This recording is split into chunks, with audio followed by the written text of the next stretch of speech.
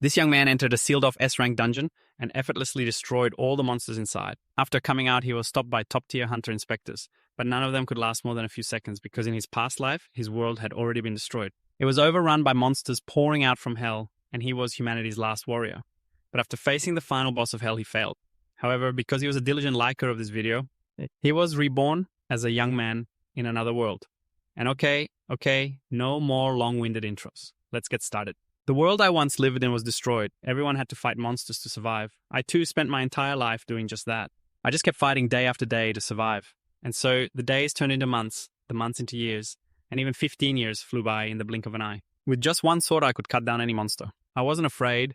The monster looked down at the sword god, its eyes flashing with a dangerous red glow. It spoke, "Give up. The world you once lived in is already gone." The mastermind behind all of this. It watched him struggle between life and death and made an offer. What a waste of talent. Become my sword.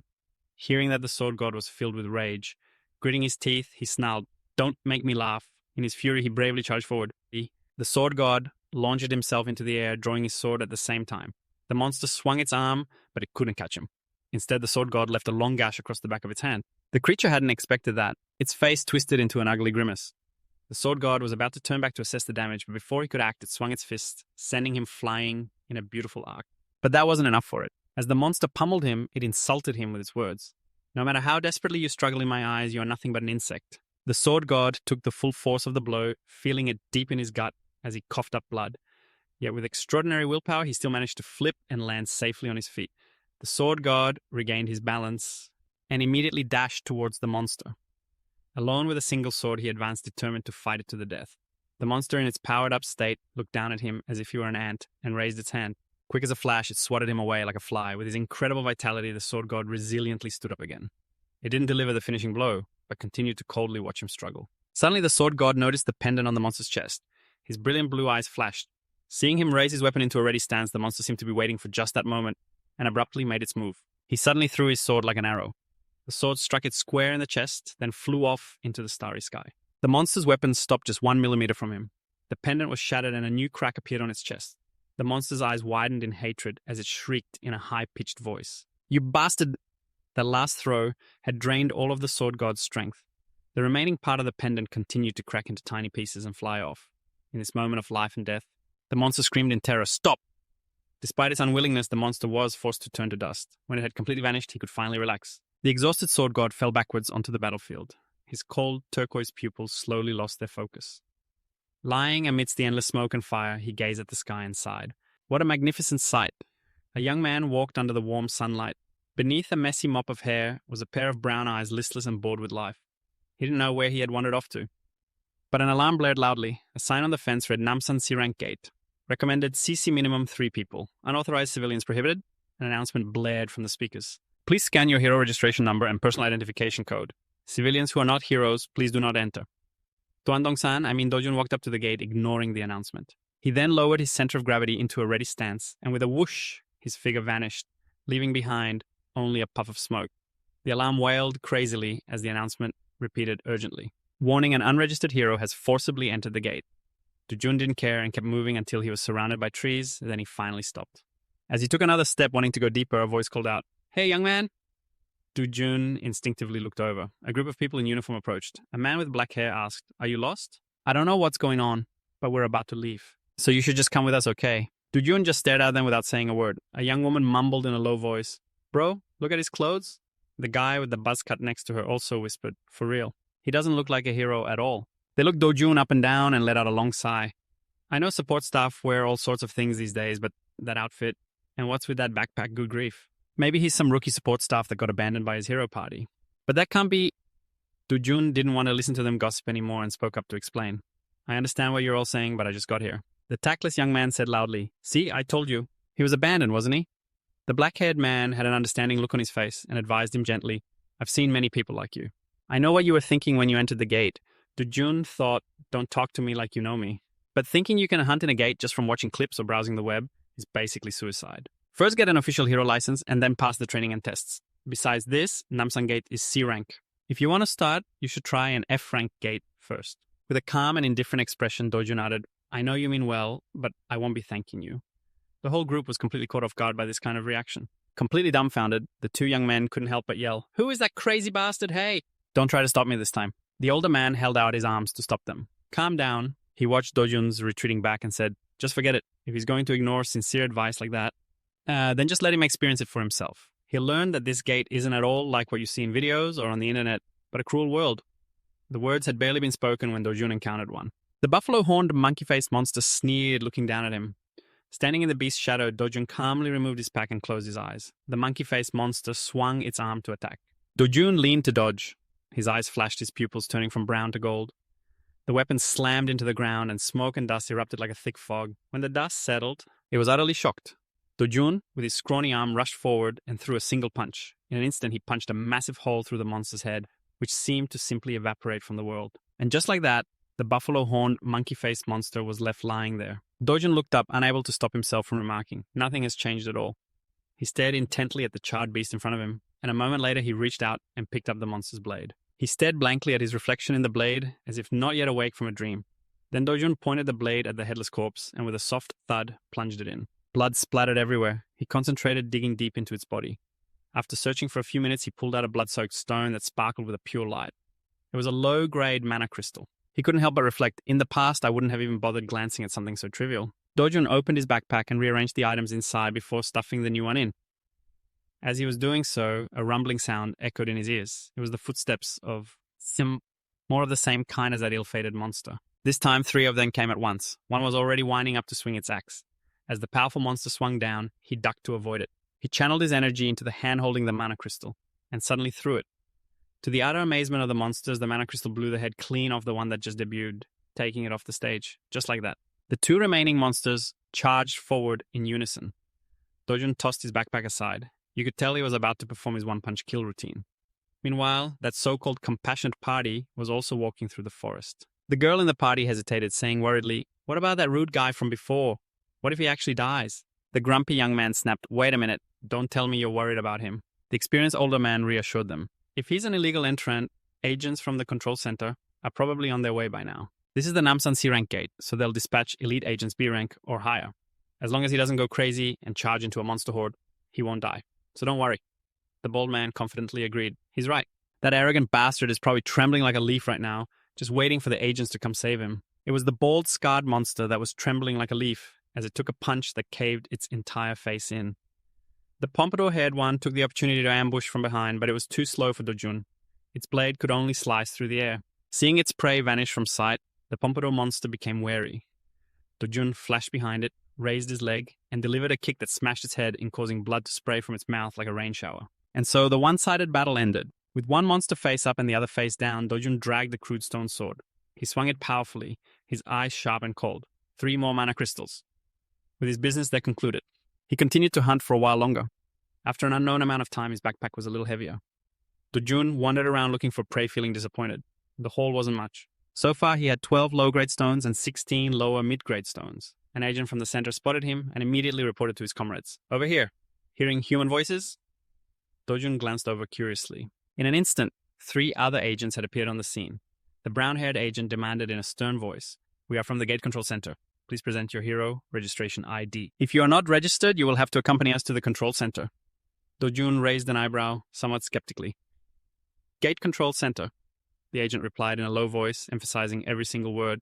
"Please comply with our instructions." Dojun thought to himself, "What now? This is so annoying." He looked at his opponent, a glint in his eye, suggesting he wanted to fight, but in the end, he just dismissed them with a nonchalant expression. "Get lost. You're being annoying." The brown-haired agent immediately gave the order. "Cuff him." The blonde agent pulled out his tools. "Please cooperate. If you resist, we may be forced to use physical force." As he said that, his other hand swiftly grabbed Dojun's wrist. The blonde agent raised the handcuffs and warned, "Any injuries that occur due to your resistance will be entirely your own responsibility. It would be best to resolve this peacefully at the control center." Not waiting for his wrist to be decorated, Dojun grabbed the man's hand in return. The agent felt the strength of the grip on his own wrist. The blonde agent's eyes widened in shock. Dojun looked at him and said with utter seriousness, "Stop bothering me. Piss off." Seeing this, the agents couldn't help but heighten their alert, drawing their weapons in an instant. The weapons revealed their true forms. Dojun glanced at the tool and thought indifferently, "A level 4 mana sealing device, huh? Is that thing even useful against C rankers?" Dojun applied a little more force, breaking the blonde agent's joint, while pointedly emphasizing his final warning. "If you don't want to get hurt, go back now." The words had barely left his mouth when pressure came from straight ahead. The agents attacked. Dojun casually blocked a blow. The agent on his right threw a punch, and he easily dodged it with a tilt of his neck. At the same time, swift as the wind, he drove his knee into the other agent's hip. An excellent knee strike caused the agent on the right to lose his balance, and Dojun conveniently followed up with a kick that sent him flying. The agent on the left saw this and was so shocked he froze in place. He stared intently at him as if he were a terrorist. Dojun turned to look at the agent and gave him a nod. Immediately after, his figure blurred as if it had vanished. The agent couldn't see him anywhere. He thought in terror, he's gone. He suddenly appeared right next to the man and landed a solid punch. The agent took the full force of the blow, doubling over and coughing. He called out, "Hey!" The agent clutched his body flustered. Yes, sir?" Dojun asked. "If I register as a hero, I won't run into any more trouble, right?" The agent hesitantly replied, "That's right, as long as you don't break the law inside a gate. Then there's no reason to send an agent ever." He then asked, "What about fissures?" At the mention of this, a chill ran down the agent's spine. Those were passages to other worlds where bizarre monsters appeared. They open up all over the globe. The byproducts obtained from hunting monsters there are used as a new energy source. For that reason, places where the government completely controls the passage and contains the monsters are called gates, and spaces that haven't been converted into gates yet are called fissures. After hearing the explanation, he basically summed it up. "So what you mean is, no matter which gate I go to, you guys will come find me anyway, right? For illegal entry or something like that?" Seeing Dojun's foul expression, the agent quickly explained, "Yes, that's right. If an unregistered hero enters a gate without authorization, the control center receives a notification. Agents waiting nearby will be dispatched. Fissures aren't as easy to access as gates, and the Hero Association won't just stand by." He couldn't give a damn about that trivial stuff and said arrogantly, "So what?" The agent, now silenced, couldn't help but regret it. "That bastard's completely insane. I should have reported him to headquarters from the very beginning." Just as he finished cursing internally, Dojun grabbed the agent's face and swung his arm. He casually tossed the agent away like he was throwing a handball. Dojun looked at the agent and judged him internally. Just a complete nobody. The agent, half kneeling, clutched his injuries. He yelled, "You bastard! I'll definitely kill you next time." Dojun couldn't care less and continued on his way. At that moment, the jewelry on the monster's chest shattered. The monster roared in despair. "Don't! Stop!" Hearing it, it sounded almost like a scream. "I'm slowly losing consciousness. Feels like I'm being sucked into something. Death, I think I'm going to die." With that thought, the sword god closed his eyes to accept his fate. He waited for a moment, but no one came to take him away. He opened his eyes in confusion, only to find himself hanging upside down in the blue sky. Before him was a strange young man. The sword god spoke. "Who are you?" A younger, timid-looking Dojun introduced himself. "My name is Seo Dojun. I'm on the verge of death. If you accept my request, I'll quietly disappear." As soon as he finished, the sword god said without a hint of hesitation, "I refuse." Hearing this, Dojun was at a complete loss for what to do. The sword god took the initiative to explain. "I have no lingering attachments to this world anymore. After 15 years of fighting to the death, I was betrayed by the comrades I trusted. My country was destroyed. My friends are dead. My family is too. No matter how hard I struggle to live in the end, there's nothing left. Isn't that right? It's the same for you." This sentence made Dojun freeze. Dojun couldn't help but try to persuade him, "Even if my life is the same, I don't want my grandmother and Eunseong to have to live like that." The sword god finally softened. He cleared his throat and asked, "So, just get to the point. What do you want?" He didn't expect him to change his mind so quickly. Dojun's face lit up with joy as he hurriedly said, "What I desire is the Gasan Digital Complex Michelin Tower in Seoul. It's now called the Hero Complex. The trading of byproducts from gates is even more active than in IT companies." After hunting enough mana stones, Dojun wandered the streets with his backpack. After a while, he came across a purchasing shop and thought, maybe I'll try this place. A receptionist with a foul look on his face saw a customer enter and said, "Welcome." As Dojun walked in, he said, "I'd like to sell some mana stones." Hearing this, the clerk perked up and boasted, "You've come to the right place. We offer the best purchase prices in Seoul, no, in all of South Korea." Hearing that, he poured the mana stones onto the table. The clerk saw the blood-stained stones and couldn't help but sneer. "Seriously? You could have at least wiped the blood off before bringing them in." Outwardly, however, he spoke amicably. "You've got quite a few mana stones there. Please wait a moment while I sort them. Would you like some coffee while you wait?" He replied, "Whatever." He just sat and waited as the guy behind the counter inspected the stones. The clerk counted while tapping away at his calculator. 12 low-grade mana stones, 16 mid-low grade, and 5 high-low grade. The commission fee is 40% of the purchase price. You already knew that, right? In that case, the total amount you'll receive is 5,460,000 won. Hearing the ridiculous commission fee, Dojun spoke up. "Hold on. I'm the one doing the hunting, and you guys are just buying them. And you take a 40% commission." The clerk was completely caught off guard. Then his expression immediately shifted to a sneer. "Sir, it seems you don't understand how things work around here. We normally take 45%, you know. I'm only giving you this price because it's you. If you don't want to sell, then take them back. I guarantee you won't find a place that'll buy them for a higher price than here." Dojun started gathering his things and nonchalantly uttered, "Then I'll just take them back." The counter guy immediately slammed his hand down on Dojun, spoiling for a fight while holding his other hand out demandingly. Hey, sir, you have to pay the appraisal fee, you know. The coffee isn't free either. The sorting fee is 300 gun, and the coffee is 10 gun, since we had to use an expensive towel to wipe up blood that we can't reuse. So please pay the total of 350 gun, including the towel fee. I pull my hand back and challenge him coolly. I don't have any money for you. If you don't like it, try and take it. The cashier gives a nasty grin, acting tough on his home turf. You have to pay, you hear me? We've got a few C-rank heroes backing us up. The damn mutt. Just as he finishes speaking, a few big guys walk out of the emergency exit. A man with a scar looks at the cashier and raises his voice. What's going on? Why'd you call me out? Another troublemaker. Dojun shifts his gaze from the cashier to the big guys. Scarface's mouth hangs open as he looks down, trying to intimidate him. The cashier, pale and trembling like a leaf, hides behind the counter. Scarface lets out a yelp as he's sent flying toward the reception desk. The C-rank hero lies flat on the ground, unable to get up. His two cronies are laid out symmetrically to his left and right. Dojun dusts off his hands and smoothly walks to the counter. He approaches the receptionist and states his price. My commission for this is 1%. Let's have a smooth transaction from now on. I'll be back next time. Later, he returns home and throws a thick stack of cash on the table. His grandmother and Yoonjong are stunned into silence. His grandmother picks up the stack, sizes it up, and hesitantly asks, Dojun, what is all this money? He scratches his head, awkwardly trying to come up with an excuse. It's nothing. A while back, I lent some money to a friend to start a business. Now his business is really successful. His grandmother questions him suspiciously. You really have a friend like that? Dojun has no choice but to say vaguely, Grandma, you remember the places where I grew up, don't you? He was a friend I used to play with back then. His grandmother clutches the wad of cash, her old voice saying, Of course I remember. Innocent, Unjong, chirps. Brother, does this mean we're rich now? Dojun smiles, gently patting his little sister's head. From now on. The little girl is overjoyed and runs around the room cheering, We're rich. We're going to be rich. Dojun watches her, his eyes full of thought. A memory of the other Dojun surfaces in his mind.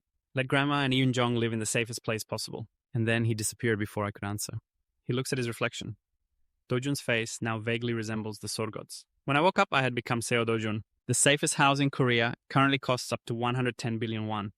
I have no obligation to fulfill that one-sided promise. But once my power returns, that amount of money will be nothing. The land, the gates, the monsters, everything here is weaker than in my old world. The world that was destroyed, with me in it. For someone who was once the sword god, this place is like child's play. But not even 10% of my power has returned yet. As he's contemplating this, the doorbell rings. Followed by a voice calling, Seo Dojun, are you in there? He stands up and tells his grandmother, I'll go see who it is. You stay inside, okay, Grandma? With that, he goes to open the door. As soon as he opens it, he sees a guy with brown hair and another with blonde hair waiting. The brown-haired guy smirks. Well, Dojun, debts have to be paid on time, right? The blonde one adds, hurry up. Do you even know how much you still owe? It's 48 million gun. He recognizes the situation from his memories and lets out a sigh. These are the loan sharks. The real Seo Dojun borrowed money before he died. The 5 million gun for Grandma's hospital bills has ballooned nearly 10 times in a short time. The brown-haired guy's eyes widen. Hey, you just made some money from a gate, didn't you? The blonde demands, hand it all over. We're just collecting according to the contract. So don't you go feeling wronged. The moment he finishes speaking, the brown-haired guy takes a punch to the jaw. He flies backward and slams into the wall. The blonde guy freezes, looking over at him in shock. Before the blonde can even process it, Dojun cracks his knuckles. The amount I've already paid you is over 9 million gun. If anything, you're the ones who should be paying me back. The blonde guy is scared stupid, forcing a placating smile as he stammers, are you really Seo Dojun? Dojun raises a fist, his eyes deadly at it. Go tell your boss. I'll be paying him a personal visit very soon. Next, a beatdown. The sound of fists echoes to the heavens. Later, he and his sister go to the mall. The two of them enter a stuffed animal shop, looking at all the cute toys. The little girl asks expectantly, Can I really buy one? I can get this doll? Dojun smiles gently. I already bought my things. Now you can pick whatever you want. When I shared memories with Seo Dojun, the barren emotions inside me began to change. Right now, it's just compassion. But the old Seo Dojun was always kind to Yoonjong, his half-sister. At the very least, I will protect that part of him. After looking around for a while, the little girl still asks hesitantly, Brother, can I choose this one? Seeing the skinny bunny plushie in Unjong's hand, he immediately grabs the chubby bear she liked earlier, holds it up, and says, I told you to pick whatever you like. Unjong gives a big, goofy grin and scratches her head. Afterwards, the two of them stop at a restaurant for a meal. As they're enjoying their food, someone calls out, Aren't you Seo Dojun? Is that really you? He turned to look. A chubby girl with 2 burly bodyguards came into view. She curled her lip into a nasty smirk and asked, You're dressed like that and you dare to criticize others. Look at you, you're no better. Who's that kid next to you? Causing trouble, just like your mother. As soon as she said that, the atmosphere grew tense. Only Eundeong had no idea what was going on, wondering who this woman was. Dojun remained silent, not reacting to her at all. But it seems that when you want peace, the storm won't stop. Seeing she couldn't get a reaction from the older one, she turned her attention to the younger one. She idly asked, "What's your name?" The little girl replied politely, "Undeong." "Boredom must be getting to you." She sneered sarcastically. "So you're from the Elso family. Look at how you're dressed. Pathetic, just like your mother, right? What's wrong? Cat got your tongue." Can't answer. This bitch had been provoking him for a while, but his lack of reaction clearly dissatisfied her. So she aimed her attack at the little girl again. "Hey kid, do you know what the word whore means?" Knowing what she was about to spew, Dojun coldly cut her off. "You're as ugly as an orc." Hearing the insult, she was so shocked she went numb.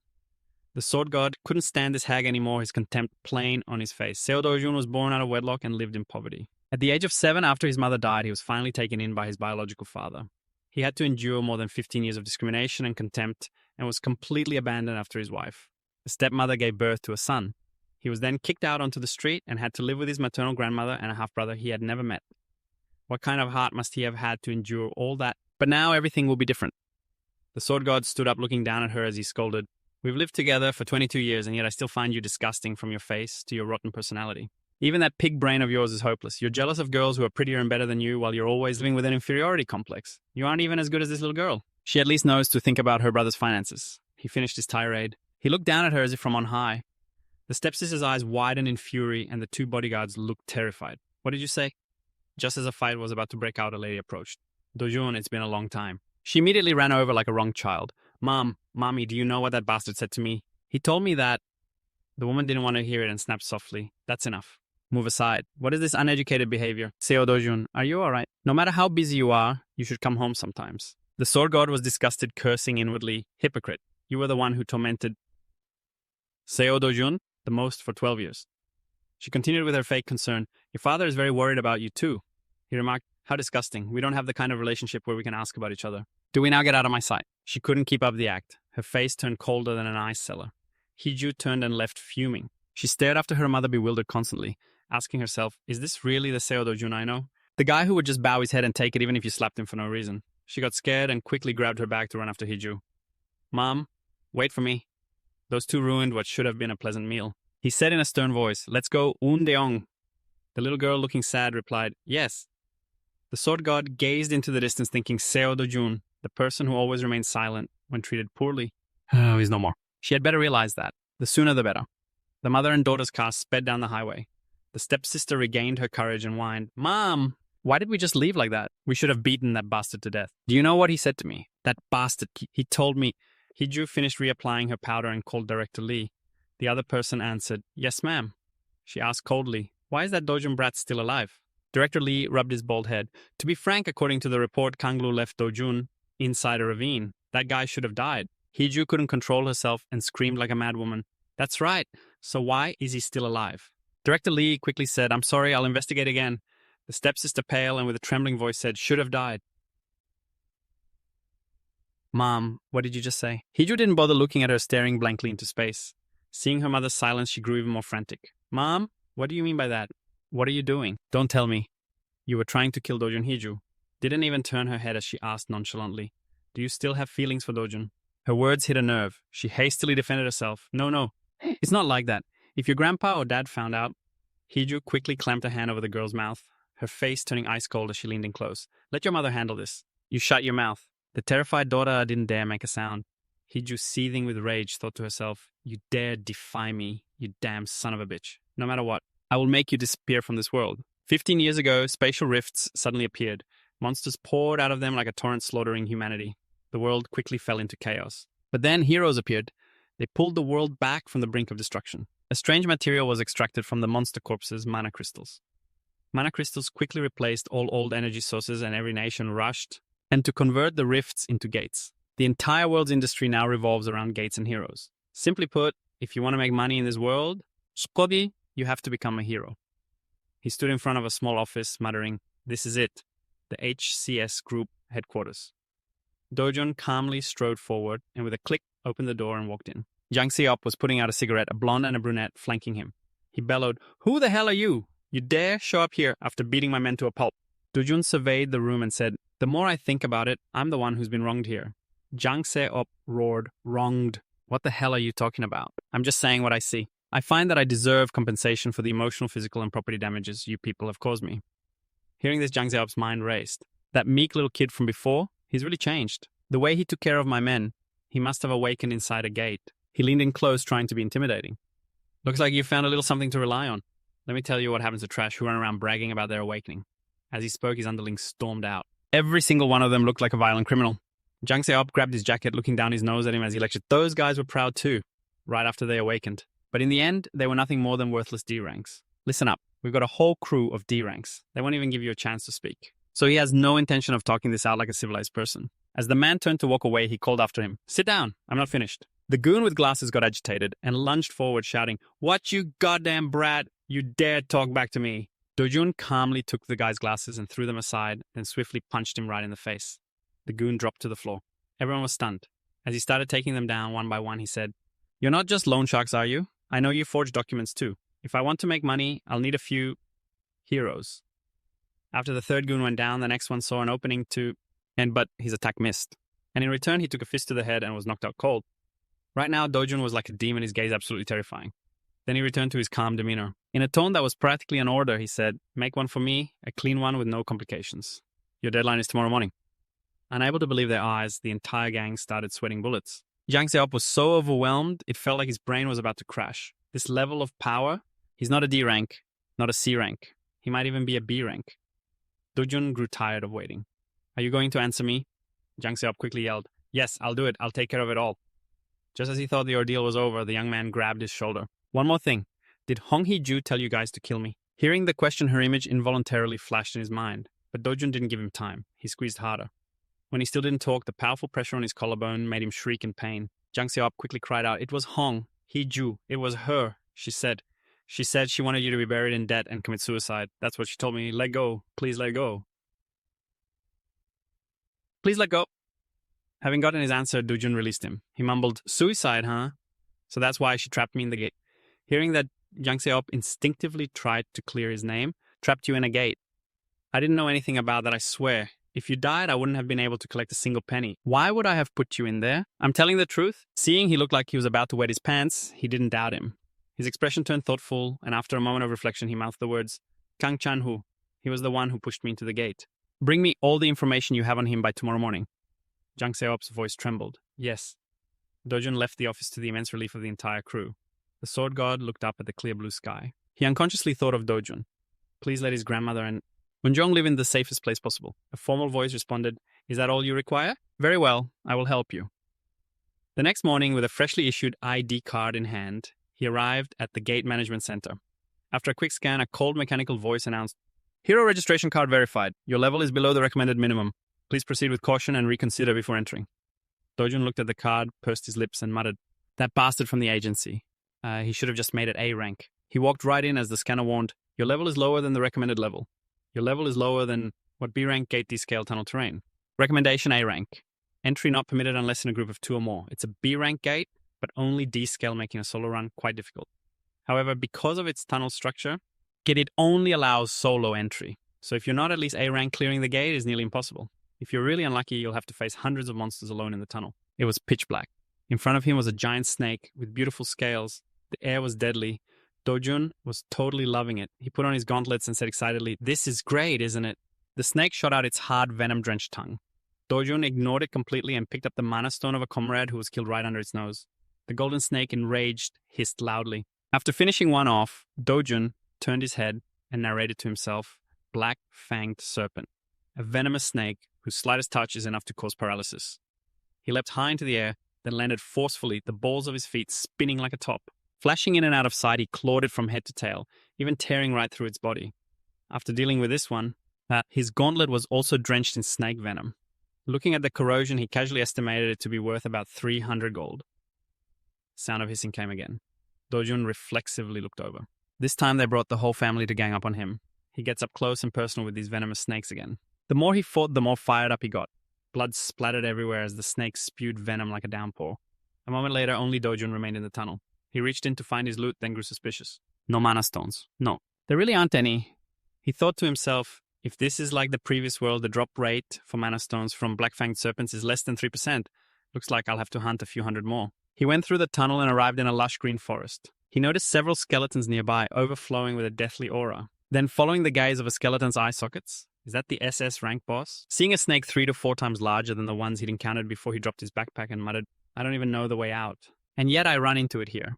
This is the real deal. He leaped up. One punch. I have to end this quickly and go back. But this time he was knocked back, his wrist throbbing. Seeing a large handprint on the snake's body, he thought in shock the attack had no effect. Before Dojun could think of a strategy, the tail slithered closer. Then it whipped him, sending him flying back into a wall. That tail whip was seriously stunning. Dojun sat down to rest for a moment. Only when the SS rank boss snake slithered near did he force himself up and jump to the side, narrowly escaping death. Right after dodging, he pushed off the ground hard with the balls of his feet and leaped rapidly toward that SS rank boss snake. He practically flew forward, throwing a punch that cracked a part of its scales. Judging by its eyes, it seemed he had given it a high rating. Facing an enemy with superior abilities, and he couldn't help but wonder, just as I predicted. It's completely different from the other snakes. Its skin is so tough my punches don't do a thing. What do I do now? If only I could regain my strength. Something like this would be nothing. In the midst of his struggle, a faint glimmer of light caught his eye. Dojun looked over and saw an old sword. This is...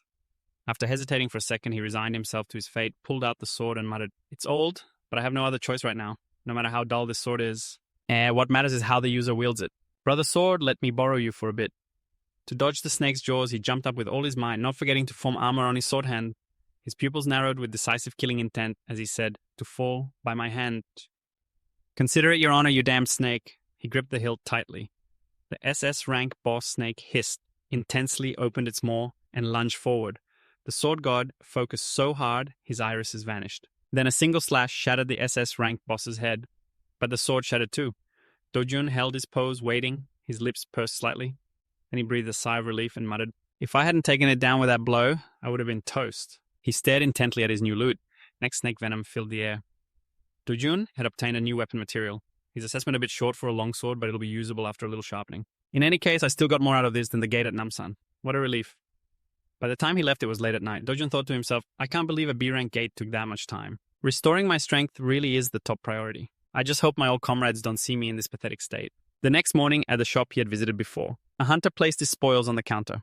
The clerk calculated for a moment, then said, You've gathered quite a few mana stones. The commission is still 40% as usual. Hearing this, the hunter was a bit displeased. What 40% is way too expensive. I'm a regular customer, can't you cut me some slack? The clerk counting money began his speech. You already know. We have the cheapest commission on the market. The gate center's basic processing fee alone is 5%. Plus, we don't leave a transaction trail so you don't have to pay taxes. When you think about it, a deal like this is more beneficial for you. The hunter saw his point. Counting his money, he said, Well, you've got a point there. Oh, by the way, what happened to your face? The clerk heard this and just helplessly shrugged. Some lunatic charged in, beat our guards to a pulp, and I got a good thrashing myself, the hunter rambled on as he put his money away. That's why I'm telling you, don't just rely on some C-rank bodyguards. You have to look at their skills, not just their rank. Ranks are just something those bureaucrats came up with to make management easier. Real strength is a whole different story. How can a kid who just got his license and stands guard at a door compare to a hero who risks his life hunting monsters every day? And the clerk thought to himself. All right, if you're done, then get going. You talk way too much. That hunter winked and chuckled. Hey, we've known each other for a while now. If you need anything, just give me a call.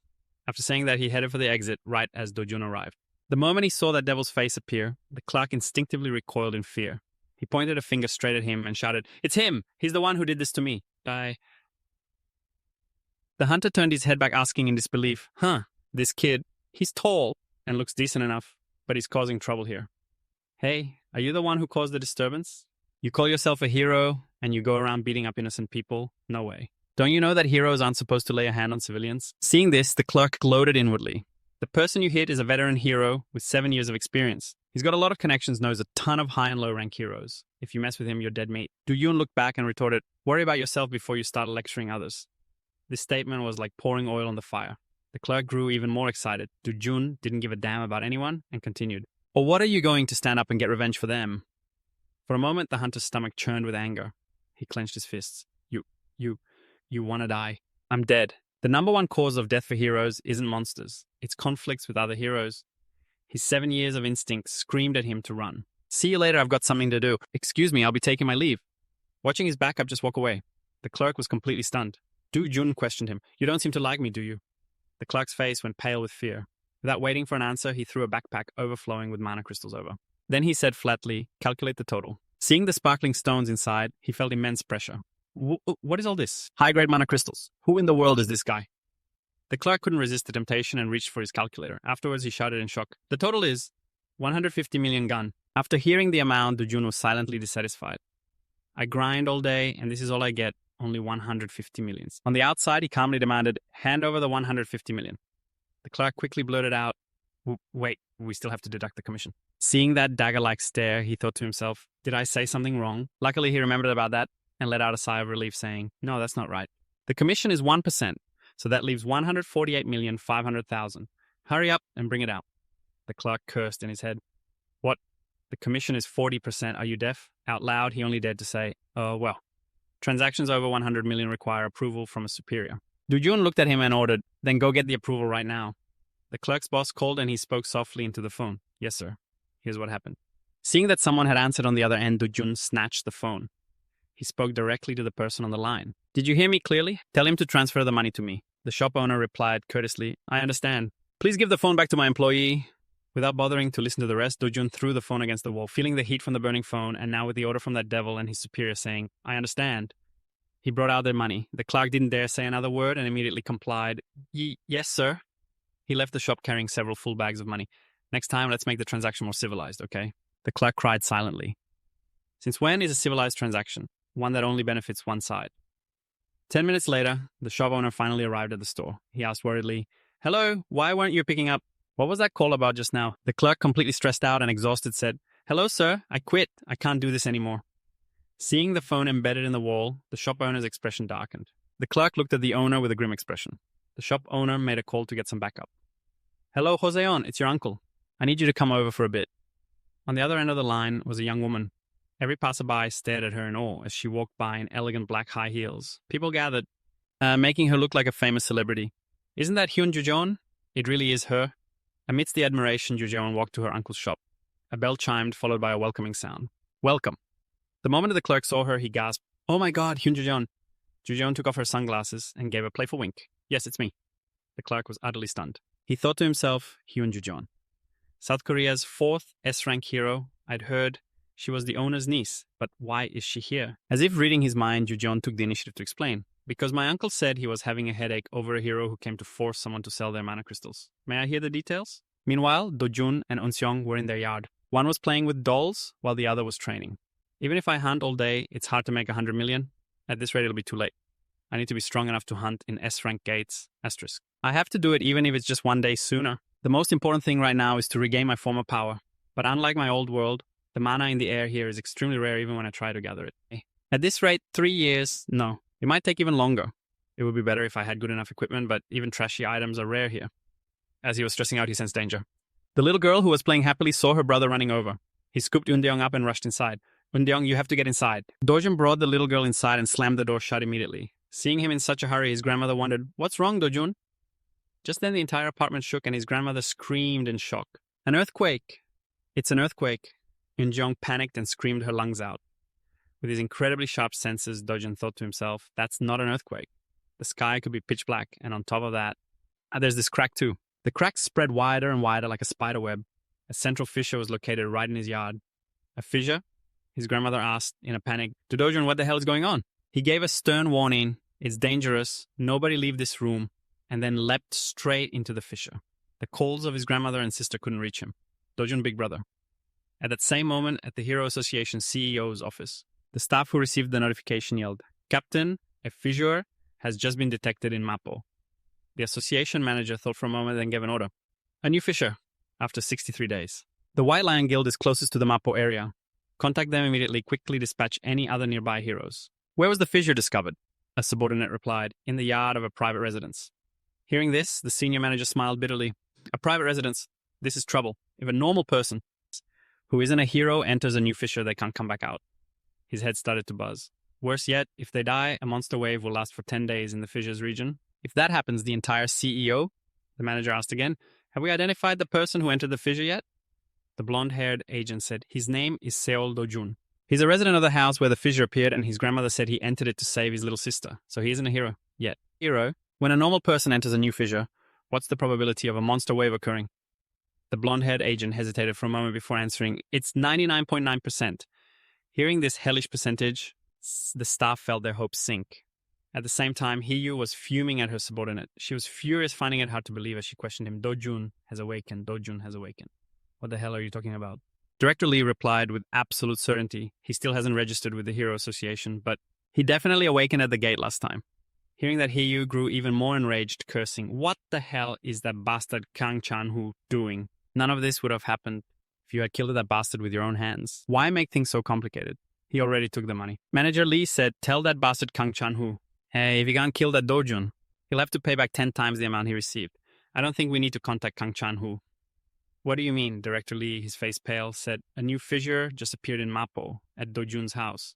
We've also just confirmed that Dojun has entered the fissure. This news will soon be released to the media." Hearing this, her mood improved slightly. She muttered, "So, that means we won't have to see that vulgar bastard again, right?" Director Lee hesitated. "That's right." However, her mood had only improved slightly. She was still furious. Heiyu ordered in a low voice, "Keep an eye on it until things are certain." Director Lee reluctantly replied, "Yes, ma'am." Meanwhile, Dojun was inside the fissure's space. The place he was standing in was a primeval forest with lush green trees. Dojun felt the vast majestic nature, and his heart fluttered. "I can't believe it. This is the Patisusa forest I used to visit as a child. The shape of the forest, every branch and blade of grass, and of course the wind. The abundant mana in the air. Even the shape of the sky and clouds is special. Maybe if I go this way." He laughed heartily. "Just as I thought the world tree, an ancient spirit tree that holds the flow of pure mana. The reason my previous world was destroyed was because this tree was burned, and the flow of mana was corrupted. I can't believe the world tree is still safe. I don't know how, but now I can get my old mana back." Dojun, thrilled and overjoyed, sat down to cultivate. Dojun immersed himself in this supreme cultivation space. Day after day, he meditated inside the hollow of the world tree. 1 day, 2 days, 3 days. Forgetting to eat or sleep for 10 days, completely focused on his breathing. He kept training diligently like that until one full moon night. Dojun was awakened from his frenzied training mode by the presence of a pack of Vunkana monsters. Dojun looked down at his old enemies, silently counting their debts. The ones who burned the world tree in the past, they rushed madly towards the world tree. Dojun habitually glanced at his hip, thinking it would be better if I had a water element sword. But the Vunkana monsters wouldn't give him time. Dojun activated his mana and quickly decided, "It doesn't matter. I'll crush every last one of them." Blue mana enveloped his body. He stretched out his hand and released his spiritual mana. Attacked the intruders. The Vunkana, hit by Dojun's mana, clutched their heads and shrieked in pain. Dojun's eyes went white as he stared at them sternly. Seeing that he could easily eliminate their comrades, the ones in front became much more cautious. The Vunkana didn't dare to recklessly approach Dojun. Release mana. The condensed mana was released in a gaseous form and detonated. This fighting style also caused quite a bit of inconvenience. It's been a while since I've released. Unleashing this much mana at once, they're keeping a safe distance, planning to use long-range attacks while mana bullets rain down in this smoke-filled space. When the mana bullets were just a few centimeters away, they were nullified by the mana shield he erected. Dojun used mana to levitate his body, mumbling, "I've confirmed the world tree is still safe. Now with the mana in my body, let's see what I can do with these eyes." With that, he cracked his neck and relaxed, heading towards the pack of Vulcanas. Seeing him approach, the Vulcanas continued to roar with their mouths wide open. Without waiting for them to fire, he opened his own mouth and unleashed all of his mana directly into theirs. The internal damage caused them to explode. Just like that, 2 unlucky Vulcanas died in a fiery blast. As their bodies disintegrated, a mana crystal was ejected. Dojun walked past the mana crystals, indifferently mumbling, "Confirmation complete. Once I'm done with you lot, I should be able to get the Immortal Embers. I remember it has a pretty high drop rate. Let's see how many I can harvest from this bunch." To get the Immortal Embers, Dojun went on a rampage, endlessly destroying and dodging. After who knows how long, he returned to the hollow of the world tree. Inspecting the fruits of his labor, he saw a sparkling golden seed emerge from the pile of mana crystals. This golden seed was Dojun's objective. He picked it up, musing to himself, "Immortal Embers, huh? I can't believe I've gotten this again." He crushed the golden seed and a flame erupted in his palm. Intrigued, Dojun reached out and playfully poked the flame. "I want to absorb more mana from the world tree, but that's impossible in my current condition. The only thing I can do right now is to absorb this ember, Opui, and convert my mana to the fire attribute." After absorbing 1 immortal ember, he was reminded of his time as the sword god, feeling a pang of nostalgia. Back then, I didn't need to absorb these embers. But now, it takes a full 10 minutes just to absorb a single one. Dojun rotated his arm, checking for any changes. He glanced at the golden seeds at his feet and thought, well, I'll just absorb as many as I can. A giant rift suddenly appeared in the sky. Reporters and media outlets, along with the public, immediately swarmed the area. Seongu gritted his teeth and quietly cursed. "Damn it!" He tilted his head back to look outside, his mood extremely foul. "This is all because of that damn lunatic. What in the world is going on?" Hyungu glanced at his watch, his tone remarkably nonchalant. He said he was doing it to save his sister. The situation outside hasn't changed at all. Sounds pretty noble, huh? He heard a rumor that it's easier to awaken inside a rift, so he just charged in without a thought for anyone else. If you want to die, just do it by yourself. Why drag other people into it? Hearing the words from the man beside him, he cracked a smile and asked, "So what did the guildmaster say?" Seong-gu replied, clearly annoyed, "The same as always. He told us to just wait." But he himself didn't quite understand. Why though? Hyung-gu speculated in a low voice. It's probably because this time... Oh, the rifts appeared at the same time in America, China, England, Turkey, and Switzerland. Some other major nations are also showing signs of rifts. That's probably why the guildmaster is so busy. This is the first time anything like this has happened. And I hear the other countries got theirs under control right from the beginning. Seong-gu gritted his teeth, his brow furrowing deeply. So we're the only ones having trouble. It's all because of that damn bastard. The first one who went inside. Just you wait till he crawls back out. I'm going to smash his face in. Outside the rift emitted a low, ominous hum. A news anchor's voice could be heard. It has now been 28 days since the new rift appeared. The Hero Association has issued a level 1 warning regarding a monster wave. On the screen was the blurred image of a young man. The first citizen who entered, Hunter S, does not return within the next 2 days. Suddenly a hand reached for the remote and turned off the television. Jang Se-op, a cigarette dangling from his lips, mused, "Are you telling me that Seo Do-jun punk is this Hunter S?" Director Eongu bowed his head slightly, the light glinting off his glasses. "Yes, sir. I've had it confirmed. It's definitely Seo Do-jun." Director Kim Eongu was Jang Se-op's right-hand man. After hearing the report, Jang Se-op asked, "And what do you think the chances are that the kid is still alive?" "And will come back?" Who quickly assessed the situation. If he's a civilian, then it's about 1%, no less than 0.1%. A twisted smile spread across Jang Se-op's face, a mix of smugness. A civilian? How absurd. Hearing this, his underlings nodded eagerly. The people at the Hero Association are so poorly informed. He casually rested his cheek on his hand and mentioned a possibility. What if he has already awakened? Eon-gu's mind raced, and he immediately presented a scenario. Even if he has awakened, it still depends on his rank. Honestly, it's hard to judge. Jang Se-op sighed and leaned back in his chair. That's true. Just being a good fighter doesn't guarantee survival in a rift. His next order caught Eon-gu slightly off guard. That Seo Do-jun kid, he has relatives, right? Get a hold of them. This order reminded him of Eun-jong and her grandmother. What are you planning to do, sir? Jang Seo-yup just spoke in a low voice, making his decision. For now, just treat him nicely. Then he took off his glasses, his face revealing a dark expression. If it dies, sell its family's organs. And if it comes back alive, we'll say we took care of them, creating a debt. The scene shifts to a large ancient tree, bathed in brilliant light.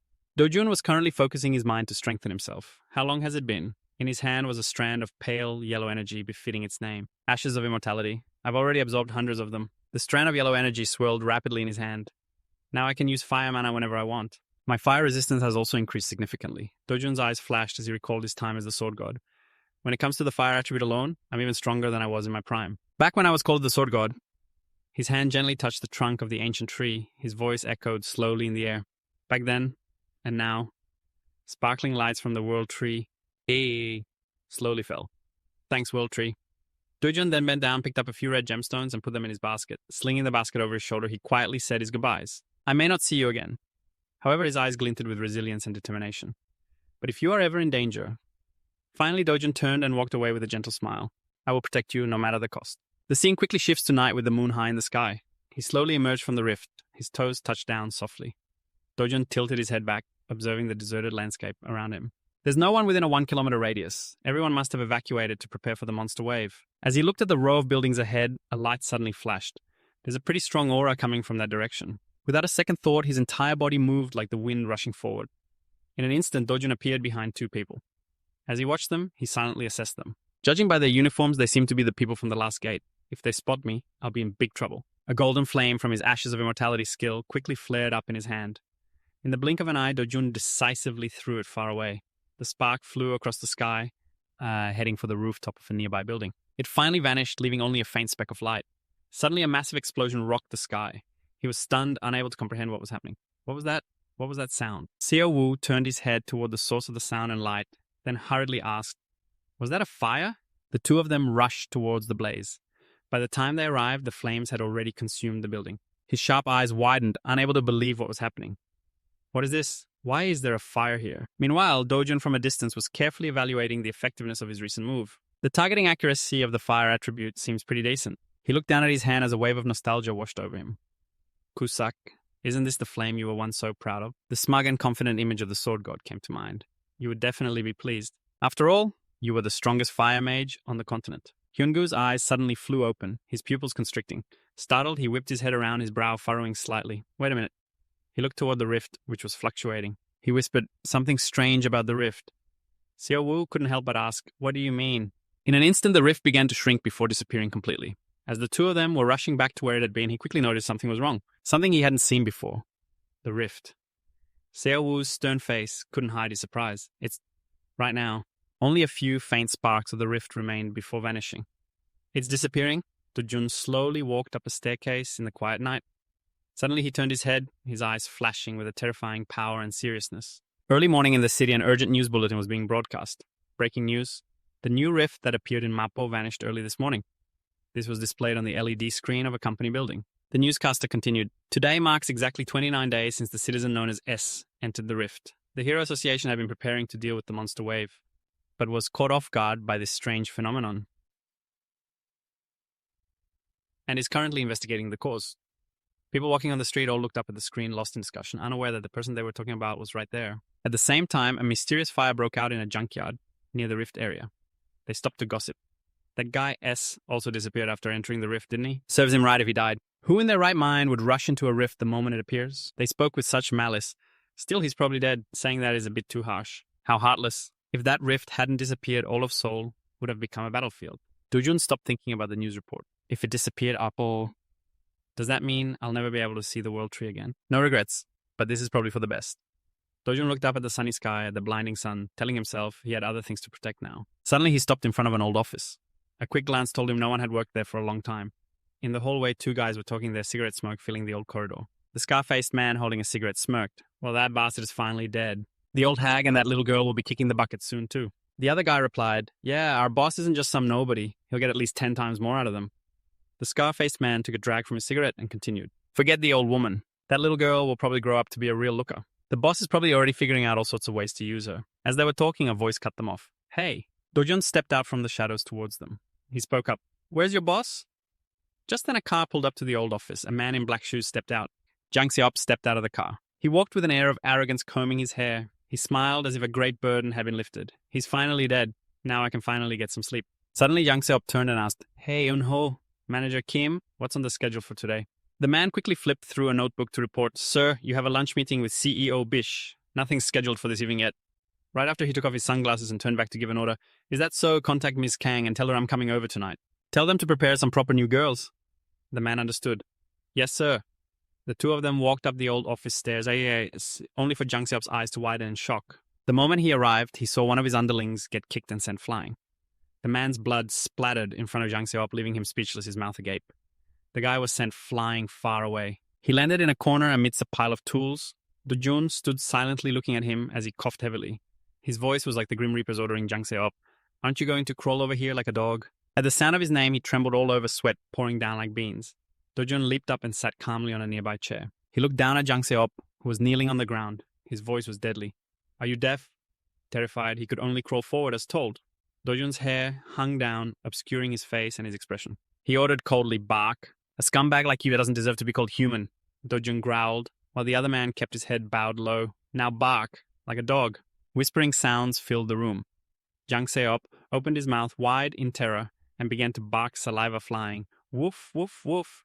His two underlings faced the wall, ignoring him, not daring to help. Jang Seop kept barking like a dog. Dojun looked down at him dissatisfied and ordered again. Louder. He sat on the chair, his voice growling with anger. To my face you grovel and pretend to be loyal, as if you'd give your own life for me. But the moment you see an opening, you stab me in the back. Dojun's eyes were murderous as he asked him, Ho Jang Seop, you think I have never dealt with trash like you before? Terrified, Jang Seop slammed his head against the floor, begging, Please, I'm begging you, spare my life. I'll be loyal to you, like a dog for the rest of my life. Dojun kicked him square in the chin. Shut up. Jang Seop spat out blood flying to the side in pain. Dojun turned his gaze to Yunho. Hey, eyeglasses. Dojun gave him a task. From now on, you're the boss. Stop bowing your head to a beast like this. He continued speaking to the man. Overthrowing your superior is nothing special for you people. Right, I'm giving you permission. Just do it. Ungu, terrified, pressed his lips together. He bowed low, politely, refusing. Our boss has a lot of connections. If I suddenly become the boss, they'll find it strange. Sweat poured down his face, his voice pleading in fear. So please, don't do this. Please spare my boss this time. Dojun glared at him with a murderous look. What a pain in the ass. Aren't you the guys who specialize in stuffing people into oil drums and throwing them into the sea or crushing them in a junkyard? He spoke impatiently, a single sentence that struck ultimate fear into them. Fine then, I'll just throw him into a gate as monster feed. Hearing this, Jang Seop hurriedly slammed his head on the ground, begging for mercy again. Please, I'm begging you, please spare my life. Just spare my life. I'll live like a dog for the rest of my days. His underlings also bowed their heads. I'm begging you, please. Dojun's face was filled with disgust as he thought, now if I deal with Ho, Jang Seop, it would be cleaner and cause less trouble later on. But he sighed, thinking to himself, am I going soft? He held out his hand as if offering a life-saving straw. Here. Jang Seop, thinking Dojun was forgiving him, looked up with a joyful expression. He trembled as he reached for his hand, repeatedly apologizing. I'm sorry for everything I've done. As he was speaking, a light suddenly appeared from his hand. From now on, I'll see you as my master, Ah. The moment his hand touched Dojun's, he was instantly incinerated by flames. Jang Seop screamed in agony. To Dojun, he was wailing pathetically. He threatened in a low voice, this is your last chance. Dojun quickly pulled his hand back. Jang Seop's charred hand fell onto the cold floor. He turned and walked away. Behind him, the man was still screaming pitifully. Dojun turned his head back to look at Jang Seop and warned, from now on, if my family gets so much as a single scratch, all of you will die. So protect them properly 24 hours a day from now until the end of your lives. There were many rumors, and officially Dojun was a person who had disappeared along with Kenut. Sunlight streamed down right at the door of the VKPC Donald's, where Dojun and his younger sister were sitting inside. The little girl was enthusiastically eating her pastry. The government, the Hero Association, and all forms of media had written Dojun off as dead. A line of text appeared on the phone. He was looking at the phone screen displaying news about himself lost in thought. The window reflected Dojun's face with a world-weary expression.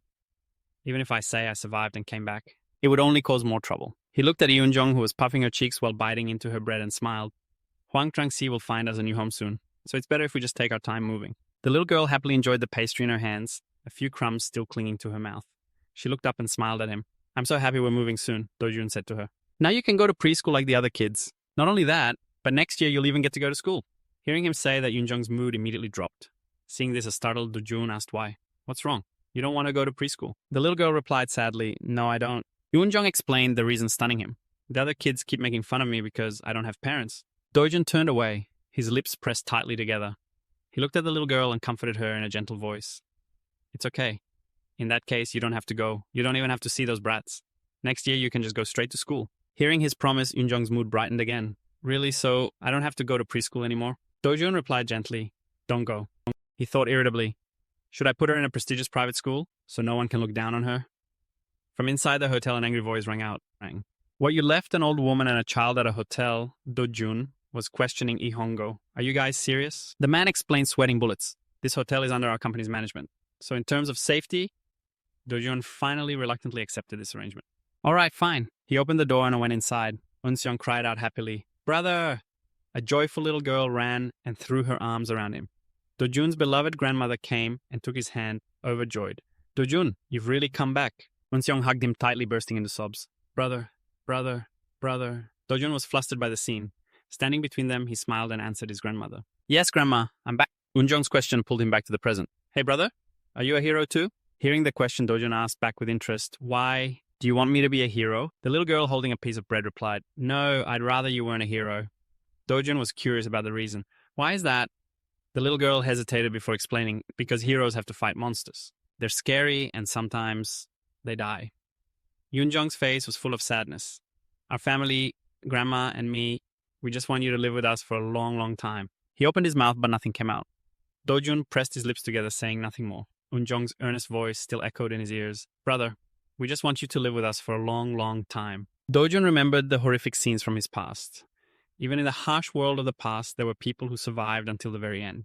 He sat on the corpses of the beasts he had slain. Throughout the long period of fighting monsters, I lost so many things. He remembered the time Eunseong ran to hug him. But now, something precious that I had once forgotten has returned to me. He remembered the meals with the little girl and his grandmother. Dojun was determined to protect them here. I will live to protect that simple happiness. A helicopter flew around the city scouting the situation. At the Korean Hero Association headquarters, the building before them was massive and imposing. Na Taekwang, the founder of the Korean Hero Association and director of the World Hero Federation. He looked down at the city from high above. Can we really not find anything? The girl beside him answered timidly, no, sir. At present, we haven't been able to identify anything. I'm truly sorry, sir. Taekwang sighed in frustration. This is so irritating. If a rift can just disappear on its own, Then it can also just reappear at any time. She glanced at him and answered cautiously, yes. Having such an unpredictable variable is truly dangerous. It would almost be easier to handle if it just spawned a monster wave. He warned her in a displeased tone, watch your mouth. Taekwang turned his head sharply and said to her, think about the safety of the citizens and be grateful it hasn't gone that far. Realizing her slip of the tongue, the girl quickly apologized. I'm sorry. I'll be more careful with my words next time. He was a powerful man, Taekwang, one of the 100 most respected heroes in the world. If he ran for president, he would surely win with the highest vote percentage in history. People even said he could easily take down entire conglomerates if he wanted. But what he cared about wasn't politics, nor was it power, but only the safety of the people and preparing for the rifts. He gave his instructions and turned to leave. Take your time, but investigate it again thoroughly. She informed Taekwang. Also, it seems the residents of the house near the rift area have agreed to sell. Oh, is that so? He replied, his voice softening. That's good then. Mr. Taekwang always prioritized the rights of the citizens. Remember to offer them a price higher than the market rate, so they don't feel like they're being taken advantage of. If doing so can bring even a little comfort to those who have lost loved ones, it's well worth it. He turned to work on his computer. Now Taekwang silently assessed what was on the screen. He looked for a moment and said to the girl, it seems this rift appeared simultaneously in other countries as well. This isn't normal at all. She asked cautiously, weren't they already handled by the US and China, sir? He hesitated slightly. The problem is England. Taekwang explained grimly, all the skilled heroes have been dispatched elsewhere. A notification suddenly popped up on the computer screen. He clicked to view it and immediately became horrified. Impossible. What the hell is happening? Urgent information appeared. The agency has shifted to a state of alert. Breaking news. The world hero. Federation issues an urgent bulletin. A monster wave has appeared from the rift in England. Warning. Warning. Warning. Taekwang couldn't believe the information before him. The rift in England. Early one morning at a shopping center, people were bustling about. Do-jun, with a bag slung over his shoulder, joined the crowd on the street. In front of him was a small shop. He opened the door and stepped into the store. The employee, who was in the middle of greeting a customer, suddenly froze. Welcome. Seeing Do-jun enter, he screamed in terror. The employee rushed to report to his manager. Sir manager. That guy, it's him. Hearing this, the manager folded the newspaper he was reading. So it's this guy. He stood up from his chair. Are you the one who forced the sale of mana stones while I was away? Do-jun lowered the bag from his shoulder. Good. I have a lot of mana stones to sell today, and I need someone with authority to handle it quickly. He threw the bag he was carrying onto the floor with a thud. The manager looked at the bag on the ground, sizing it up. Looks like he brought another pile of unprocessed low-grade stones. Just like last time, huh? The manager thought for a moment, then decisively refused. I will not be doing business with you. Please leave. Do-jun asked with suspicion. No business. He waved his hand, gesturing for him to leave, then turned his back and walked away. It seems you don't quite understand. A 1% commission fee would cause me to take a heavy loss. I won't be doing business with you, so you should just take your stuff and leave. Do-jun smiled and let out a sigh. You're going to regret this. The man stopped and said to Do-jun, look, talking to you is getting us nowhere. But just so you know, even the gate center charges a 5% fee, and for good reason. The distribution structure for mana stones isn't as simple as you think. His face darkened. My advice, drop it, grab your bag and get out of here, and don't ever come back. Instead of leaving, Do-jun kicked the bag and the dazzling stones inside immediately spilled out. Both the employee and the manager stared, stunned. The manager's glasses fell off his eyes wide in disbelief. His heart pounded when he saw them. Wait a minute. Aren't those heroes mana stones? They are. They say people will pay any price for those. What are they doing here? Do-jun crossed his arms and looked at them. If you're not interested, I'll be on my way. The stone with that blue hue, that's it. The hero's mana stone was created by a notorious drug lord in Mexico named Quesadamong while he was analyzing mana stones to produce narcotics. Its power was so immense that it shattered everything around it. This incredibly powerful mana stone activated his latent abilities and he awakened as a hero. Since then, this type of stone became famous as an essential material for awakenings and magic enhancement, making the hero's mana stone a highly sought-after item in the world of the superpowered. A rare energy source and an unbelievably expensive commodity. Seeing the hero's mana stones, the other two stood stunned, their jaws agape. He put his hands in his pockets and spoke to them. Pack it up, I'll get out of your hair. The manager saw him about to leave. He hastily switched to a reverent tone. Sir, would you mind waiting just a moment, please? The employee was at the counter, carefully wiping each mana stone with a cloth. Do-jun was sipping some water. The manager, sitting across from him to discuss the price, spoke cautiously. Sir, I think a 0.5% fee might be a bit unreasonable.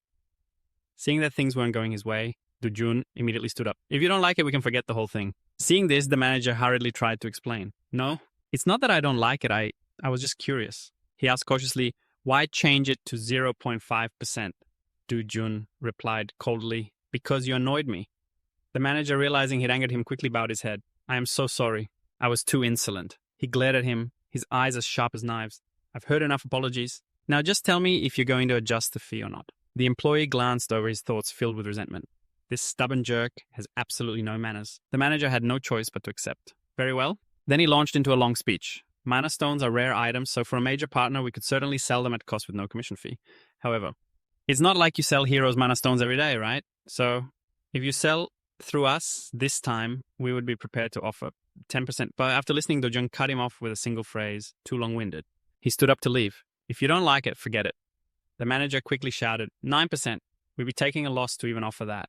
Dojun replied, then don't take a loss. Seeing he was still walking away, the manager offered a lower rate. 8% if the chairman finds out, he'll have my head. Dojun replied coolly, then don't let him find out. The manager continued trying to keep him there, dropping the rate again.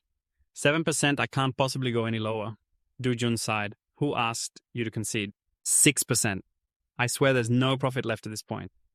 What kind of business can operate without making a profit? The employee, still wiping the stones, looked on wearily as the manager knelt on the floor, his head hung low. Dojun looked down at him. All right, for old time's sake, I'll accept 1%. In his mind, the manager was screaming in frustration, but he didn't dare say a word. This is daylight robbery. Dojun played his final card. Just so you know, he said something that made both of them stare in wide-eyed shock. I have about 7 more bags just like this one. The manager immediately yelled, Hey, what are you still standing there for? Get the contract over here now. The employee quickly replied, Yes, sir. Dojun stepped out of the shop and stopped looking at the screen displaying the money he'd just received. Stoneman has transferred 67 billion won. He looked at the screen thinking, at this rate, buying that 1.1 billion won mansion isn't just a dream anymore. He pursed his lips, considering something. The problem is to get more high-grade stones, just clearing gates isn't going to be enough. Dojun had an idea. I wish I could go in and out of the rift freely. The manager, stepping out and seeing him still there, was startled. He looked at Dojun and asked, What's wrong? Is it an energy wave? He paid him no mind, his eyes fixed on his phone. The manager glanced at his screen and understood. He thought it was something serious. Emergency administrative message. Now. Ministry of Foreign Affairs. Energy wave detected in the Star Forest area. Tourists and personnel are advised to urgently adjust their schedules. The embassy is coordinating to ensure the safety of our citizens. Seeing the message, Dojun fell silent. He calmly read the administrative warning from the Ministry of Foreign Affairs. The message now displayed emergency administrative message. Now, the Ministry of Foreign Affairs has just detected an energy wave in the Star Forest area. Tourists and personnel are advised to urgently adjust their schedules. The embassy is coordinating to ensure the safety of our citizens. See more. Reading this, Dojun's eyes flickered. Then, acting as if it were nothing, he put his phone away, turned, and left with only a single offhand remark. These incompetent people are really... On the bustling street, Dojun walked alone, lost in thought. In the old days, no matter where it was, no matter which association asked, I would have rushed straight into the danger zone. His silhouette was determined and steady. But I don't live like that anymore. Scene change.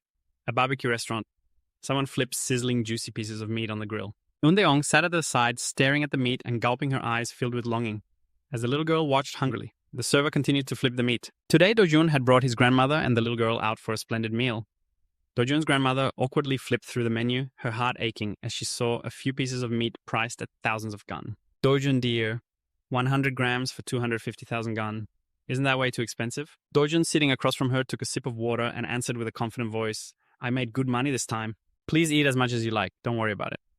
Yoondaeong couldn't care less. The moment someone placed a piece of meat in her bowl, she eagerly opened her mouth for a taste. The flavor instantly exploded on her palate, making Yoondaeong's eyes fly open in astonishment.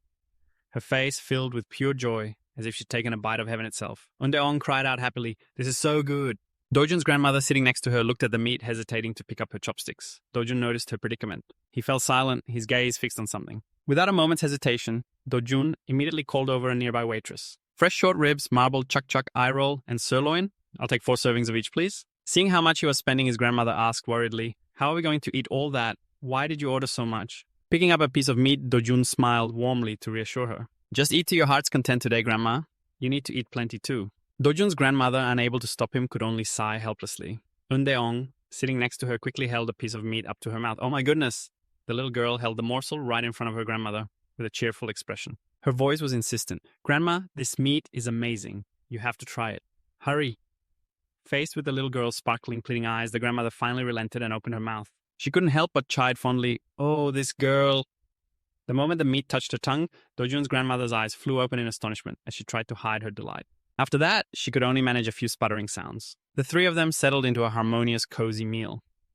But just at that peaceful moment, Joo Heon, with her striking long purple hair and long graceful legs, slowly approached. Her slender figure moved gracefully into the restaurant, a beauty so striking that everyone instinctively turned to look. Suddenly, Joo Heon called out, Seo Dojun. In the middle of his meal, Dojun immediately turned his head with a skeptical look. Seeing this, Joo-hyun came closer, bowed her head slightly, and requested, "May I speak with you privately for a moment?" Seeing him continue to eat so nonchalantly, she asked with a hint of doubt, "Are you really a hero?" Before she could finish, Do-jun cut her off his tone icy. "Can't you see I'm having a meal with my family?" His voice was like ice, and his sharp gaze held no respect for Joo-hyun. "Whatever you have to say, it can wait until I'm done eating." It was the first time anyone had ever refused her, let alone with such a contemptuous look. Joo-hyun froze instantly. She looked down at Do-jun with an expression of disbelief and reminded him, "I'm Hyun Joo-hyun." But even for a famous S-rank hero, Do-jun didn't even look at her, simply replying with a nonchalant air, "Is that so?" Feeling insulted, Joo-hyun took a step back. A flicker of resentment crossed her mind. What kind of weirdo is this guy? A long time passed. In the waiting area, Joo-hyun sat perfectly still and quiet on a chair. The people around her, as if spotting a celebrity, couldn't help but turn and stare at Joo-hyun. Her powerful aura drew the gaze of every man in the restaurant. A nearby girl, watching from afar, blushed with admiration. Suddenly whispers began to ripple through the room. "It's really Hyun Joo-hyun, the S-rank hero, the global star. Is that really her?" Yeah. She's one of the world's top 10 most beautiful heroes too." Joo-hyun, ignoring her surroundings with a bored expression, sat with her arms crossed, waiting grimly. The guys nearby had stared at her face for a long moment before wondering aloud, who could she be waiting for? Seriously, who has the guts to make someone like her wait? The surrounding chatter only darkened her expression. Seo, Do-jun, Joo-hyun thought a hint of indignation rising. She sat in silence, watching the back of the man happily eating with his family. 2 months ago, he entered a spatial gate for the first time and came back alive. That must have been when he awakened his powers. But I heard he died in that new spatial rift incident in Mapo. Her gaze fell back on Do-jun's carefree expression as he ate without a worry in the world. Joo-hyun was filled with suspicion, and yet here he is sitting so peacefully. Model. As the flashback continued, she remembered his sharp gaze. A shiver ran through Joo-hyun. Just a single look, a single word from him was enough to put her on edge. But to become an S-rank hero in less than 2 months, the Kabimore Oil Corporation invested a fortune to mine Marting, and it still took them 5 years to produce a single S-rank. Her face was now filled with pure terror. She tried to comfort herself. There's no way he could have become S-rank in just a few weeks. He must have some other unusual special ability. Suddenly, the sound of a chair scraping across the floor cut through Joo-jun's thoughts. Eun-jung had finished eating. The little girl walked out excitedly with her grandmother and Do-jun. Eun-jung smiled brightly and exclaimed, "That was so good, I'm stuffed." Joo-jun, who was sitting at a distance, also stood up waiting for Do-jun to pass by. But then suddenly some brute's foot appeared out of nowhere, stomping down hard on the floor right in front of Do-jun's family. Seeing this, Do-jun furrowed his brow, his ice-cold gaze sweeping over the man. The brute was none other than Cheong-gu. He looked at Do-jun provocatively, his voice dripping with sarcasm. Well, Seo Do-jun, am I seeing things? How the hell did you manage to crawl out of that gate alive?" These words made the other party pause in thought. Seeing that Do-jun didn't answer and was just giving him an arrogant look, Kang Cheong-gu got angry. He stepped closer. His attitude was menacing. I knew you were an insect, but I didn't expect you to be a snake." His appearance made Joo-jun standing behind panic. She was a bit wary. She thought to herself, why him of all times? Do-jun looked at the guy's threatening posture completely unafraid. With his hands in his pockets, he didn't even bother to answer his attitude dismissive. Not wanting to make a scene, Do-jun chose to ignore him. He immediately turned his head and started to walk away. His gaze shifted to Joo-jun standing behind him. He spoke up. "Hey, you said you had something to talk to me about." The unexpected question made Cheong-gu turn to look as well. When he saw Joo-jun, he was shocked. "Hyun Joo-jun? What?" Do-jun continued to treat Cheong-gu as if he were invisible. He kept looking at Joo-jun, his voice cold. "How about this? I'll help you with your problem. In return, look after my family for a bit." Joo-jun hesitated. "Specifically, what?" Do-jun immediately glanced behind him, quickly signaling to Joo-jun. "Just call a taxi and get them home, that's all." He didn't stop continuing to explain, "I have to go first." Joo-jun quietly watched the icy atmosphere before her. At that moment, Do-jun's gaze suddenly turned razor sharp. A powerful aura radiated from him, his voice growing chilling. "There's a debt that needs to be collected." Seeing Do-jun provoke him from the other side, Cheong-gu didn't wait. He bared his teeth, his eyes crazed, ready to start the fight. In front of a restaurant under the full moon Joo-jun was gently leading, was Eun-jung to the car and spoke to reassure the grandmother. "Don't worry too much. Please get in." The little girl with a worried face glanced at her standing outside waving. "You too, sweetie. Goodbye now." Joo-jun forced a smile as she watched the car. As the car started to move with Eun-jung inside, loud noises erupted from the restaurant. Do-jun, with a cold expression, he stared straight ahead. A large red mark had appeared on Cheong-gu's face, making him furious. He whipped his head around his aura blazing and roared, "You bastard! Are you asking to die?" A trembling female employee came out and pleaded, "See, sir, please don't cause trouble in here." Instantly, Cheong-gu swung his arm and struck the employee, making her cry out. Then he cursed, "Hey, get the fuck out of here." The employee fell to the floor. Then he growled, "Everyone get out." A second later, Cheong-gu seemed to go berserk, straining his neck as he screamed, "Do you really want to die? You want to end up in a coffin, you bastard? While he was screaming, a hand shot straight for Cheongu's face. In the next moment, Dojun flashed past him like lightning. Before Cheongu could react, the blow landed. He clutched his face in pain, slumping to the ground. Dojun turned back, his expression dark, and called out Kang Cheongu. He continued to question him even as Cheongu kept his head down, blood splattering from his mouth. You locked me inside that damn gate. You left me there to die, didn't you? Dojun's eyes, filled with killing intent, looked down on him as he asked, We haven't settled things between us yet. Have we? Cheongu slowly got up and said sarcastically, A piece of trash like you who even abandoned his own father. What right do you have to talk? Did that stepmother of yours put you up to killing me? He calmly took out his phone. Then Dojun pressed the record button. After expertly doing all this, he spoke, Say that again. His sharp teeth clenched, a bit of smoke escaping his lips, and he said, What kind of bullshit are you talking? Cheongu's voice boomed, his clenching arm now enveloped in flames. What did you say? In the next instant, he lunged forward with his fiery fist, cursing. Your mother was a whore, wasn't she? Go to hell, Seo Dojun. Cheongu aimed straight for Dojun and charged. Dojun's eyes flickered for a moment, but at the last second, he used his hand to block the fire punch. A flash of light appeared, startling Cheongu. His pupils constricted with a look of disbelief as he thought, My punch bounced right off. His image appeared, a hand outstretched with a blue stream of light instantly blowing Cheongu's entire body away. Dojun's eyes flashed like lightning as he lunged forward. The area was filled with smoke and dust from the battle. A female employee trembling in a corner muttered in fear, What's the number for the police 911? When suddenly the phone was snatched from her hand. Jujon flashed a brilliant smile, holding up the phone and explaining, Don't worry, I'll take care of this. The employee went limp, her eyes welling with tears as she stammered, Miss Hyun Jujon, thank you. Meanwhile, he was relentlessly punching the man, drawing blood. She approached the out-of-control Dojun, thinking to herself, Even though Kang Cheonu is a B-rank hero, I can't believe he's being so overwhelmingly beaten. Jujon thought as she walked, Could that guy be B-rank or higher? No, maybe even A-rank or above. Even for an A-rank, it's not easy to beat a B-rank that badly, is it? Her voice made him stop. Seo Dojun. Jujon hesitated for a moment before speaking. Be careful, you could actually get killed. Hearing her words, Dojun frowned and looked down. He stood up, flexed his wrist, and walked toward Jujon. She watched him with some concern and then asked, This guy, how much do you know about Kang Cheonu? He stopped, tilted his head, and looked at Jujon with an emotionless gaze, replying, I think I know a fair amount. Why is it that important? She let out a breath and said hesitantly, Very important. Then Jujon elaborated, Because Kang Cheonu's cousin is Kang Dongbik, an S-rank hero. Dojun slightly lowered his head, glanced at her, and said nonchalantly, I know. Is there a problem? Jujon looked at his unconcerned attitude and thought to herself, he knew from the beginning. And yet he's acting so calm as if it's nothing to worry about. This man is so reckless. As Kang Cheongu lay beaten and unconscious on the ground, her voice echoed. The reason Kang Cheonyu has always been so arrogant is because he has Kang Dongbik backing him up. So what you just did, Seo Dojun, was extremely dangerous. I've heard about the feud between you two, but if you think Kang Dongbik will be sympathetic, you're dead wrong. The corner of Dojun's mouth curled up slightly. Seeing his reaction, Jujon asked doubtfully, Kang Dongbik, aren't you afraid of him? Dojun said as he walked closer to her. No more like, I'm starting to get annoyed. You know too much about me. His face darkened, his eyes wide, as he stared at her.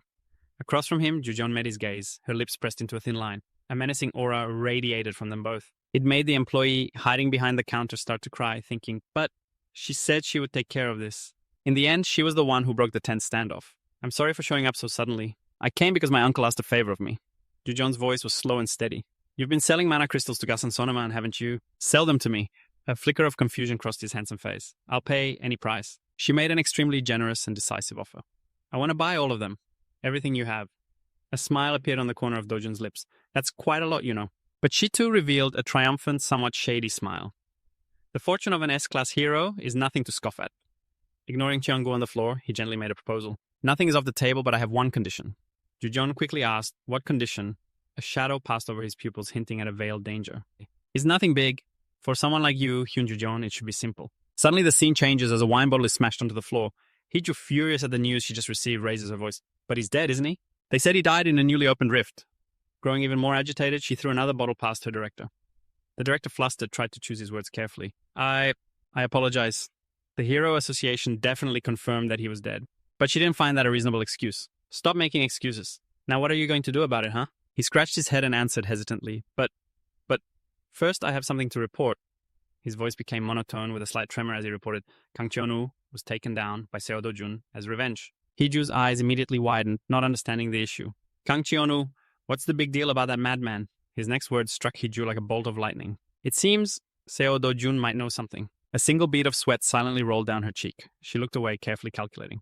If my bosses or my husband's people hear about this, it'll be a real pain. But as long as it's handled cleanly, it should be fine.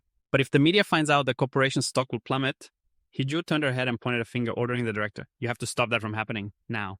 Call the press. Tell them if they dare publish this story. Not just T Group, but W Group as well will pull all of our ads and never work with them again. And the police too, silence them immediately." He responded carefully and respectfully. "The police and the media, I've already taken care of it." After a tense moment, Hiju let out a weary breath. "Good work, Director Lee." He timidly lowered his head and whispered to her, "But, as you know, that doesn't solve the root of the problem, does it? Which is why I wanted to report some new information." The director's words made her eyes fly wide open.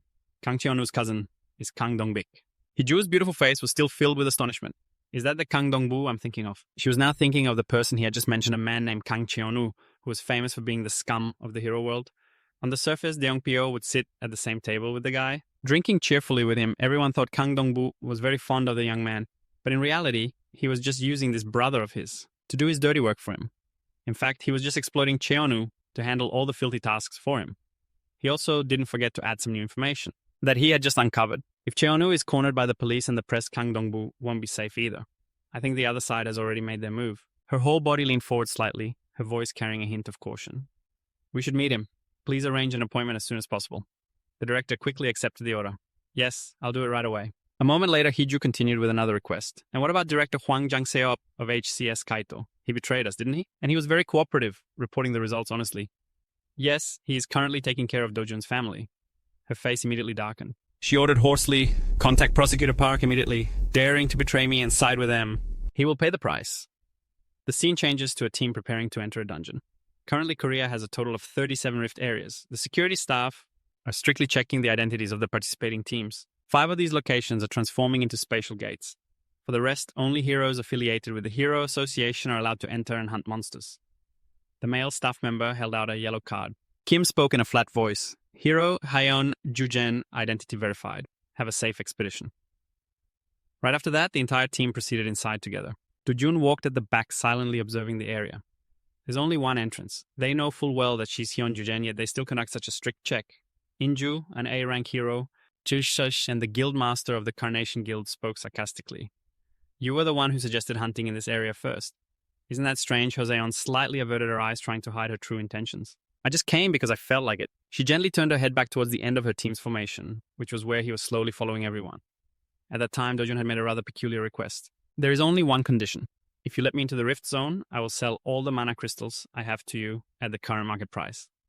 The reason is that hunting here is a faster way to make money." As she walked, Joseon couldn't stop thinking to herself about what had just happened. For that reason alone, he dares to step into this dangerous area. He's completely insane. Ahead was the exit with the light of the sun and green meadows. "Even without his request, I still need hero-grade mana crystals, so I don't see any problem with it." She calmly strode forward in silence, but Inju appeared excited and started prying. "Be honest, who is that guy?" she replied, annoyed and weary. "Just an acquaintance." Her voice carried a teasing and curious tone. "Just an acquaintance. You really expect me to believe that? He's a boyfriend candidate, isn't he?" However, Joseon adamantly denied her idea. "Sis, it's not like that. I just owed him a small favor, so I brought him along to repay it." Inju's voice rose slightly laced with a bit of curiosity. "A favor? Hyeon Jujen, an S-rank hero, owes someone a favor." Dujun remained silent behind them while the team was chatting. It's a long story. Suddenly, a strong gust of wind blew past, causing everyone on the team to pause for a moment, and naturally he felt it too. The team immediately entered a combat-ready stance. A giant rock appeared out of nowhere, charging with extreme aggression. Inju's eyes widened as if she couldn't believe this surprise. "It's a cockatrice." As the team leader, she quickly issued battle commands. Inju and Jujen on defense, Seon-Hu blocked its legs. Suddenly, a dark figure shot forward unexpectedly. He didn't say a word. He just decisively charged toward that rock. Jujen's entire team stared with their mouths agape in astonishment following Dojun. Dojun. His hand clenched into a fist enveloped in a surge of power. One down. The people present couldn't help but scream out loud. "Damn it!" We ran into trouble the moment we entered the gate. As the giant bird swooped down, everyone had quickly gotten into a ready stance. Finally, at that moment, Yoseon spun around with a serious expression on her face. She quickly shouted, "Inju, and I will immediately form a defensive position." Seon-Hu charged for its legs. In the blink of an eye, Dojun had shot forward like an arrow toward the opponent, to the astonishment of everyone present. In an instant, dirt and rocks flew everywhere into the air along with a cloud of white smoke. It didn't take much time or effort for Dojun to stand before the giant bird. A brilliant flame now glowed on his hand, and his face grew increasingly grim. This sight left the cockatrice with no time to react. Dojun took down the opponent with a powerful punch, sending it flying backward. Right after that, he landed safely. Amidst the chaotic cloud of dust and smoke, that whole scene left Joseon completely stunned. She just stared at him with a look of disbelief. Now, Dojun stood calmly before the heavily injured body of the giant bird. Though it was paralyzed on the ground, its eyes were still wide with terror. The sight before him left Seonyu dumbfounded. He spoke in confusion. What was that? It died in just one hit. The moment he finished speaking, Dojun raised his foot. His voice echoed everywhere. Not yet. He decisively stomped right on the giant monster bird's head without a shred of mercy. His voice grew cold. This is what you call an ending. Dojun's actions shocked everyone present even more. They couldn't stop staring at him with suspicion. Suddenly, Inju turned to Hoseon with a pleading look. She stammered, asking, Who is that? After a moment of hesitation, she cautiously replied, just someone stronger than normal. Hearing this, the other person lost her composure and started shaking Joseon violently. She shouted, questioning her, What? How can you say that so calmly? Taking down a cockatrice in a single blow? How many heroes are strong enough to do that? Faced with this outburst, she calmly pushed up her glasses and said evenly, If it's just about taking it down, I can do that too. At this, Inju was even more astonished. She questioned her relentlessly, Are you kidding me? How can you say that? It was a mid-air battle. It was hit right in front of us, didn't even have time to dodge and went down right there, with just a single hit. These words struck Joseon like lightning. In an instant, her eyes filled with terror. That monster bird, just like that. As her gaze fell upon Dojun's figure, a thought suddenly flashed through her mind. And that man, just who in the world is he? Suddenly, Joseon cleared her throat. Hey, I think we need to change the plan. She continued making her decision before the astonished eyes of those around her. I'm going to head a little deeper into the central area. Suddenly, Dojun, who was carving up the cockatrice, spoke up. This time, he didn't hesitate to emphasize his point to the stunned Joseon. I have no intention of sharing with someone who didn't contribute anything. Dojun took out something red. He gently placed it in his bag and said nonchalantly, and I have no intention of asking for anything either. Hearing these somewhat arrogant words, Joseon spoke up judgmentally. I don't think your skill level is suited for this place. Are you planning on going deeper? Hearing this, the corners of Dojun's lips involuntarily curved into a perfect smirk. He looked up at her, his voice carrying a hint of amusement. Interesting.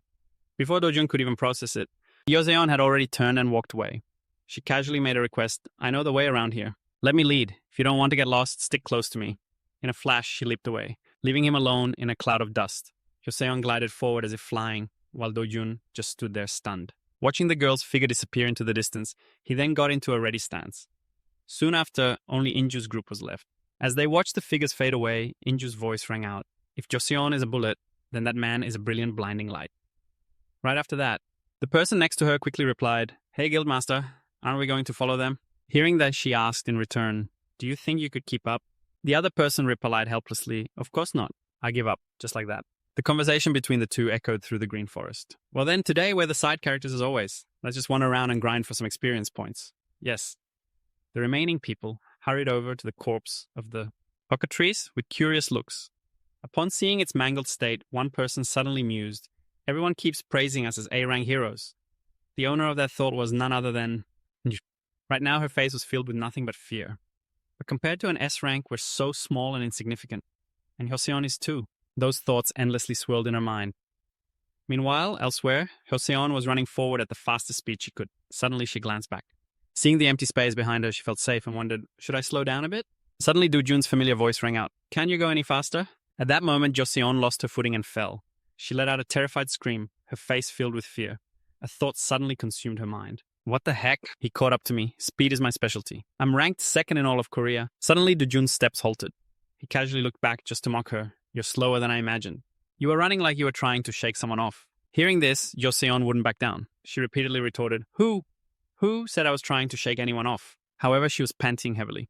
Before the two of them now stood a towering, majestic mountain. Suddenly, Dojun's voice trembled as he quietly called out, Lee, what is that over there? Hearing this, Joseon's gaze became more determined than ever. She cleared her throat slightly. That place, she kept emphasizing as she looked at the scene ahead, is the lair of the spatial rift boss monster Kasaizon. Joseon didn't hesitate to warn him. Right, have you ever heard of Kasaizon? It's a giant 20-meter tall beast that looks like a flying lizard. Don't you dare rush in there. You'd need at least 3 S-rank heroes just to have a chance of taking it down. Hearing this information, Dojun seemed thrilled and asked back, that thing holds a mythical grade mana stone, right? Immediately she replied to him, that's right, it's just 1 rank below an ultimate grade mana stone. But are you even listening to me? Without letting Joseon say more, his feet had already unconsciously taken a step forward. Witnessing this action, she was horrified and blurted out, don't tell me you're planning to capture it. However, Dojun didn't answer her. He shot forward like an arrow. This scene left Joseon stunned on the spot. She kept thinking to herself, her face filled with terror. I didn't bring you here to do reckless things like that. Good heavens, what is he thinking? As soon as she collected herself, she hastily chased after him. Her ear-piercing scream echoed everywhere. Hey! Stop right there. Meanwhile, at this moment, all that was left was the image of the two of them chasing each other relentlessly. Dust from the ground kicked up, rising endlessly. Night quickly enveloped the entire area. It plunged the place into a frightening silence. Joseon was so terrified her eyes went wide. A thought suddenly flashed through her mind. What the hell is happening right now? The image of Kazaizon being defeated flashed through Joseon's mind once again. This made her fall into contemplation about what was happening. Meanwhile, on another side, Dojun was constantly searching for sharp swords. Suddenly, Joseon turned back, her face showing clear determination. Kazaizon is an extremely terrifying monster. Not only that, within her mind, the image of Haezeon also appeared. He stood there with a muscular physique. Bak Jeo-hil, an S-rank hero famous for hunting Kazaizon. He didn't hesitate to charge forward aggressively. Even he had led 30 A-rank heroes on his first hunt. Haezeon didn't hesitate to confront Kazaizon. The result was that all the A-rank heroes perished. Only Bak Jeo-hil survived and returned on the brink of death. His entire body was covered in bulging veins back then. His face also showed a hint of exhaustion. Afterwards, Bak Jeo-hil, though still exuding a majestic aura, gathered another S-rank hero and 200 A-rank heroes to get revenge. Vivid images of the fierce battle slowly appeared in Jujon's mind. At that moment, a few blue tentacles shot out quickly. It didn't hesitate, and to wrap tightly around its opponent's body, holding them fast. Seizing this opportunity, Haezeon and his teammates charged forward to attack. In the blink of an eye, a moment later, the monster before them let out a pained howl. The scene was gradually covered in darkness. The monster then began to disintegrate. This sight made Haezeon and the others present feel ecstatic. They cheered endlessly with joy. They had finally defeated Kazaizon. The sky returned to the clear blue it once was. But almost the entire force that participated had perished. Back in the present, Dojun slowly stood up. The mighty Zilda Guild, founded by Bak Jeo-hil. It's been 3 years since that battle, and he still hasn't recovered his strength. Dojun suddenly looked towards Joseon with a sharp gaze. However, his next question left her so confused, she was stunned. You know very well you didn't contribute anything, right? Faced with this question, Joseon couldn't help but feel skeptical. She thought to herself, if I hadn't seen it with my own eyes, I would never have believed it. The image of Dojun defeating the giant monster flashed through her mind again. Kazaizon, that infamous monster. Thinking this, Joseon's face became even more horrified, was defeated by this man in a single blow. In Dojun's hand now was a red item. He casually looked at it with a contemplative gaze. Dojun quickly put it in his bag and spoke slowly. I guess I don't need anyone to guide me anymore. Right after that, he started to walk away. To Joseon's astonishment. From now on, I'll act on my own. Suddenly she spoke up. Aren't you going to take the other parts of Kazaizon? Besides the mana crystal, there's also the beak and claws. They're all valuable materials for research. Hearing this, Dojun's footsteps suddenly stopped. He turned his head back, his voice carrying an air of indifference. Joseon didn't know how to reply. She just stood there frozen on the spot. Before Joseon could react, Dojun had already turned his back and left. He only left behind the words, instead of wasting time on that, I'd rather hunt another monster's mana crystal. Take them if you want, consider it your guide fee. Just then, she noticed something nearby. A moment later, she finally replied, I don't need it. The evening twilight quickly enveloped the entire area. Yozong's backpack lay quietly on the ground. Surrounding it was Inju's group staring at it intently in silence. Suddenly, the young man with pink hair spoke up. He borrowed that super huge backpack, and he brought back a huge haul of magic crystals. Can you believe it? Just as he finished, someone replied, that many magic crystals. Our entire guild would probably have to hunt for a full 20 hours to get that much. Looking closely, you'd probably have to grind for 3 days straight to get that amount. Meanwhile, Joseon sat quietly to the side, listening to the whole story. Just who in the world is this person? Then a sudden thought completely consumed her. Not only is he fast, but he brought back so much. Inju's face was instantly filled with utter fear.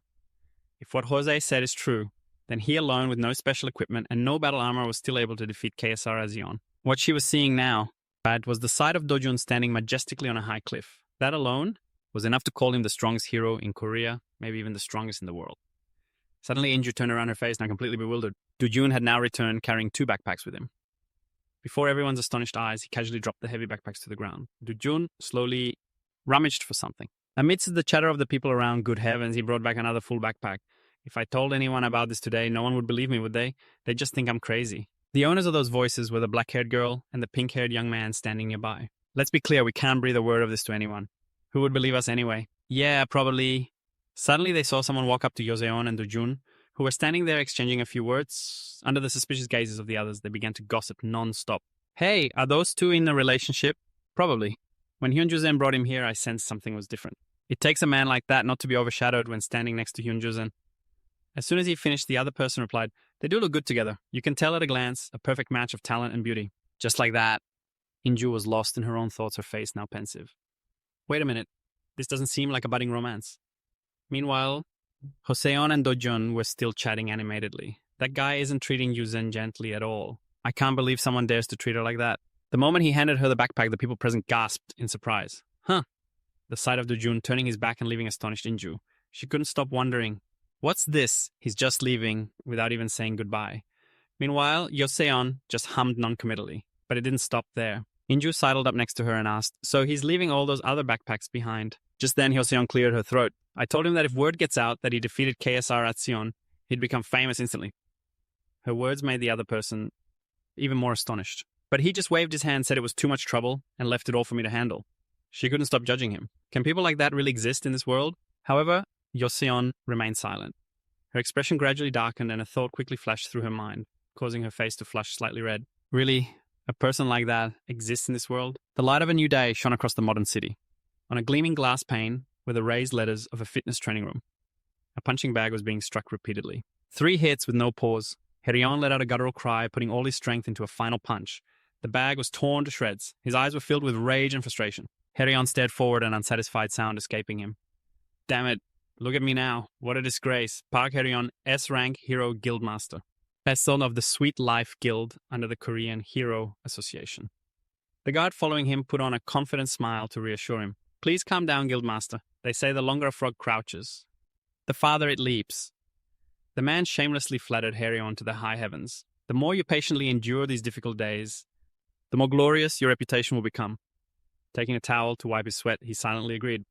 "That's right. I'll make those who look down on me eat their words." The man bowed low and continued with his honeyed words. "Exactly.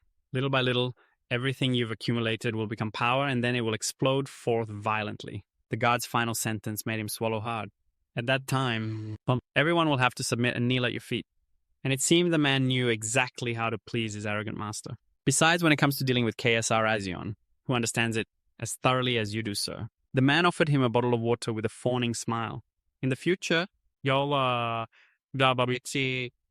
will be recorded as the hero who conquered KSR Azion with the smallest team in the world. The association might even grant you exclusive mining rights." "Odd for KSR Azion, sir." Heryon took the bottle of water, having no intention of refusing the praise. "That's true." He quickly regained his cheerful mood and replied confidently, "No one knows more about that monster than I do." He glanced at the photo and award on his desk. He grew quiet for a moment. "But compared to 3 years ago, the guild has been shamefully downsized." Heryon glanced at his guard with a smiling face. "Even so, the only one who can take down that monster bird is still me, right?" Hearing this sentence, the man flattered him even more. "That's right, besides the guildmaster, who else could do it?" Their laughter echoed throughout the training room. The scene changes to Seo Do-jun's profile. Daeyoung Pyo raises an eyebrow, looking at the paper with curiosity. "Seo Do-jun? Huh? So it's this guy? Kang Dong-beat, an S-rank hero from the Heroes Association." His subordinate Kang Cheon-woo's cousin bowed his head slightly and reported in a respectful tone, "Yes, a few months ago, the hero Kang Cheon-woo tried to throw him into a dimensional gate to eliminate him. This surprised him a little, so he asked, and he didn't die. He even awakened his powers in there." The man carefully replied, "Yes, that's correct, sir." Daeyoung Pyo ordered his subordinate to continue his report. "Go on." The man leaned forward to present the information he had investigated. The client this time is Hong Hee-ju, the vice president of T Group, who is also the second daughter of the V Group's chairman. He kept his eyes glued to that resume. He asked flatly, "A filthy rich lady like that, is it getting involved with a guy like him?" Of course, everything has a reason, and the problem lies with his background. "I heard that Seo Do-jun is the illegitimate son of the T Group chairman and was brought into the family when he was 7 years old. But 6 years ago, when Hong Hee-ju gave birth to a son, he was kicked out." A scornful, slightly smug smile appeared on Daeyoung Pyo's lips. "They're blood-related, and yet the Shebol family is that ruthless, huh?" He stood up casually from his chair and asked softly, "So how much did Cheon-woo get for that job?" The subordinate's soft, slow voice quietly replied, 30 billion. His tone was slightly dismissive of his cousin. "Is that all?" Daeyoung Pyo reached for a golf club and said, "But he was dealt with properly, wasn't he?" The man's obedient voice replied, "Yes, it was said to be just an assault. But in reality, his entire body was severely burned and his eyes were ruined. He's living like he's already dead." He calmly placed the club in front of the golf ball and remarked lightly, "How vicious." In a single light swing, Daeyoung Pyo perfectly sank the ball into the hole. His face suddenly twisted into a dangerous and cruel expression. "If it were me, I would have chopped off his limbs and smashed his head in." His subordinate continued to report everything. And I heard his next words startled Daeongpyo so much that he missed his shot. Yoon Joo-yeon helped Seo Do-jun back then. The ball rolled and brazenly missed the hole. He strode aggressively towards his subordinate, his voice filled with surprise. Hyun Joo-yeon, why would she help that bastard? What is her relationship with him? The man, terrified, spoke in an extremely timid and trembling voice. That, I really don't know. I only know that the incident was resolved quietly, thanks to Hyun Joo-yeon's testimony. Dae-ong-pyo didn't say another word, immediately grabbing the man by the collar and yelling, "Investigate the real relationship between those two right now. If they aren't related by blood, then there must have been some kind of deal. Find it!" The panicked subordinate immediately scrambled toward the door. Yes, I'll investigate it right now." His brow was deeply furrowed with irritation. The club in his hand was bent out of shape by his grip. Dae-ong-pyo clicked his tongue and slammed the club onto the floor. He pressed his lips together as a sense of unease washed over him.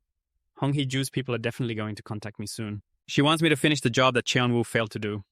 After taking a moment to calm down, he finally let out a breath. Fine by me. Dae-ong-pyo's face was now a mask of greed and cunning. For a chaebol's daughter, money shouldn't be an issue. The scene quickly shifts to night. The moon was high in the sky. Do-jun walked leisurely down a deserted street, seemingly lost in thought about something. Just as I predicted, hunting in the fissure is much more efficient than in a gate. His footsteps echoed on the quiet street, making it feel even more desolate. It looks like I'll have to ask Hyun, Jo-yeon, to be my guide many more times. Do-jun recalled what Jo-yeon had told him. If you sell the cockatrice's magic stone, people will start asking who caught it and what kind of abilities you have. Then the press will hound you day and night. It'll be a noisy mess. It's best to just hold on to it for now. She closed her eyes slightly. I'm also curious about what you plan to do. If your goal is just to get famous, I'm not interested. So what's your plan? He was then seen unexpectedly placing the backpack into her hands. A confident smile slowly spread across Do-jun's lips. I'll find another way to get in and out of the fissure zone. His steps came to a stop in front of a long, dark corridor. For now, let's just rest. The new house that Hwang Jang-seo prepared is pretty decent. He gently pushed the door open and stepped inside, but a cold glint appeared in Do-jun's eyes. Looking at the neatly arranged shoes by the door, he couldn't help but wonder, whose shoes are these? Just then a sweet voice called out from inside the house. Big bro! Right in front of his eyes was a group of dangerous-looking men dressed in black. Choi-yeon glanced at Do-jun but remained silent. Eun-jung, however, seemed to be in a panic. She rushed forward and hugged him tightly. Big bro! Big bro! Do-jun didn't let his guard down for a second and immediately demanded, Who are you people? Just then a man cut him off. You're Seo Do-jun? Correct. With a cold expression, the man asked a blunt question. I am Prosecutor Park Cheon-dong from the Seoul District Prosecutor's Office. You are acquainted with Mr. Hwang Jang-seo, aren't you? He remained silent, carefully protecting the young girl behind him. Then the man flatly made a firm declaration. You are under emergency arrest on suspicion of participating in the illegal loan shark activities of HCK Capital, a company headed by Mr. Hwang. He turned to look at her, his expression sharp and terrifying as he said, What would happen if I killed Hong Hee-ju? The tall building stood imposing and majestic under the gentle golden sunlight. In front of it, a stone tablet was carved with the righteous and mighty name, Prosecutor Superior Service. Bearing the full weight of the law, Do-jun sat with both hands cuffed to the sides of his chair in the interrogation room. His eyes glanced to one side as if something had caught his attention. A pair of legs belonging to a man in black trousers and leather shoes strode down the hallway. The man's voice rang out, Yes, Director Lee, rest assured.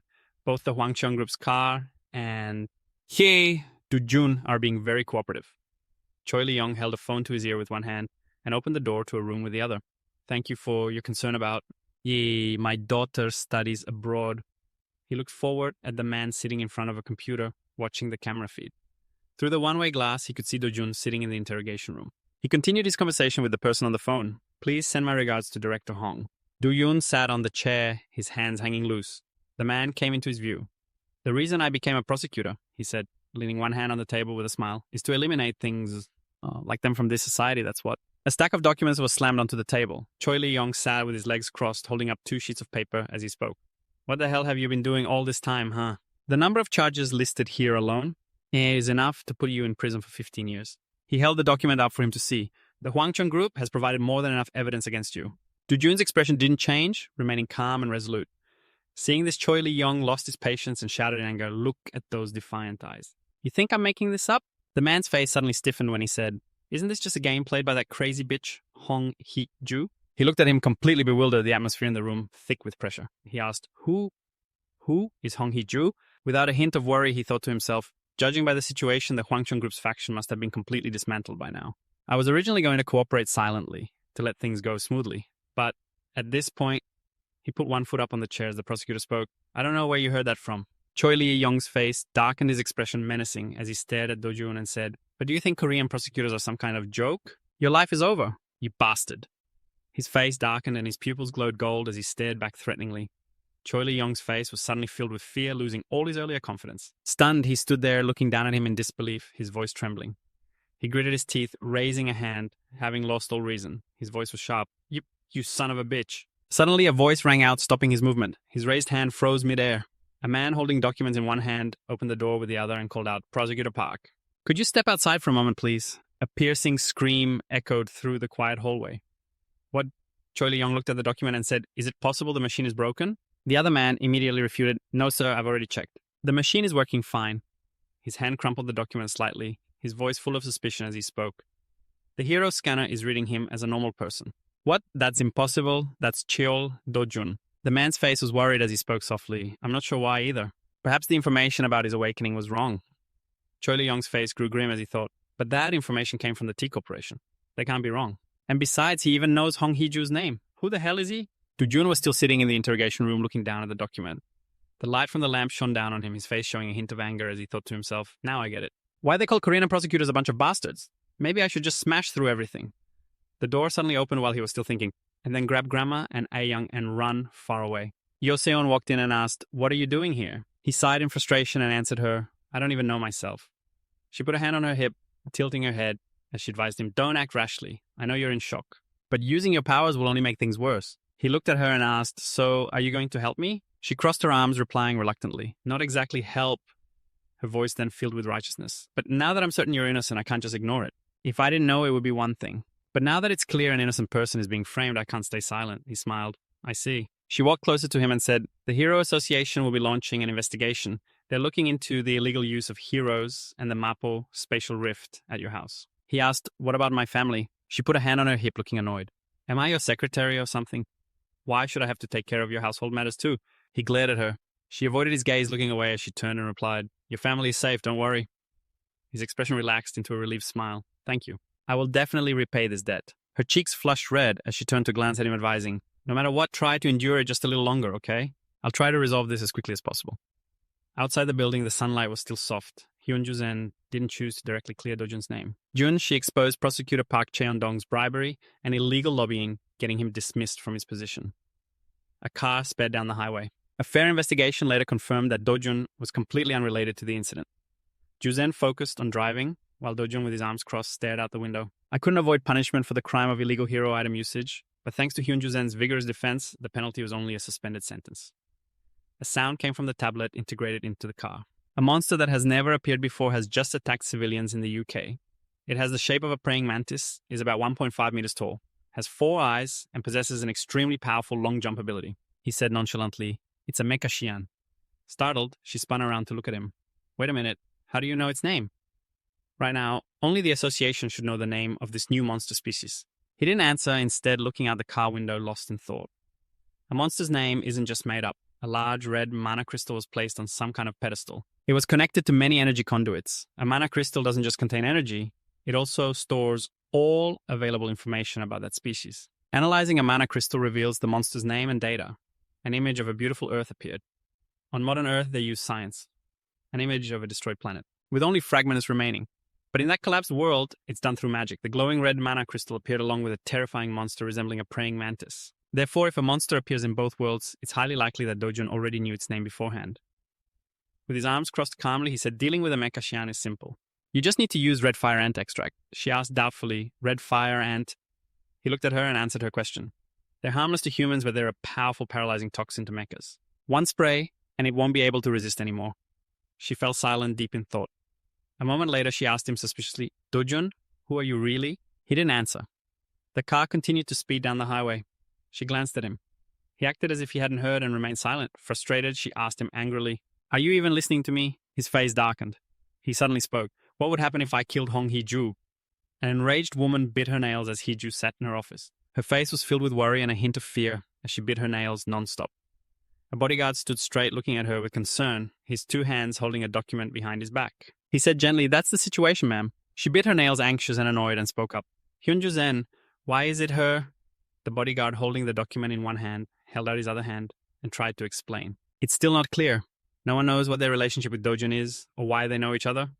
Her face twisted with malice radiating killing intent.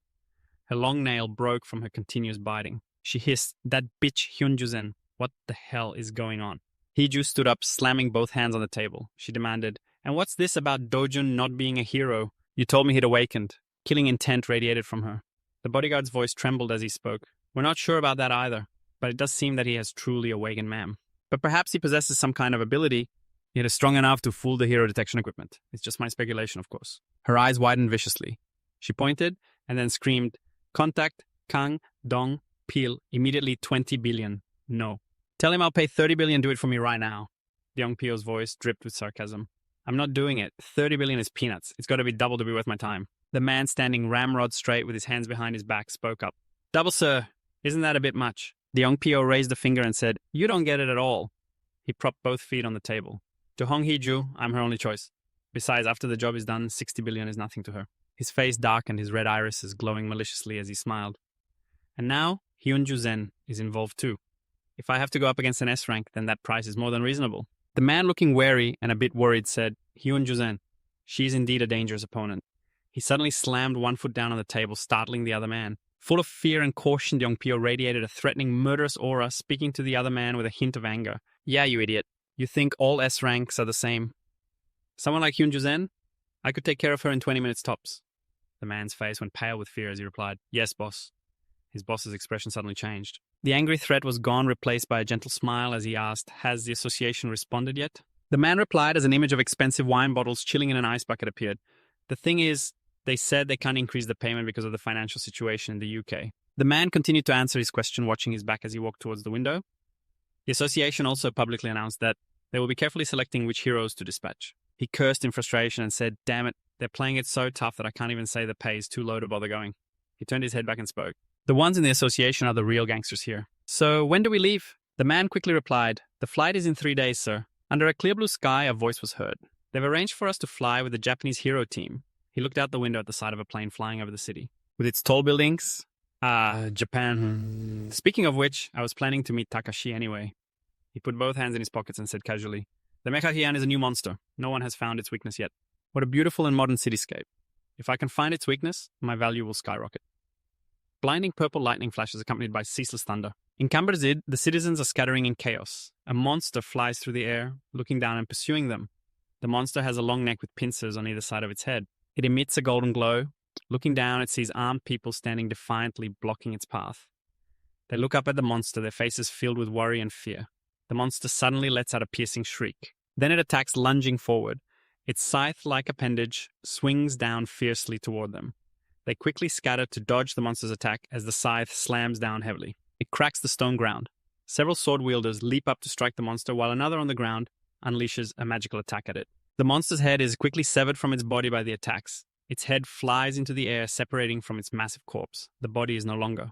The head quickly falls lifelessly onto the stone courtyard. The people looked at the monster's corpse lying on the stone floor. Tired, they wiped away their sweat as the platinum-haired woman turned her head to look this way. To her surprise, 2 more monsters, just like the one before, let out an ear-piercing shriek.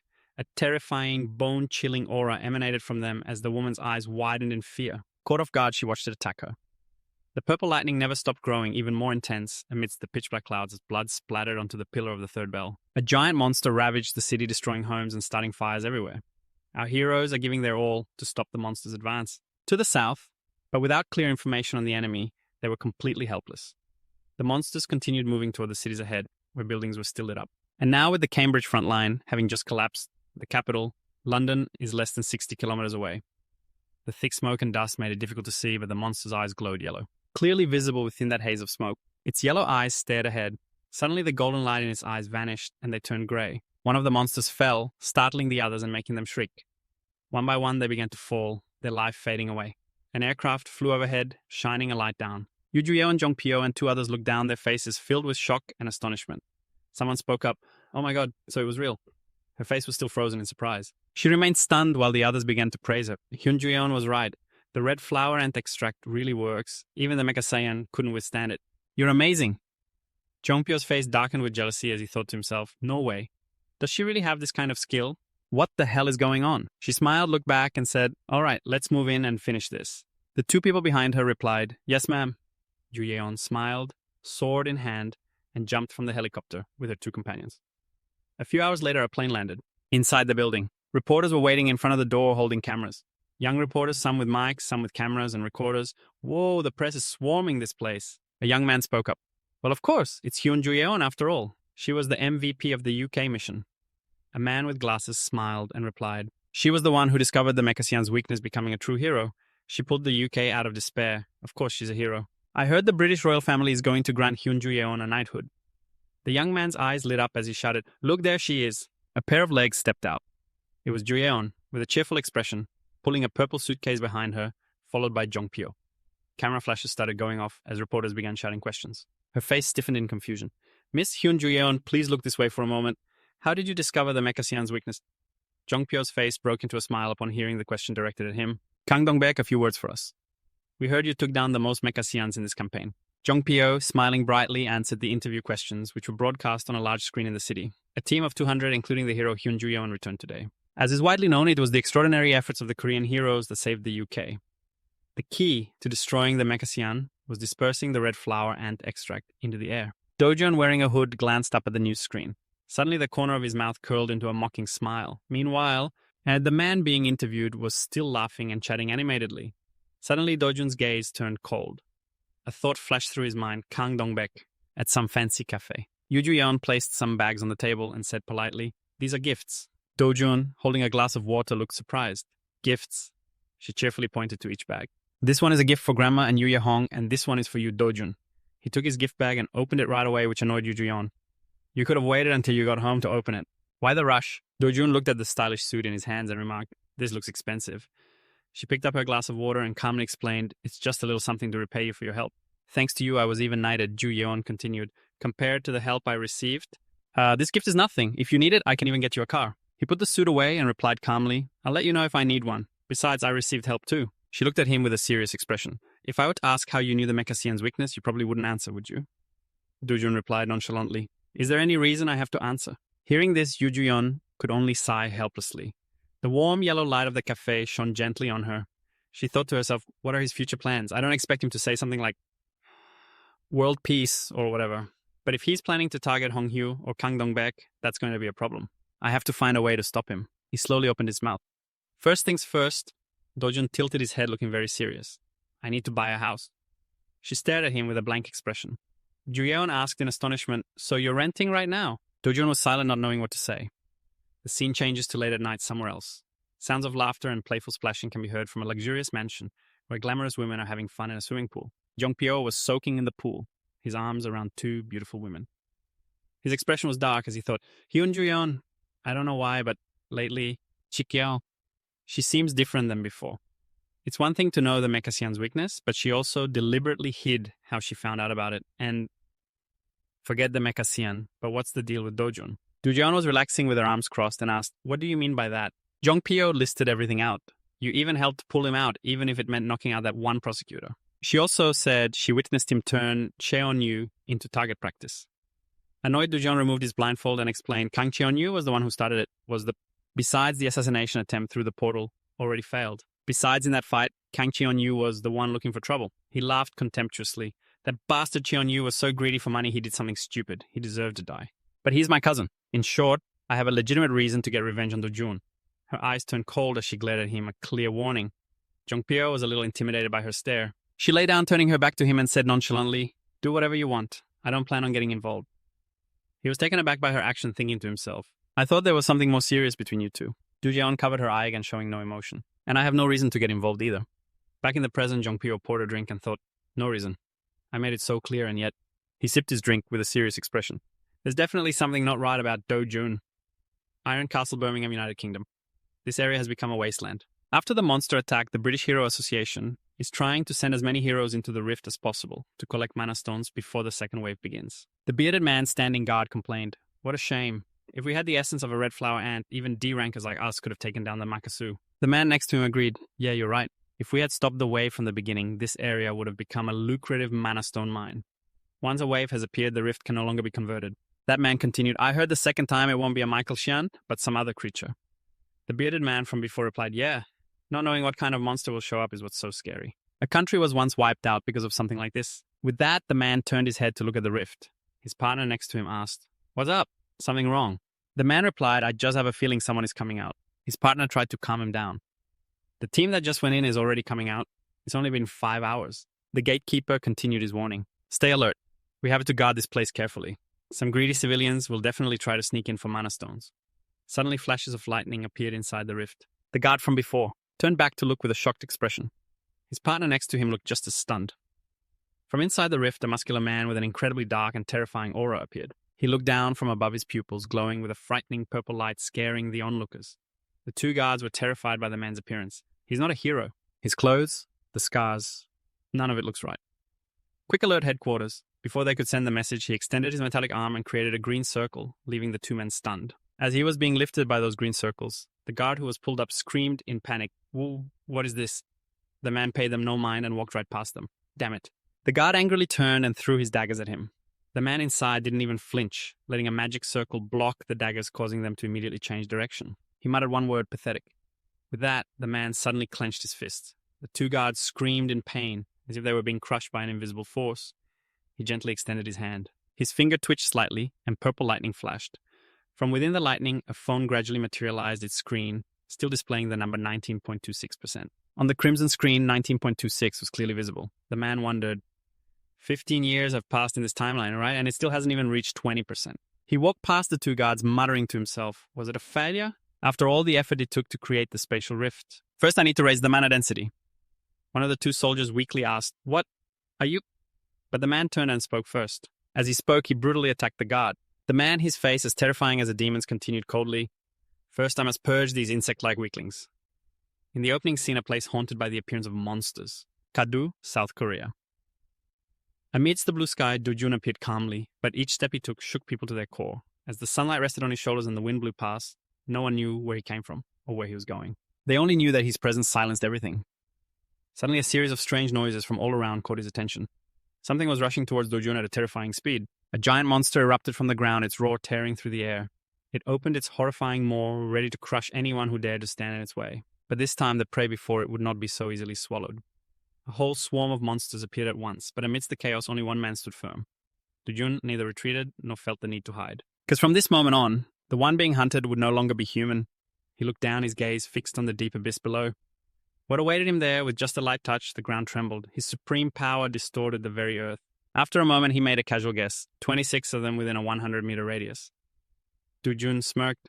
A fireball erupted from his palm, its heat rolling in waves as if to incinerate the sky itself. Let's see how many of them survive. Blazing red light shone through the cracks. Countless fire attacks were channeled into the deep pit. Dojun calmly put his hands in his pockets. His face was unflinching as the ground trembled. An explosion roared and a blinding light devoured the space as power erupted, flames screaming toward the sky. A crimson pillar pierced through the clouds, tearing the air apart as if it wanted to incinerate the heavens. Dojun shuddered the moment he witnessed that display. A flicker of doubt crossed his eyes. What on earth was that thing? For a split second, he let out a faint, smug smile. The story continues. In the heart of the bustling metropolis, a towering skyscraper appeared, like a symbol of power with secrets hidden within. An elderly man with a calm demeanor took a sip of coffee. All right, what kind of person is he? The sunglasses of the subordinate glinted. He spoke in a grave tone. He's indeed a difficult young man to approach. A few people beside him nodded slightly in response. He has confirmed to me that he is in fact a hero. Min Hong-ki, vice chairman of the Korean Hero Association, didn't stop there. Taegwa continued to dig deeper. He looked at his assistant with curiosity. I heard the hero index measurement device. Couldn't read him. Is that right? Yeong-gu casually straightened the stack of documents on the table and nodded slightly. Yes, I didn't get any response at all, Ace. The middle-aged man in a black suit scowled and shouted angrily. What an insolent brat. As a member of the association, he should give a clear answer. That man was Park Sung-cheol, also a vice chairman of the Korean Hero Association. The atmosphere was as tense as a drawn bowstring. The man smiling beside him gently gestured with his hand. What else? Taegwa once again urged his assistant. What else did you find? Yeong-gu held up 2 sheets of paper covered in text. He shook his head. Not much, but there is some information. And then he gradually revealed a terrible secret hidden behind the scenes. After Seo Do-jun's words, it all started with the dark conspiracy of the hero Kang Tae-on. A spiritual aura flared up from his hand. Do-yun raised his head defiantly, ready to face the giant monster's descending blow. A murderous glint shone in his eyes, his hand blazing with fire. Dujun clenched his fist, his spiritual power surging as if to incinerate every enemy before him. Eongu continued, Seo Dojun died in a battle at a spatial gate and awakened his power. The monster's entire body was crushed, its flesh and blood bursting into pieces. A world-shaking explosion echoed, its aftershock blasting dust and bone fragments across the sky. After that, he took revenge on Kang Taeyeon, then single-handedly dealt with the new fissure in Mappo. The battlefield trembled, red flames soaring high as Dojun's figure charged forward like a storm sweeping away all obstacles. Eongu read to the end with a serious face. Seo Dojun possesses overwhelming power. Taewa crossed his arms thinking, a wild horse that's hard to tame, but a prized one. The monster's body exploded. Flesh and blood splattered across the sky by Taewa still had a concern. He requested hero certification, saying he had a sponsor. Who in the association was it? Eongu's face darkened as he answered into the heavy atmosphere. It was Hyun Suzen, an S-rank hero. Taegwa and Sung Cheol were stunned, their eyes wide with disbelief. A fierce flame erupted. Du Jun stepped out, the corner of his mouth curled into a provocative smirk. Amidst the reflected light of the shimmering gold card, his cold face was clearly visible. Du Jun straightened up, looking at the gold card. The 8th person on the list of Korea's S-rank heroes. The massive monster's corpse lay shattered on the ground, its toxic blood pooling in streaks. Thanks to this, I'm allowed to hunt monsters freely in the fissures. Not bad, huh? Taewa's lips twisted into a smile. A ferocious grin mixed with madness, as if everything was falling perfectly into his calculations. In the silent meeting room after that laugh, he let out a sigh. He looked at his 2 partners across from him, showing admiration. This kid really has guts. Yes, his actions are truly beyond that of an ordinary person. However, the atmosphere, suddenly, was shattered by a worried shout. Song Kyeol slammed the table and shot to his feet, sweat rolling down his forehead. His harsh voice echoed what he dared to enter a level 2 fissure alone. Without any teammates or a support party. That guy must be insane. Taewa's gaze was quiet and deep. He only responded with a heavy silence. Eongu frowned slightly, his sharp eyes seemingly weighing every word before he spoke. Song Cheol froze, sweat trickling down his forehead, and let out a strained, tense laugh. He was flustered, and to end the discussion, he hastily shouted. Trying to justify his thoughts, he said, Vice Chairman, if that Seo Do-jun guy comes back alive, announce his identity and promote him aggressively. He's Korea's 8th S-rank hero, after all. After speaking, Song Cheol frowned and fell back into silence. Eongu doubtful furrowed his brow and asked, still showing hesitation about the potential consequences. But that might be something he doesn't want. Shouldn't we ask his opinion first? Those words were immediately and irritably refuted by Sung Cheol. Vice Chairman mean, what are you talking about? In these unstable times, and if we announce there's another S-rank hero, the public will feel more at ease, right? The gazes in the meeting room turned toward the person with the highest authority to decide. Hey, Guai Chairman, what are your thoughts? A steady voice spoke up. I've heard both of your opinions clearly. His face showed no emotion, his eyes resolute. Let me meet him in person and see for myself. The scene shifts back to the main character. Dojun unleashed a thunderous kick, his body launching straight into the giant monster. The force of the impact shattered the earth and rock, sending the monster's body flying backward. Amid its furious roar, he charged straight into the horde of monsters, their hideous mouths wide open. His eyes were calm, his hand open, as if preparing to unleash a skill. Dojun's eyes were incredibly sharp. He swung his hand, spiritual energy gathering as he prepared to deliver a finishing blow that made the monsters tremble. Fire was summoned and his hand burst into flames. The raging fire gathered into a destructive force, ready to descend upon the monsters. The fire exploded violently, slicing through the monster's body. Dojun landed hard on the ground. Dust rose from the aftershock, his arms still wreathed in flames from the attack he just launched. His eyes were cold, his entire body exuding an oppressive aura. A deafening explosion drowned out all other sound. The scene was nothing but the chaos of fire and smoke. Its body shook violently before shattering into pieces. Dojun stood tall and proud on the incinerated corpse of the monster. The embers of the fire still flickered around his arm. Against the deep blue sky, his figure was like that of a solemn and cold ruler. The flame on his hand slowly died out as he let out a soft sigh. Dojun looked up at the sky, thinking to himself, just as I predicted, the mana consumption is no joke. I need to get a weapon equipped and fast. A blue and white building seemingly floating on sturdy cement walls stood under the sun. A sign read, Gasan Hero Complex. Not far ahead, a weapon crafting shop with a warm brown hue sat at an angle. Offsetting the cool tones of the complex, a young muscular blacksmith sat at the counter inside, his eyes glued to his phone screen. The shop had a gold-plated doorbell with a sword-shaped clapper. It rang with a jingle, signaling a customer's arrival. The door opened and there stood Dojun, his hands in his pockets. He was carrying a rough sack as long as his body over his shoulder. The blacksmith, showing no signs of welcome, spoke in a robotic tone. Give me the name of the person who made the reservation. Dojun walked forward and placed the heavy bag on the table. Even so, the young man didn't bother to look up. Dojun politely stated his request. I'd like to use this to make a weapon. The blacksmith, refusing to look away from his screen, just raised an eyebrow and bluntly refused. If you don't have a reservation, I can't help you. Go find another place. Faced with the blacksmith's indifferent attitude, Dojun began to lose his patience. His face darkened, his eyes as sharp as knives. He growled, I heard many places are so busy they aren't even taking new orders. And you're the one who answered the phone, right? The young man was engrossed in his game at that moment. He glanced at Dojun, annoyed by the nuisance. Damn it, I already told you we're fully booked. We don't have any openings. Go look somewhere else. All the craftsmen in this area are skilled. Dojun grabbed the blacksmith by the collar and lifted him out of his chair, veins popping on his hand. The young man, surprised, yelled, Are you crazy? What do you think you're doing? Dojun stared him down. Are you the owner? The young man panicked, corrected him. I'm the owner's son. Dojun moved closer, exuding a cold, dark aura, and ordered with a glare, Get your father. Now, I came all this way because I heard this place was good. The young blacksmith reluctantly turned away, shooting a strange look at him. He called out loudly, Dad, there's a customer here who wants to see you. An old man in flip-flops came out with a clacking sound. Age had not worn down his muscular body. Drenched in sweat, he adjusted his cap strap and asked, Who sent you here? His name was Chai Kwan, a craftsman who forged equipment for heroes. Dojun answered succinctly, Hyun Do-seon. Upon hearing that name, the faces of the father and son turned pale with a mix of apprehension and fear. Chai Kwan asked again, Did Do-seon really send you? He didn't answer.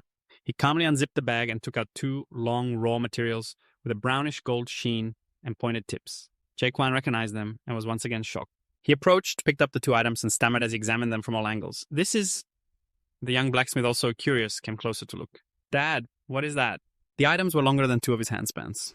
He regained his composure, but his voice still held a hint of surprise at seeing such a rare find. They're the fangs of a giant black serpent.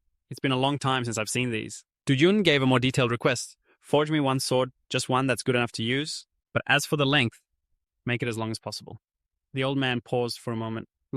You might not know this, but if you try to lengthen non-metallic materials like these, their durability will decrease sharply. Dojun crossed his arms and listened, his eyes assessing the craftsman. The old man then offered an alternative. I'll make 2 medium-sized swords for you. Dojun was very stubborn, immediately pushing back, since it wasn't what he wanted. So you're saying you don't have the skill. Join them together and make one long sword. I need a long one. Also, if possible, maximize its mana absorption capability. The young blacksmith, infuriated, yelled, Hey, I can't stand listening to this. What do you mean he doesn't have the skill? My father can forge even normal weapons with a mana absorption of level 3 or higher, you know. Dojun suddenly fell silent. He took a cool-looking pre-forged sword from a rack. Holding both ends of the blade, Dojun guessed, This one looks to be about level 5, huh? As he said that, Dojun's veiny hands squeezed the sword's body with force. A miraculous light emanated from his hands, bright enough to illuminate the entire shop, making the young blacksmith, who was standing a counter's length away, take half a step back. In the next second, to the dumbfounded amazement of the father and son, he cleanly crushed the sword as if it were scrap metal. In a blink, the sword in his hands had disintegrated. Shards of all sizes flew everywhere. The scattered pieces of metal fell to the ground. The father and son stared in shock at the remains. Dojun also dropped the last piece from his still-clenched fist. He said in a cold, menacing voice, If you're planning on making a piece of trash like this, then you'd be better off declaring your retirement right now. The surrounding atmosphere suddenly felt scorching hot. The young blacksmith was frozen in fear. Chai Kwan was fuming, but he didn't dare make a peep, lest a single punch send him to the afterlife. At the edge of a sun-drenched verdant forest by a lake where leaves grew among flowers in what seemed to be a peaceful scene, a giant monster stirred and bared its fangs. Growling, it began its destruction. Its single central eye, which had been shut tight, suddenly flew open. A crimson pupil flashed with a hair-raising light. Its body was massive, oversized. Awakened in the heart of nature, it hunched its back, each footstep threatening to shake the ground. It threw its head back and let out a roar that echoed to the clouds. Just then, Dojun arrived with a calm demeanor. As one foot stepped into the shallow water, he found that scream to be extremely annoying. As noisy as ever, huh? He flicked his hand and a flame erupted at chest level. His eyes had long since locked onto his target. Do-Run shot forward like the wind, dodging a monstrous kick from the creature. The monster froze, staring at the strange object, rushing towards it, unsure if it was a demon or a human. From above, he leaned in, gathering momentum for his flaming hand. A powerful, decisive strike tore through the air and plunged deep into its shoulder. The monster opened its maw and let out a roar of agony. It frantically grabbed a conveniently sized tree trunk as a weapon, its green veins bulging. Before the tree could even be used, the run swiftly flew, in chopping off both the top and the bottom. With the monster's weapon uprooted on the ground, his sharp, fiery eyes turned to the main target. It had almost no advantage whatsoever. His every swift movement was just barely fast enough for it to react with dazed horror. Wasting not a second, Du-Run swung his hand to slash the remaining shoulder, then circled behind it with his overflowing magic weapon. And yet, the fight wasn't over. The monster possessed a healing ability. A healing spell emitted a green light, gradually knitting the torn flesh and skin back together. Its muscular body fully recovered. It stubbornly bared its fangs and glared. How pitiful. Without hesitation, Du-Run launched himself from behind it again. With just a light touch, a searing stream of fire transferred from his hand to the monster's flesh. The considerable power turned it pitch black as if it were roasted. The monster took the full force of that fire sword, screaming with all its might. That decisive strike severed its head from its neck. He had used the force of the wind to create a powerful slash. A successful and dramatic finish. The defeated monster collapsed, making an earth-shattering crash. Du-Jun stood up, looking at the smoldering, unextinguished flames as sweat beaded on his brow. Maintaining the mana sword for that long really is exhausting. He bent down, took off his shoulder bag, and pulled out a glass mug with a handle. Du-Jun opened the lid, pressed it into the body of the monster he'd just defeated, and scooped up a mug full of blood. He silently praised himself. But then again, this is how I managed to take down a clover. Du-Jun returned late at night, but the lights inside the weapon shop were still on. He pushed the mug of blood towards the young blacksmith. The boy was bewildered. "Whoa, what is this?" Du-Jun replied flatly. "Give it to your father. This will make it easy to fuse the two black serpent fangs together." The young blacksmith looked at the crimson liquid completely unsettled and kept calling after his retreating back. What is that stuff?" "Hey, you have to tell me what it is." The tall buildings glowed brightly under the usual streetlights at night. Du-Run finally left the shop, stopping on the sidewalk. He subconsciously tightened the strap of his bag, lost in thought. "I've gathered enough of the basic materials, but to increase its mana absorption, I'll need something from that place. To find it, there's only one place on Earth, Boracay, 12 hours away from him. A tourist resort cooled by a surrounding swimming pool. The early morning air here is quite relaxing and lively. A phone on the edge of the pool vibrated with an incoming call. The screen showed the caller was Cell. Du-Jun, who was soaking in the pool, walked over and gently picked up. The voice on the other end of the line, whatever was said was so shocking it startled her. Joseon had to push her sunglasses up to her forehead and ask again. Boracay below in the pool, people were playing together in the water. On the shore, Joseon and Inju were lounging on chairs enjoying their day off. Joseon's cold eyes were watching from behind her glasses as she spoke. The council decided to send heroes to Boracay. Inju sipped her drink while replying, "Yup, I heard the Boracay government and the council have both given up. Now they're planning to lock down the entire rift area." Inju, in a revealing deep-cut black bikini that showed off her voluptuous figure, gently took off. Her glasses tilted her head and smiled. "Even though the monsters there are way more ferocious in return, we can mine a good amount of mana crystals. Plus, the pay from the association is good, so our guild decided to join. You should go too, and bring him along." Joseon's voice was probing as she inquired about his identity. "He's that 8th-ranked S-class who's been making waves lately, right?" She replied, "I'm not sure either." Not satisfied, she raised her voice. "What do you mean you're not sure? I heard you two are getting pretty close." Inju quickly denied it, auntie. "There's no way that's true." "So cute. I saw the two of you hunting a cockatrice together with my own two eyes, you know?" Joseon blushed flustered and replied, "Well, that...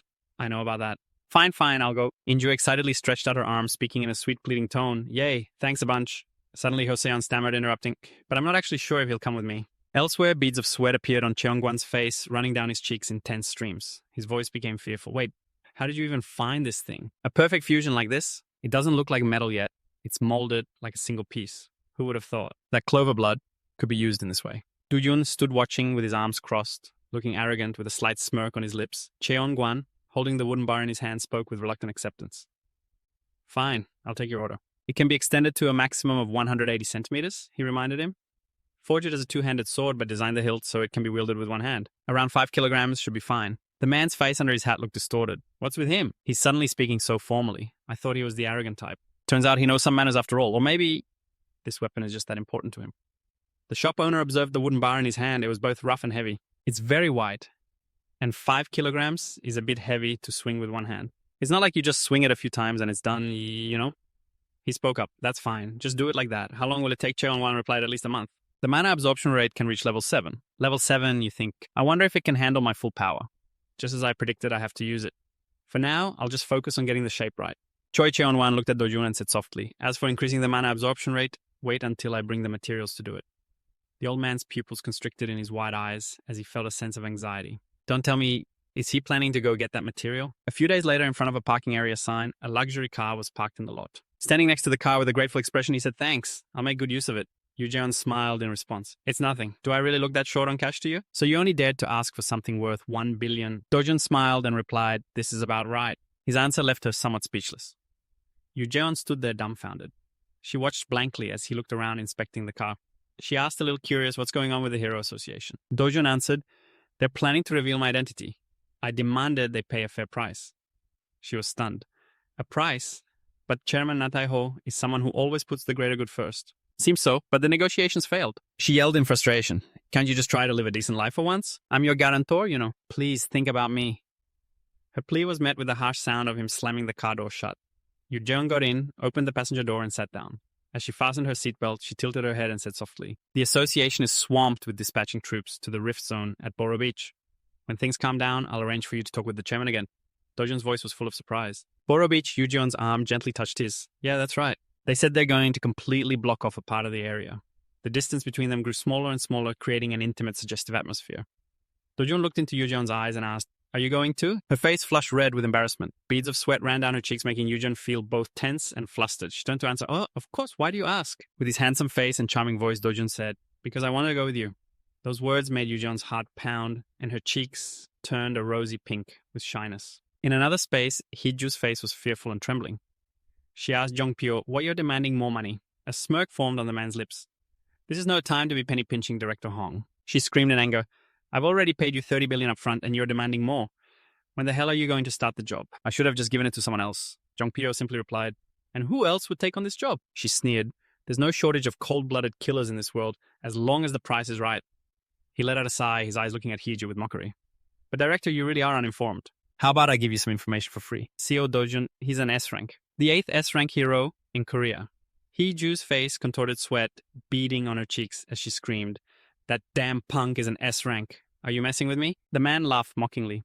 "Oh, you don't believe me? I had to pay to get that information, you know? If you don't believe me, you can just sit there and wait for him to kill you." He slowly strode towards the door. Her voice called after him, "Wait, what is Seo Dojun really an S rank? If that's true, then I can't control him. I'll give you more money, so you must take care of him." A sinister smile spread across Jeong-pyo's face. "It's not just about the money. It would be even better if we became close business partners in the future." Hee-ju seemed to lose all control at the information he provided. She shrieked, "I'll give you anything just as long as he dies." Suddenly, Jeong-pyo's phone rang. Hee-ju felt a sense of unease. He pursed his lips, silently reading the text notification. Jeong-pyo's voice rang out. "It seems even heaven is on your side, Director Hong." Hee-ju looked blank. "What do you mean?" He lifted his phone towards her, a slight smirk on his face. "A perfect opportunity to take care of Seo Dojun has just appeared." On the business class cabin of the plane, Yu Jeon sat with an extremely calm and classy posture. The gossipy comments from excited netizens flooded in. The Hero Association's most elite team, the S-Rank 5 stars, a force directly under the Hero Association. S-Rank 5 stars dispatched to Boro Beach, the largest overseas troop deployment in history. Kang Dong-baek and Park Hae-il are also joining. The Boro Beach campaign officially enters the next phase. 5th floor split. The arrogant figure of Kang Seo-ho sat calmly with his arms crossed. "Choi Gang-sang, I heard Kang Seo-ho is going to Boro Beach too. Busan psychicer. He's a one-man army." Kang Seo-ho single-handedly carried the G-Guild to the number 1 spot. Dambaek, Guardians. They sniff out money like bloodhounds. Boro must be paying a lot. Haejeon, with his muscular physique, was lifting weights in the business class cabin. "Kim, I bet Park Hae-yul is only going for the money too." Geoji Hae-yul, his 93 guilds are all washed up. He's short on cash. John's delicate face was peeking around, observing the situation outside. She had no idea that online people were buzzing with praise for Hero Heiji, 77 Hyun Ju-seon. Is he going too? He's become a national hero. What's wrong with thinking about it for a bit? Number 1, Gangnam super idiot. When the tide rises, you have to ride it. Oh my god, Hyun-yu is sexy as hell. Hyung-pyo crossed his arms, casually looking around. Firsta and Kang Jong-pyo are going to Boraro too. They'll definitely be spending money like water. I heard that if you get a mana stone, you don't have to be a mercenary anymore. It all belongs to Hiroguye Hong. Am I really getting 99% inside info? Just getting a mid-rank stone is enough to change your life. Du Ungbayo turned in confusion to look at Dojun, who was slurping his noodles. The comments were still flooding in. Who is this Sale Dojun guy? The storm on social media grew with curiosity. A new super rookie soldier. The Boraro battle is probably his debut. He's still very young, so he was probably brought along to gain experience. I'm curious about his actual skills. A level 5 should be something special, right? The plane took off flying through the sky. Each person's eyes held their own distinct thoughts. Gang Ong-ho's face was calm while Haejeon's sharp eyes narrowed slightly. Yuzeon maintained a serious expression while Dong-bio was staring wide-eyed and bewildered at Dojun, who was chewing his food with his cheeks puffed out under the hood of his black cloak. The plane was gradually descending towards Boraro. Amidst the bustling scene of towering skyscrapers, after so long in Boraro, The camera quickly pans to a modern headquarters with a flag fluttering in the wind where the heroes were gathered in full force. The Boraro Hero Association right now. Breaking news just came in through an emergency meeting. A news editor reported, the Korean expedition team has just landed at the airport. The other person showed enthusiastic approval. That's welcome news. Among the summit nations, they arrived the fastest. A high-ranking official with furrowed brows remarked as he took notes. In the heavy atmosphere, a few heroes didn't return to their lodgings. Instead, they immediately set out to take action. They truly are a hurry country, aren't they? He stammered. But then the official tilted his head, his eyes revealing a mix of surprise and gravity. I'm worried the Korean side will discover that information. Another veteran leader crossed his arms and leaned back in his chair, his gaze deep and cold. No secret in this world lasts forever. That's why we must control them very tightly. Until this mission is over. The group nodded. I understand. He let out a soft sigh, clenching his fist as if to gather his remaining composure. The atmosphere grew even darker as the final report was read. Boraro's National Treasure class hero, Moises, has been defeated and killed by an unidentified entity.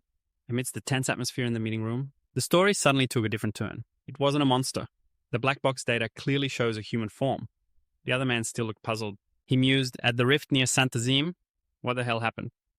In the large conference room, a man in a stern suit held documents while pointing at a glowing map. As he presented down in the audience, Juseon stared at her phone. Her brow furrowed slightly. A message was quickly sent. Where are you? The meeting has already started. Dojun replied very casually. On the plane? She typed back suspicious. The plane? We just landed at the same time. I changed my destination. It's still far away. What do you mean where?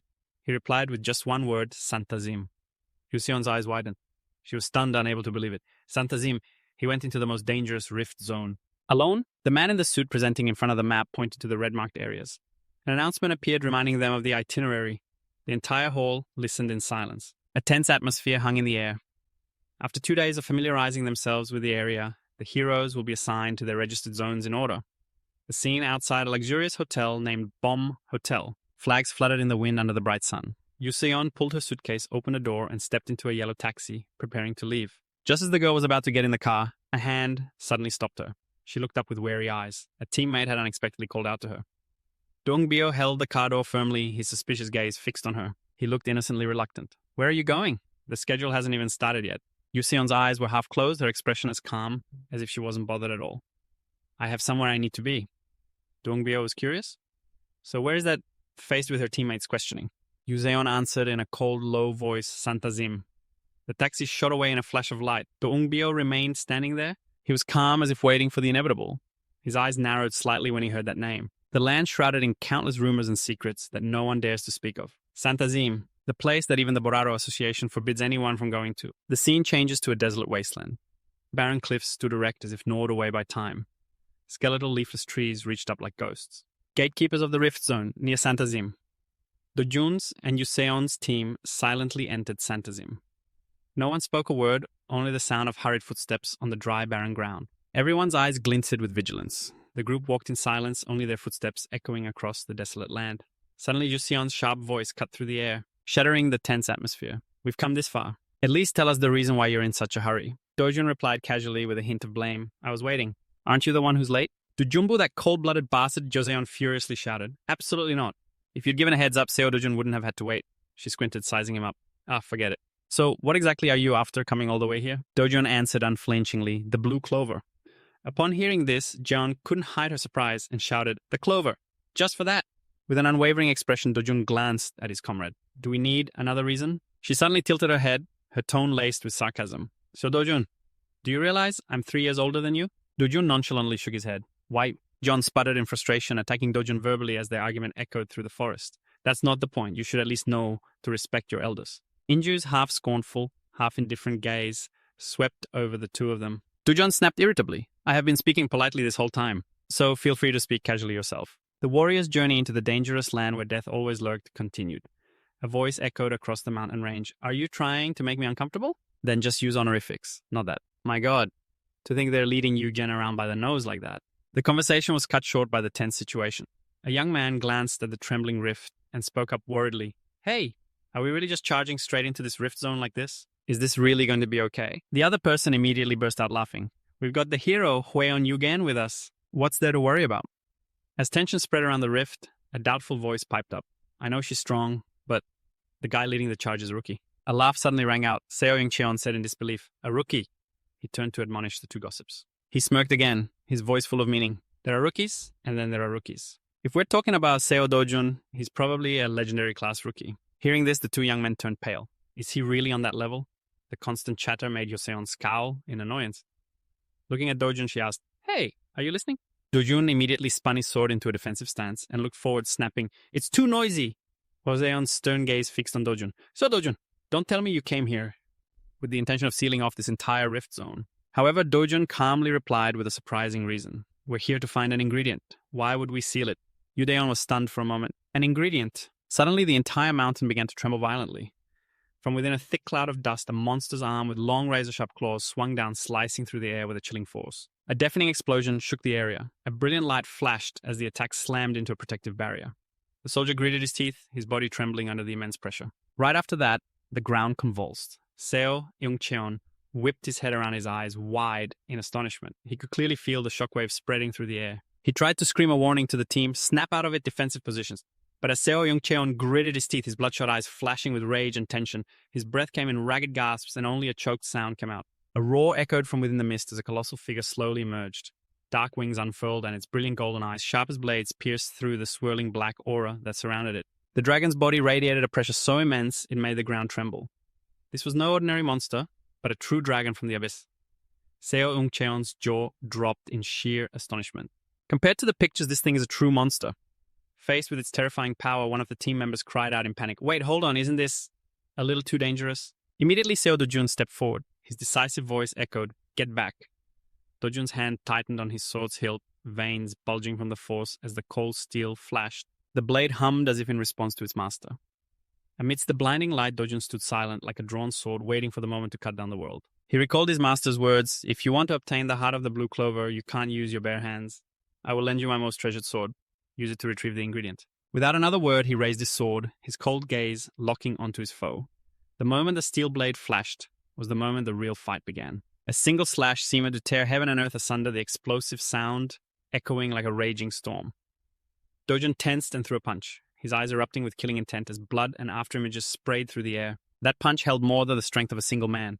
The giant dragon roared, its armored scales gleaming, but it was being bombarded by a relentless barrage of attacks from all sides of the light. Dust and shockwaves intertwined, threatening to crush it. An evil dragon spread its wings, its gaze cold as a powerful spiritual energy radiated from its body like an internal explosion. Its aura flooded out violently, causing chunks of earth and rock to explode as space itself trembled. It was as if the entire battlefield now revolved around it. Seo Young-cheon laughed with excitement. "That's definitely it." The moment the weapon flashed in his hand, the onlookers stood frozen, their eyes filled with terror and amazement. They couldn't believe the power they had just witnessed had come from a human. What was that? And as the sword came down, shaking the very earth, the group cried out in shock. "That's absurdly strong." Dojun stood with his back to them, his sword still dripping with blood. Behind him lay the monster's huge, severed hand. Flames flickered throughout the dark forest. Dojun placed his weapon beside him, sitting alone on a rocky outcrop. Gazing at the brightly burning fire, the whispers that followed were clearly audible. "Did you see that just now? You mean him?" Dojun took down a blue clover dial in a single blow. He took down so many of them on his own. I lost count. An enemy turned its back to him. The purple-haired guy in the group started covering his mouth to whisper, "Hey, keep your voice down." I heard he even took down a cockatrice just like that. The other guy couldn't hide his shock and exclaimed, "He even took care of that giant bird monster." And in the meantime, Dojun just kept staring calmly into the fire, ignoring the gossip buzzing behind him. He was clearly no ordinary hero. Beneath his gaze, a pan was sizzling. Two green steaks were cooking over the flames. He suddenly turned his head to Jeon, who was slowly walking over, and asked, "Have you finished processing the hearts from the blue clover dials?" She immediately looked where he was pointing towards the barrels behind him. He answered nonchalantly, "See for yourself." John glanced behind her, her mind filled with questions. What in the world does he plan to do with those hearts, and what kind of meat is that he's grilling? "It doesn't really look like beef, does it?" His casual reply struck Jeon like lightning, making her eyes widen in horror. "It's from a blue crushed gila. It's actually pretty tasty. Want to bite?" John quickly covered her mouth, recoiling from the meat in fear. "But we brought plenty of our own food." "Then why would we bother eating this?" Dojun ignored her, tossing a comment over his shoulder as he put a piece of the meat in his mouth. "If you don't want any, fine." Behind him, her face was a mask of surprise as she watched him chew calmly. Just then, Inju saw him eating the meat and froze, staring in disbelief. Her face darkened as she asked in horror, "Is that really edible? We still have so much food, yet he chooses to eat that." Just then, a pair of slender hands reached out with chopsticks and slowly lifted a piece of meat from the hot pan. Spotting her silently staring at the piece she'd just picked up, Inju suddenly screamed, "You Jeon!" Wait, you're not really going to eat that, are you? John turned to her friend, who had jumped up in a panic and countered, well, he said it's edible. She quickly opened her mouth about to eat the piece of meat. To Inju's shock, John put the seemingly poisonous green meat into her mouth. A moment later, John covered her own mouth in amazement, thinking, this is actually pretty good. Inju immediately walked over to the two of them and quickly leaned in close to him, whispering a question that made the still chewing Dojun suspicious. Hey, Seo Dojun, what's your secret? How did you manage to win over Yu Jeon? She's never had a boyfriend before and she's not the type to get flustered around men. Come on, tell me, how on earth did you get her to eat that monster meat? Hearing this, he looked down, his face expressionless. A secret to romance, huh? It must have been back at the Imperial Academy. I wasn't even 20 then. An image appeared of the young man known as the Sword God, gazing intently at the young woman. The beautiful girl before him came into focus, Lady Maisugrain, daughter of Count Crane. A moment later, he was hand in hand with a beautiful white-haired woman. Then when he was over 20, the noble Lady Leslie Lian. Lavender Leslie Lian. And it ended with the strong figure of the woman standing bravely before massive monsters. And his final refuge in a ruined world, Vizonia. Inju's sudden shout, right next to his ear, pulled him from his reverie. Hey, I'm asking you something. Didn't you hear me? I asked for your secret to romance. Dojun quickly turned his head to face her. Quick as a flash, he put on an enthusiastic expression and replied, Honey doesn't go looking for the bee. Upon hearing this, Inju completely froze. A second later, her jaw dropped as she began to disbelieve what was in front of her. Oh my god, that is the single corniest line I have ever heard in my life. Inju immediately lunged forward and slapped Joan hard on the back, causing her to drop her chopsticks and cough violently. The scene shifts to a modern city filled with skyscrapers. Sometime later, inside a luxurious room at Progan, P.O.'s assistant approached to give his report. That is all the information. P.O. swirled the wine glass in his hand, his tone indifferent. I really don't get it. The campaign hasn't even officially started, so why are they in such a hurry to set out? And to top it off, Seo Dojundong Inju and her Carnation Guild are participating as well. There aren't any high-value monsters in the Santa Geum region. As far as I know, there's nothing special there. The assistant quickly replied, when we asked Progen, they only gave us a one-sentence reply. That it's extremely dangerous there. Just then his phone rang. When it comes to that damn Seo Dojun, everything is always unpredictable. Honestly. Director Hong, what brings you to call me today? The person on the other end immediately shot back. Is that bastard Seo Dojun still alive? When is he ever going to decide to actually work? He gave a smug smile and asked, what's got you so worked up now? Did something happen on your end? The voice on the other end immediately replied, my father. He must have seen the news that Dojun is ranked number 5, so he's telling me to bring the kid home again. P.O. shot up his voice full of mockery. So the chairman of T Corporation had to show up in person. That's why our director is so worked up right now. The other side grew impatient and yelled, stop messing around. What's the plan now? Bio walked over to the map on the wall. We finally found a decent partner. We have to know how to please them right. Dojun definitely won't be coming back from Bora. The person on the other end replied in a satisfied tone. Now that's an answer I like. The guy pointed his pen at a spot on the map and replied, if you understand, hang up. Director Hong Hee-ju contacted Taka City. At that moment, an assistant finally answered. On the map, a name was circled in red. Now that Seo Dojun has wandered into this wasteland, it's much easier to make our move. Back in the forest, Dojun was leading the party straight ahead. John stared at the map. Are you planning to go into the jungle? I heard there are some really dangerous monsters in there. He asked back, what kind of monster? She quickly thought of a terrifying creature. A Lin. Dojun calmly looked up at the sky. A Lin, you're saying even that thing is here? John asked back, you know about Lins? Of course I do, he replied. Dojun strode forward, and John watched his retreating back with a look of frustration. I knew it. He's always like this. I'm not going to stop you, but at least put this on. Dojun looked at the object in his palm. What is this? Ignoring him, Jeon walked over and started to explain. They're earplugs. If you get hypnotized by a Lin's howl, your mind will go numb. But you just said you knew all about them. I don't need them. His answer confused her. He turned and walked away, leaving a panicked Joan shouting, you shouldn't underestimate the Linda Bora Hero Association. He'd warned everyone to be extremely careful with them, but he paid her no mind. Night gradually fell over the quiet forest, with Dojun still leading the way. A furry creature silently tracked their every move. Under the full moon, its form became clear. Everyone stared at it, their eyes filled with fear. A moment later, a piercing sound rang out, causing Inju and the others to frantically cover their ears. It's a Lin. Everyone cover your ears now. Meanwhile, Dojun calmly stared at the monster with razor-sharp eyes. As soon as it appeared, the Lin had thrown its head back to the moon, its howl echoing through the night. Wincing at the sound, Yoseon covered her ears. Inju and the teammates behind her did the same. Only Dojun remained completely unfazed, watching calmly. She was surprised by his reaction, wondering to herself, why isn't he covering his ears? Dojun casually picked up a rock at his feet. He channeled fire into his clenched fist, a cold glint in his eyes. Then he swung his arm, throwing the rock. The flame engulfed the stone, turning it into a fiery arrow that shot towards the Lin on the branch. She and Yoseon were stunned by his action. The Lin turned and fled. Not letting it escape, Dojun immediately chased after it. Inju followed, still dazed. What in the world just happened? She was also completely dumbfounded. The Lin's howl had already stopped. After running a short distance, he suddenly stopped. The team quickly caught up. There, under the silent night sky, Dujun stood tall, facing a whole pack of Lins. The Lin he'd attacked was baring its fangs in fury. Its red pupils glowed with a faint golden light as it glared right at Joseon. She froze, completely stunned as it stared directly at her. Joseon seemed hypnotized, her eyes beginning to resemble the Lin's. Just then, Dojun stepped in front and gently covered her eyes. His deep, warm voice spoke. "It's not the howl." Joseon glanced at him, her eyes still tinged with yellow. He continued, "The thing that paralyzes your mind is its gaze." Dojun gripped his sword. "Keep your eyes closed for a little while," he told her. She did as he said, squeezing her eyes shut. Dojun coolly advanced on the pack, his sword erupting in brilliant red flames. He thought to himself, "I guess I can't hold back anymore." With a single light swing of his sword, he created a brilliant circle of fire. Dojun stood majestically within the flames, a formidable presence, as he thought to himself. Swordsmanship of the Manga clan.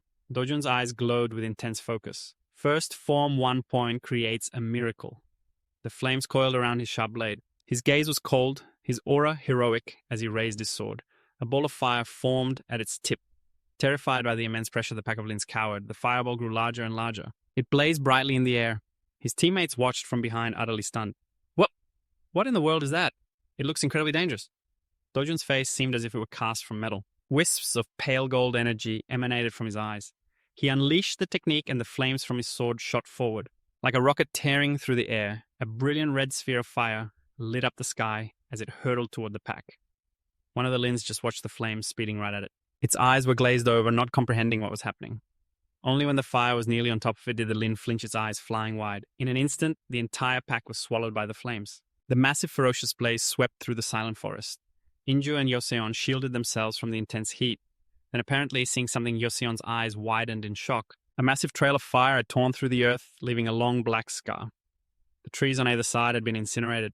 On the ground, a Lin collapsed, its smoking body lying still amongst the embers. The others met the same fate. The whole group stared at the scene, mouths agape in shock. Dujon broke out in a sweat and stammered, "No, it can't be." Amidst the ashes, one Lin was still barely breathing. It struggled to push itself up. Dujun slowly walked forward, sword in hand, toward the still-living Lin. It glared, its pupils glowing as it tried to hypnotize him. Dujun was unaffected. He showed no mercy, decisively slashing the Lin in two. It was still dazed, spitting out a mouthful of blood. The Lin's eyes reflected Dojun's image. He spoke in a cold voice. "Don't you dare act so arrogant here." Dujun touched its wide-open eye. "I'll be taking these eyes. They might be useful later." With ice-cold eyes, Dujun stared it down. Inju and Duye watched him with trust. At that moment, someone exclaimed, "That's insane. Is he even human anymore? He's probably even stronger than Age Alphonse. Maybe even on par with Ken Lester." Ken Lester, the world's strongest hero. No way. All around them, monsters were lying in wait, underwater, ready to attack. They bared their sharp fangs at Dojun's group. Someone in Dojun's group remarked, "They really don't know how to read the situation at all. The undead don't have brains anyway." As soon as the words were spoken, the monsters leaped forward. Unlucky for them, they were met with a devastating punch from Dojun, but just one punch wasn't enough. He also treated each one to a kick. His expression was menacing as he looked at them, then, quick as lightning, Dojun's body shot through all the monsters. He sent them to their graves. Heads flew from necks, bodies were dismembered. Dojun powerfully stomped them into the ground. Watching the horrific scene, everyone could only stare, dumbfounded, nearly falling over backward. The air was filled with the pained roars of the monsters. Back in a moment of peace, while walking alone with Dojun, Duje finally spoke up. "That swordsmanship? Where did you learn it?" The familiar clashing of swords echoed in his mind, and an image of his past self flashed before his eyes. He replied, "What, you want to learn it?" Duje was taken aback. "Can I learn it?" Thoughts began to surface in his mind. In this peaceful world, what's the use for it? Thinking that, he replied, "If you learn it now, when would you ever use it?" Duje thought to herself in annoyance, "Don't be so condescending. I'm an S-rank hero, you know." She retorted irritably, "At least I could use it once before I die, right? Or do you just not want to teach me?" Dujun glanced at Duje, but she wasn't afraid and stared right back at him. Finally, he had to give in. "Fine. So that's all I amount to in your eyes." Inju, feeling helpless, interjected to ease the tension. "All right, you two, let's go through the crevice." The team quickly followed the order. "Yes." Everyone hurried towards the crevice. Inju thought to herself, thanks to Dujun, there were no casualties. Next time we come near this area, we can shorten our travel time even more. With that thought, she quickly squeezed through the crevice and stepped inside. The moment she passed through, Inju heard a voice cursing. "I'm gonna fucking kill you." She was confused. Japanese. The cursing continued. "How dare you get in our way?" Just then, Inju recognized the voice. This voice! At that moment, Duye was being held in Dojun's arms. The one speaking was Jizuma Takashi, an S-rank hero and the Guildmaster of Empire, a guild with ties to the Yakuza. Jizomata stood before Dojun and continued speaking. Today was my chance to have some fun with the Fist King, but you just had to ruin it. Since the guy made a move, he was ready to respond. He whispered softly, "Get lost before I smash your face in." Got it. Your party is a real eyesore. Hearing him communicate fluently with Jizomata, a surprised Duje asked, "You know how to speak Japanese?" Dojun replied with a bit of worry, "A little," while thinking to himself, actually it was the old Dojun who learned it. Jizomata, seething with killing intent, warned, "What are you spacing out for, you dogs?" His men quickly chimed in, "What's that bullshit you're spouting to our guildmaster, huh? Get on your knees and apologize now. Do you know who this is?" This is... Dojun's ice-cold gaze cut them off. "I don't care who you are. Kneel and get lost." The air suddenly froze. The killing intent between the two sides was palpable. Inju began to think to herself, Empire is the 5th-ranked guild in Japan. They're notorious for being an unruly bunch of gangsters with Yakuza origins. No matter how strong Dojun is, he should avoid this. Thinking that, she quickly stepped forward to mediate. "Everyone calm down." The man shooed her away. This is no place for a girl to butt in. Hearing that, Inju's face stiffened. "A girl." Dojun's group suddenly erupted. "You idiots, what the hell do you think you're doing? How dare you insult our guildmaster? You damn fools." Inju quickly tried to stop them. "Everyone be quiet." Then she calmly introduced herself. "I am young Inju from the Carnation Guild. It would be better to resolve this peacefully. Jizomata didn't even bother to listen and continued. "Why have I never heard of your guild before? If you're looking for a beating, don't worry, your turn will come." With that, he reached out and pulled Duye away from Dojun. He quickly moved forward to stop him. Seeing Dojun step forward, the man threw a punch. "Get lost, I've got something to show you guys. I was going to kill you anyway, so just sit still and die." Dojun thought to himself, "Something to show me. Are you trying to piss me off? If you're that eager for a fight, then let's play." A monstrous punch landed right on Jizomata's cheek. It was just a gentle tap, but it sent the man flying 100 meters. Seeing their guildmaster go flying just like that, Jizomata's underlings were suddenly terrified. Dojun reminded his team, "Everyone step back." He threw the first punch, so this is just self-defense. "Let's make this a one-on-one. Get rid of these small fry, they're just getting in the way." The man named Jizuma snapped out of his daze and ordered everyone to back off. The muscles on his arms bulged, and his face grew more menacing. Jose, who was nearby, started to worry about Dojun. She thought to herself, "Dojun, please just kill only half of them." Takashi's men suddenly looked forward. Jujon Inju and Seonjon stared ahead with horrified expressions as Dojun leaped up and kicked Takashi right in the head. It sent him smashing face first into the ground, groaning in pain. Dojun then kicked him, sending him flying. Takashi clutched his nose in agony, thinking, "Damn it, how is this bastard so strong? Who the hell is this bastard? This is nothing like what I heard about him. Damn it." Dojun shot him a look. Seeing that gaze, he trembled, thinking, "I'm going to die." He immediately turned to run, but Dojun instantly appeared in front of him. In a low, menacing voice, Dojun asked, "Who sent you punks to start trouble with me, huh?" "I already have a pretty good idea who it was. But you're going to tell me anyway." Dojun grabbed him by the hair, causing him to tremble and beg, "Please spare me." Dojun replied coldly, "You want me to spare you, not a chance." Then he clenched his fist, and he punched him right in the face, sending blood splattering everywhere. Jujun's group saw this. Everyone's eyes were wide with shock. Dojun rubbed his arm after knocking Takashi to the ground. Inju looked surprised. "I knew he was strong, but I never imagined it would be this one-sided." Dojun placed his foot on Takashi's head. Seeing this, Inju tugged on Jujun's sleeve. "At this rate, he's going to kill him," Jujun said something. Seeing Dojun pressing his foot down hard on Takashi's head, Jujun finally spoke up to stop him. "Dojun, stop. If you keep this up, you're really going to kill him." He answered without hesitation, "I'll take responsibility." But Jujun pulled him away, demanding, "Take responsibility? How could you possibly take responsibility for that? It would have been better not to do something you'd have to take responsibility for in the first place." Dojun explained, "I've seen plenty of scum like him before. It's better to just kill them." Inju came over and took his hand, pleading, "You shouldn't ruin your life over a piece of trash like him. Please stop." Jujun added, "They've already learned their lesson, and it was a painful one." Inju quickly shouted, "If you guys don't want to end up like him, then you'd better say you won't cause any more trouble." The three of them immediately got on their knees, bowed their heads, and answered in unison, "Yes, sir." But Dojun still didn't look satisfied. He demanded, "Just kneel in, put your foreheads on the ground." Hearing this, they immediately started kowtowing like obedient puppies. Dojun then asked, "You gangster types have to cut off a finger when you screw up, right?" After hearing that, they all kowtowed frantically. Forgive us, please spare us."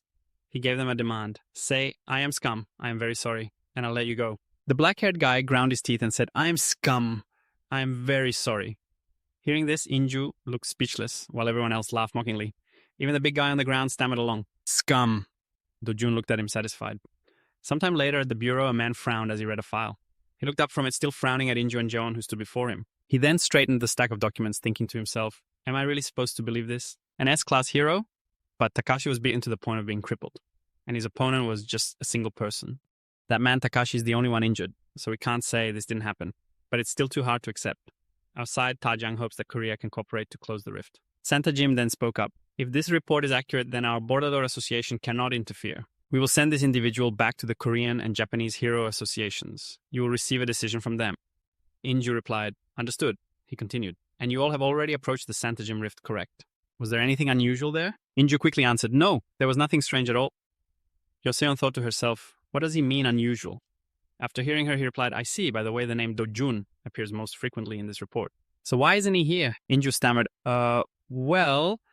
Joseon quickly came up with an excuse. He said he needed to go take care of a few things. He asked, puzzled, take care of a few things. In the hospital corridor, moans echoed everywhere. Takashi whimpered, his eyes flashing with fear. It turns out he was looking at Dojun, who was standing before him holding flowers. He spoke up to correct him, just lie still. I really am just here to visit. Dojun took out an orb and placed it on Takashi's forehead and said, now tell me what happened. The room suddenly became strangely quiet. Takashi's face was as if hypnotized as he said, because of low-class trash like me, I picked a fight with the Korean guild. Dojun frowned at him, then turned and walked away, leaving Takashi behind. He was still muttering, the Yakuza are scum, the Yakuza are scum. Dojun walked out of the room, his hands clenched tightly. The rumor about the clash between the Korean and Japanese heroes spread quickly. News articles reporting on the brawl between Dojun and Takashi appeared one after another with headlines like took down Takashi in a single blow and violence more terrifying than violence itself. It's hatred. Public support for Dojun is spreading everywhere. The mysterious hero Chel Dojun has finally spoken out. Taekwa said as he read the news, he's really dominating the national news. It's truly explosive. News about hero Chel Dojun is coming out daily. The man with glasses spoke up. But is it true that the Japanese Hero Association refused to investigate further? Taekwa answered, I heard the victim Takashi himself said so. I don't really get it. He's always trying to make a big deal out of everything. This proves the Japanese side is trying to avoid something. The man with the glasses looked confused and said, what do you mean by that? Taekwa replied through gritted teeth, I don't know. Soon everything will focus on Hero Dojun. I feel like the balance of power among the world's heroes is about to be shaken. Only one day remains before the operations to close the rift area in Bordador begin. The Korean heroes arrived early to acclimate to the area, coordinating with the heroes from around the world who gathered in the later waves and sharing joint activities, as well as their own individual plans, and a pre-deployment party was held to ensure its success. The star of the party was of course Seo Dojun. At the party, Dojun was standing and talking with a group of people. Inju looked at him and thought to herself, the rumor about him crushing Takashi seems to have spread globally. Everyone who comes here is talking about it. And yet he's not showing off at all. It's impressive. Compared to him, don't you think we're so insignificant? Inju noticed Joseon had been silent for a long time and wasn't answering her. She looked at Joseon and thought, she's not even listening to me. What is she looking at that's making her so tense? Thinking that, she looked ahead. In front of them was Dojun, standing near a glamorous woman. She was looking at Dojun with eyes full of admiration. She was Gloria Tyler, an S-class hero from the United States, ranked #1 in the world's most beautiful hero poll. Inju smacked Joseon's arm, startling her. Inju said loudly, that's enough sulking. Why are you just sitting there? Go on. Hearing that, she stammered, What am I supposed to do? Dojun glanced over at Joseon. She shyly walked towards him. Joseon blushed, not daring to look at Dojun. Seeing her expression, he found her cute and smiled happily. Just as Joseon arrived, Tyler also turned to leave. That was interesting. See you later. Cassio. Hearing that, she wondered, who's Cassio? Dojun took a sip from his wine glass and replied, that's me. Joseon was surprised. You have an English name? Dojun explained, it's the name I used before Dojun. She looked at Dojun and thought, did he live abroad as a child? I checked his background before, but this information wasn't there. Why has he never mentioned this name to me? In the distance, someone was silently observing Joseon and Dojun. He thought to himself, that bastard Takashi. He couldn't even punish a piece of trash like that. In the end, it looks like I'll have to take care of it myself. He heard Joseon reminding Dojun, but you have to be really careful, Dojun. He walked past the two of them eavesdropping. I know you're very strong, but enemies don't always play fair. Takashi has some close allies. The most famous one is before she could finish Dojun, cut in, just drop it. Dojun froze for 5 seconds after hearing that. What does he mean, let it go? You should know who Dojun is. He's just another sarcastic type, the same as Takashi. Cowardly and weak, but loves to act tough, right? Guys like that aren't worth worrying about, not one bit. A man standing in this corner of a party heard your words and began to tremble with rage, his eyes filled with killing intent. Dojun, in contrast, flashed a mocking smile. The man clenched his fists, staring at Dojun and silently cursing, that bastard. I'll kill him with my own hands. That evening, the moon and stars appeared in the sky. Inza, with a contemplative look on her face, spoke up. This is the first time I've ever seen something like this. At the rift area, near Santa Jim, Inza continued, the entrance to the rift looks so gloomy and dark. Seong Cheon smiled and said, "What's there to worry about? We have two S-class heroes here. You just have to go in and close it." Inza agreed. "That's right. What could possibly happen? Let's all go in." Everyone replied in unison. Understood. They were now standing before the rift. Noticing Dojun's hesitation, Dajeon looked at him in confusion and then asked, "What's wrong?" He replied to her, "Don't you feel it?" Dajeon responded, "Feel what?" Then she turned to ask Inza, "Sister, do you feel anything?" Inza was also puzzled. "Not at all." "What do you mean? Are you sensing something?" Dojun looked ahead anxiously. He could feel the concentration of spirit power increasing. The air around them suddenly grew unnaturally quiet. High above someone was measuring the spirit power concentration, 23.61%. He spoke, "It'll reach 30% soon. It would be easier if these filthy insects all died right here." Everyone was now feeling pain. "My body's so heavy. It hurts so much. It's suffocating. I can't breathe." Dojun thought to himself, this level of spirit power is on a completely different level. The concentration is even denser than it was in the Patisua forest. Daejeon glanced at him. "This is the first time I've ever seen Dojun this tense. There's definitely something in here." Dojun was also staring intently ahead. Inza spoke up to reassure everyone. "Everyone stay calm. This might just be a unique characteristic of this rift. Since our bodies feel heavier than usual, don't let your guard down. Brother Jujon, please protect the formation. Brother Dojun, you as well." Jujon replied obediently. "Understood." Inju continued, "Just until we find out why the mana density is changing." Dojun also replied, "Got it." Inza gave the order. "First, our objective is to close the rift. Everyone stay on high alert. Move out." Everyone acknowledged the order with a loud, clear shout. They all raised their guard and observed their surroundings. As Dojun entered the Santorum Rift, the northern region of Borzaro, the largest city in the Rift Zone, was where the Korean and Borzaro teams were dispatched. Suddenly, everyone was attacked. They were poisoned and bleeding from their mouths. Whooshing sounds echoed everywhere as poisonous bees appeared in the sky, relentlessly attacking Inju's group. They were killer hornets, a flying-type monster. Watching his comrades get poisoned and gradually fall, a member of Dojun's team thought to himself, "Impossible. Killer hornets are supposed to be monsters that even C-rank heroes can hunt." The group seemed powerless against the swarm of bees. One by one, they were poisoned and collapsed to the ground. A member of the group saw this and thought, even an A-rank hero is being completely overwhelmed. A hornet pointed its sharp stinger and shot like a bullet towards him. He raised his hand to punch it, but it dodged. He inwardly cursed, "Damn, my body's too heavy." Normally that thing would have exploded into pieces. Seeing the hornets furiously attacking his teammates, he thought, how many of us will get out of here alive? A powerful blade swung towards Inju. Black Orcs suddenly appeared with sharp weapons in hand. Seong Cheon wondered aloud, "This is weird. Why are the Black Orcs this strong?" The members of the group charged forward one by one to attack the Black Orcs. Another member continued the advance, attacking them. A Black Orc glared at him, its eyes smoking. Then it raised the sharp axe in its hand.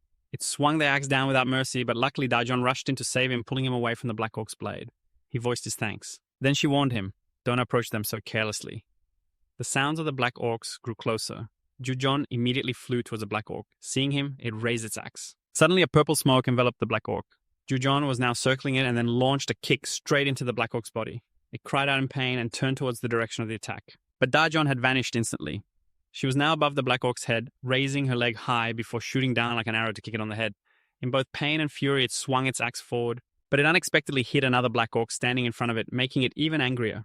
Daejeon seized the opportunity to continue her assault. She delivered a powerful kick that sent the Black Orc flying far away. It cried out in pain, spitting a mouthful of ichor. Seeing this, everyone thought to themselves, Seol Daejeon is so incredibly strong I'd forgotten. As expected of an S-class, she's so powerful. Model. The Black Flag member screamed in pain, but was immediately met with a punch from Dojun. Dojun took down one of them in an instant. Inju thought to himself, this level of difficulty, even with the two of them closing, this fissure won't be easy.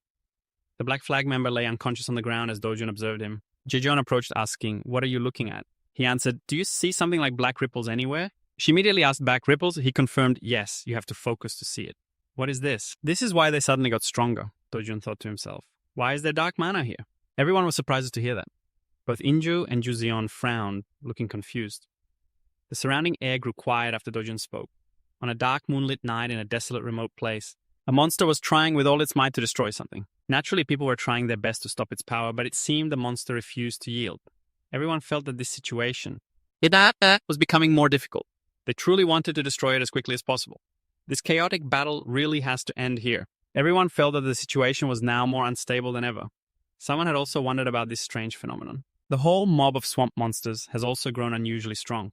Human strength can't hold up against it. If this continues, and then humanity won't be able to survive. Was that last blow really strong enough to tear right through combat armor? This is truly dangerous. What in the world is happening? Even at my sharpest, I can't stop it. A blue-haired girl flew high into the air and used her power, but the monster was in no way ready to back down. But that girl is incredibly clever. If the swamp monsters are already this strong, then this is surely even more dangerous. Could there be something special about the fissure here? She seemed to have a thought that made her face grow worried. It's not just at Boradoro, but could it be that all the fissures around the world are like this? At the fissure near the manor, a desolate and remote place, a young man was racing against time, his face filled with anxiety. Sweat soaked his face. Those things are all S-rank. And yet they were taken out just because of a few bokera. The purple-haired girl turned with a surprised look when she heard this name. As Dojun turned, he understood exactly what the man was saying. That's right, especially the ones infected with dark magic. You must be extremely careful. Dark mana is a dark aura that surrounded the dark monk's body. Whatever it had before is now appearing on the swamp monsters. Is that what's making them stronger? The vortex continued to spin without end. Imagine dense energy being forcefully poured into their bodies. Joan was trying her best to keep everything under control. Is it like in a game for casting spells? What's with that sigh? No way. Mana really exists in the real world. The biggest difference between heroes and ordinary people is the presence or absence of mana. The monsters grew more ferocious and Dojun truly wanted to destroy everything as fast as possible. Everything is just a complete mess. Didn't the concept of mana not exist in this world originally? Then this must have once been a peaceful world. It's a shame that peace won't last much longer. I honestly didn't want this to happen at all. Dojun wanted everything to return to the way it was, but he had already tried his best. Dojun wanted to kick down every obstacle. He would prove that this world deserved to be at peace. He was the bravest person they had ever seen. His teammates looked at him with admiring eyes, but John still had a question in her mind. So to sum it up, among all the types of mana, it's that dark stuff that's making the monsters stronger, right? If you had to make an analogy, it's like pumping an athlete full of stimulants. She had a question, so she asked him, but how do you know that, Dojun? To me, it's simple. In fact, it's stranger that you all don't know. Leaving the swamp, the Carnation Guild followed the warning. This was an extremely dangerous area, so they deliberately slowed their pace and moved with caution. After hearing that, everyone felt endlessly worried, but a hand signaled for everyone to stop. I found it. Dojun, it's a bait cocoon. Looking at its shape was enough to figure it all out. Be careful. That dangerous thing is definitely around here. But one person spoke up to deny this. Dojun had recognized the more serious problem. The real danger is actually over here. It's a good thing we found it early. What, Dojun? Are you a mage or something? So you're saying these cocoons are the danger. Dojun is about to show everyone just how dangerous they are. They'll suddenly burst open, that's right. The ones infected by dark mana are controlling them like puppets. If we don't handle this right now, they'll immediately surround us from all sides and wipe us out in the blink of an eye. Now all that's left is to take it down. Dojun was still trying to prove the truth to everyone. It has absorbed dark mana, controlling them like puppets. If they don't deal with it now, they'll be completely surrounded and wiped out in an instant. Now they just have to take down that dangerous thing, and it'll be over. Everyone was focused on his words, amazed by Dojun's composure. This is the first time I've ever been in a situation like this, but he isn't flustered at all. The more I watch him, the stranger this man seems. I just thought he was simply strong, but power like this, it's like he's already surpassed human limits. John gently placed a hand on his shoulder. Tell me the truth. Have you been reincarnated? Are you living a second life? Dojun found this amusing. A second life. Huh? I guess you could call it something like that. How much farther to Kenut's core? The short-haired woman immediately answered, we just have to get through this forest. That'll mean we're halfway there. Dojun then made a sudden unexpected decision. I'm going to seal this place today. Even John couldn't believe her ears. Someone spoke up about their current condition. You might be able to do it, Dojun, but the rest of us can't. We're all exhausted from the fight in the swamp. Dojun looked at their tired faces. He didn't want to force them into a difficult situation. All right, get some rest. I'll deal with it quickly and be right back. And just like that, Dojun ran off alone into the deep forest. He had made up his mind and was determined to follow through.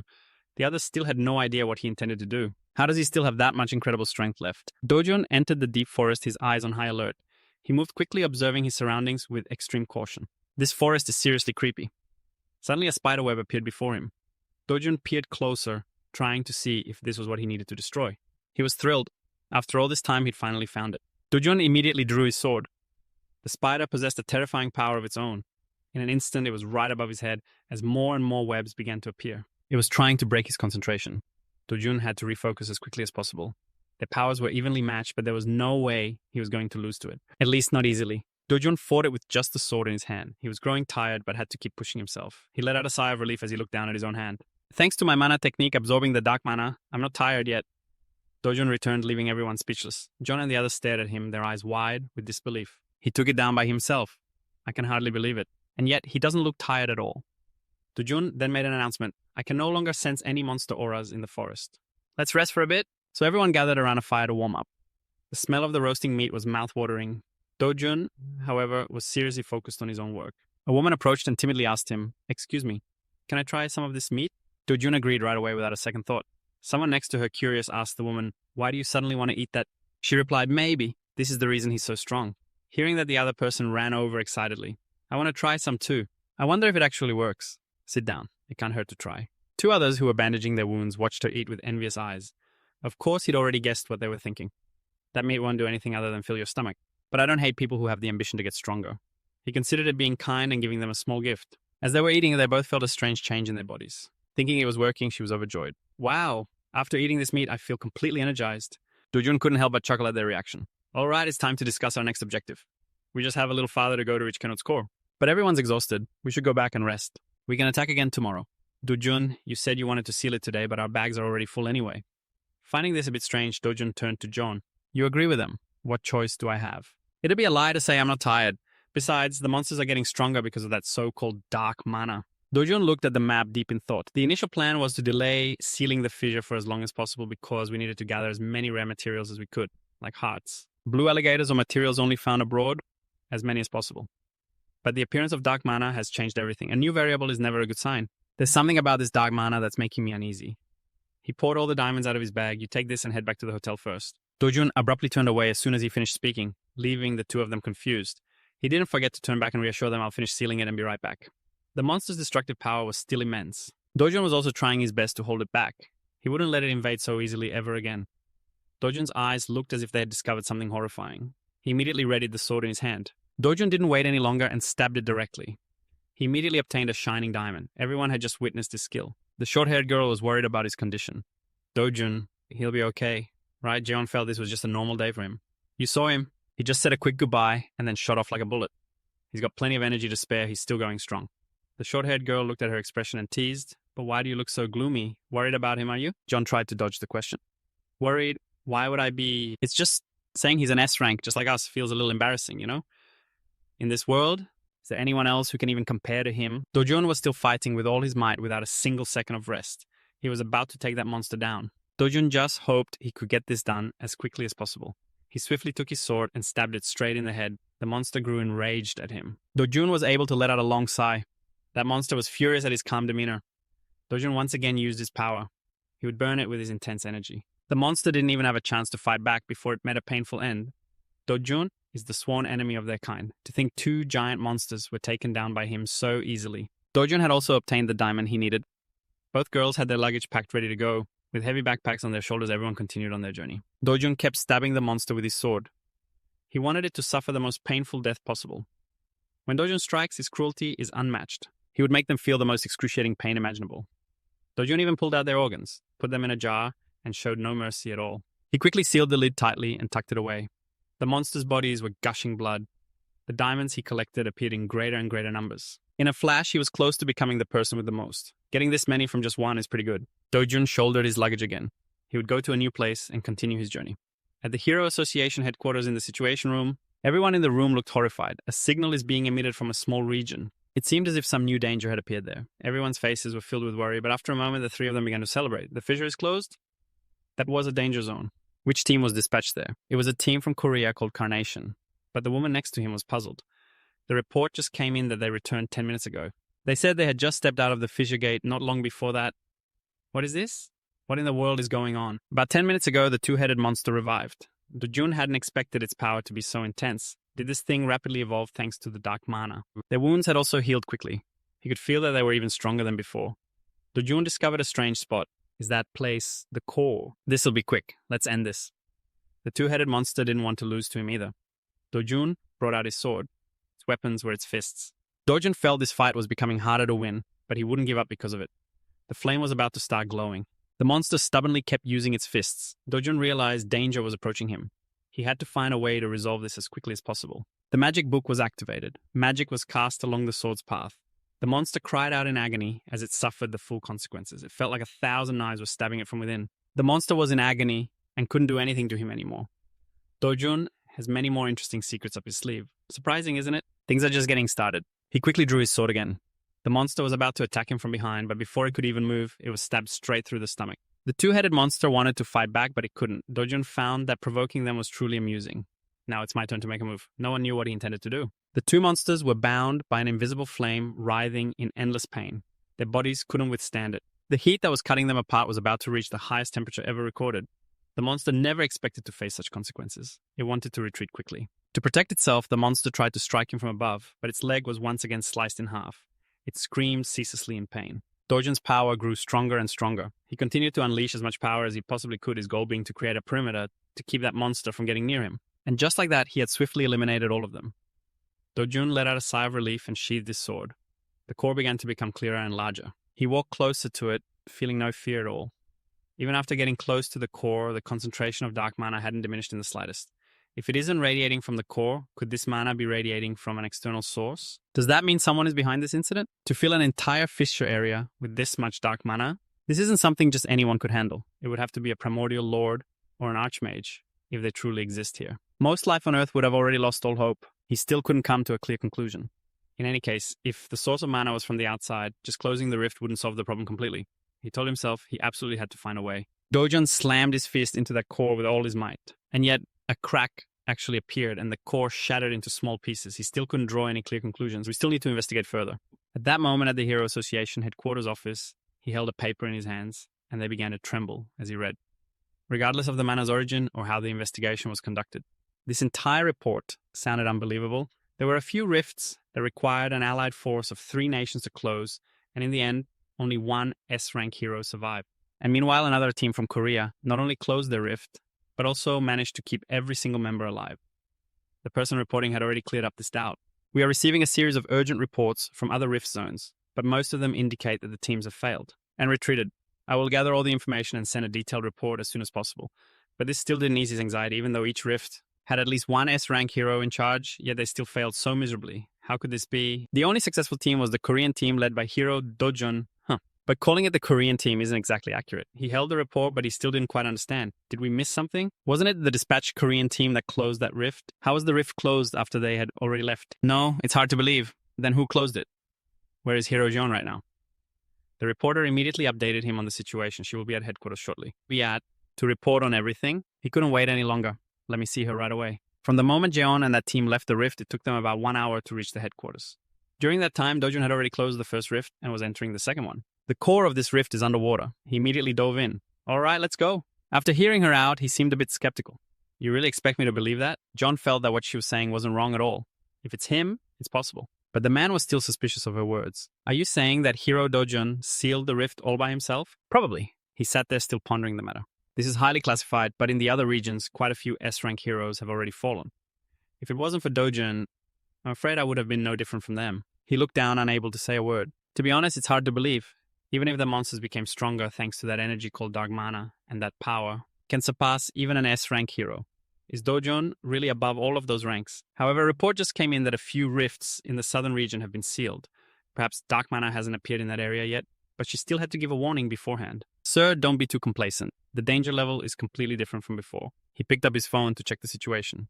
You said the color of the rift gate is different, correct? Right now, there's no other way to identify them, so he immediately assembled everyone. Check all rift gates in our territory. Right now, move. After speaking, Jeon quietly turned to leave. She walked with heavy steps in her high heels. Suddenly, Jeon received a phone call from the chairman. He seemed to be calling her for something. Jeon wanted to ask him one thing clearly. That thing called dark mana. Have there been any developments in the Korean region? He just replied coldly. There haven't been any reports like that yet. You just continue to monitor the situation closely. Jeon thought to herself, feeling that something wasn't right. Even for an S-rank, facing a horde of monsters with dark mana would be incredibly difficult. If even one of them absorbed that power, the consequences would surely be horrific. I have to quickly prepare everything I can. At this moment, Dojun was about to swim across to the other side. Rifts of this type located in rivers, lakes, or the sea usually have their cores deep underwater.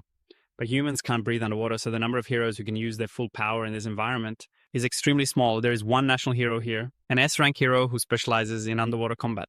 He's always paid a very high fee by nations to handle underwater rifts around the world thanks to the special ability of underwater respiration that he awakened. When he became a hero, he could feel it. The dark mana in the water was much denser. As Dojun got used to it and began diving, he became determined to conquer the rift at the bottom of the lake. This is great. It must be the dark mana. Do-Jun continued to swim deeper. He told himself to breathe steadily. First, he had to control his buoyancy. He calmly swam down into the impossibly deep lake. Do-jun had thoroughly learned the rules before coming down here. His face was filled with determination. After a long time, he was finally able to stand. Immediately after, Do-jun's gaze sharpened with vigilance. He spotted a giant beast behind him. It had found a target to attack. Thanks to the dark mana, Do-jun had already identified it. So it's brimming with life, huh? He decided to use his fists. Do-jun was determined to get everything under control. He wouldn't easily back down from anything. Do-jun silently observed his surroundings. Fish with ugly forms also appeared here. They were viciously biting at the beast. He remained engrossed, observing something in the distance. Do-jun imagined the worst-case scenario. He truly couldn't fathom what would happen next. Anyone else seeing them would surely be terrified. But to ignore the buoyancy, to freely control one's body, to stand firm on 2 feet, as if on land, and to throw a punch just as fast as on the surface. Do-jun was trapped in the middle of them. He had to find a way out of here first and figure things out later. What a pain. Fighting all of these things would be exhausting. Do-jun decided to find an escape route. He would dart into that open space. But something very dangerous was also up ahead. With determination, Do-jun pushed forward. Some kind of beast was opening its eye. Do-jun still couldn't identify what it was. But he sensed it was also a threat. Do-jun thought that he had to end the situation quickly. He rushed over to see what it was. One of its eyes was glowing. This was the first time he had ever seen a creature like this. Its gaze seemed to be fixed right on him. To think he'd accidentally find it in a place like this. In his previous world, those who became legends all had one thing in common before making their name. They had all hunted this creature. A golden opportunity like this, how could I possibly let it pass? But claiming it wouldn't be easy for Do-jun. The creature suddenly dove straight into the depths. He immediately thrust his fist downward with great force. Do-jun couldn't let this precious opportunity slip away. For this creature, there was no such thing as a natural predator, no matter who the opponent was. It also created an illusionary space to devour everything. Do-jun was almost pulled down into the abyss. He could feel the situation was becoming even more dangerous. Do-jun had to try to remain as calm as possible. He wanted this to end quickly, but fighting this creature was an incredibly difficult task. It just stared with its eyes wide open, completely motionless while he was gritting his teeth and enduring the strain. Do-jun was trying to think of the most practical approach. If I just kill it, that would be easy. But then I wouldn't be able to claim its illusionary space. I have to use pure mana to subdue it. Only then will this space become completely mine. His figure looked as if it was engulfed in a sea of flames. And yet for some reason, some of the fish began to decay. They had been contaminated by the rays of his power. Do-jun was trying to focus everything he had. He felt his own body running out of energy. If this keeps up, I'm going to lose. Do-jun's hand reached out as if trying to touch something. He was fighting with sheer determination. The more mana he expended, the more dark mana he had to draw from the abyss. Do-jun decided to use both hands to counter the force. He seemed to feel something strange again. Do-jun absolutely could not accept defeat. Is this too much for my current body? Unbeknownst to him, his reflection had appeared in the creature's eye. Do-jun felt he had nothing left to lose. All right, I'll bet everything on this. The current grew stronger. Suddenly a force erupted from the bottom of the lake toward the surface. The creature and him, both of them, shot upwards. Do-jun had executed his plan perfectly. Do-jun felt a surge of joy knowing his plan had succeeded. He had finally obtained what he wanted.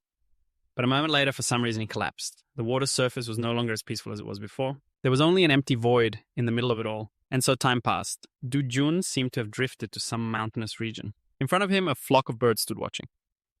Do-jun was still dazed and not fully conscious, but he was startled when one of them suddenly approached him. Then they all suddenly flew away. Do-jun's eyes opened as he witnessed the scene. He remembered everything and realized that he must have passed out. Do-jun sat up and tried to clear his head. He was recovering the strength in his hands. His mana had increased since before.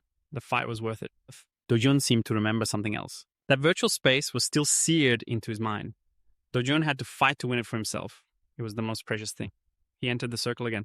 Along with his items, he was happy feeling he had completed a noble mission. There was nothing left for him in this rift anymore. Time to seal it, then head back to the rest station.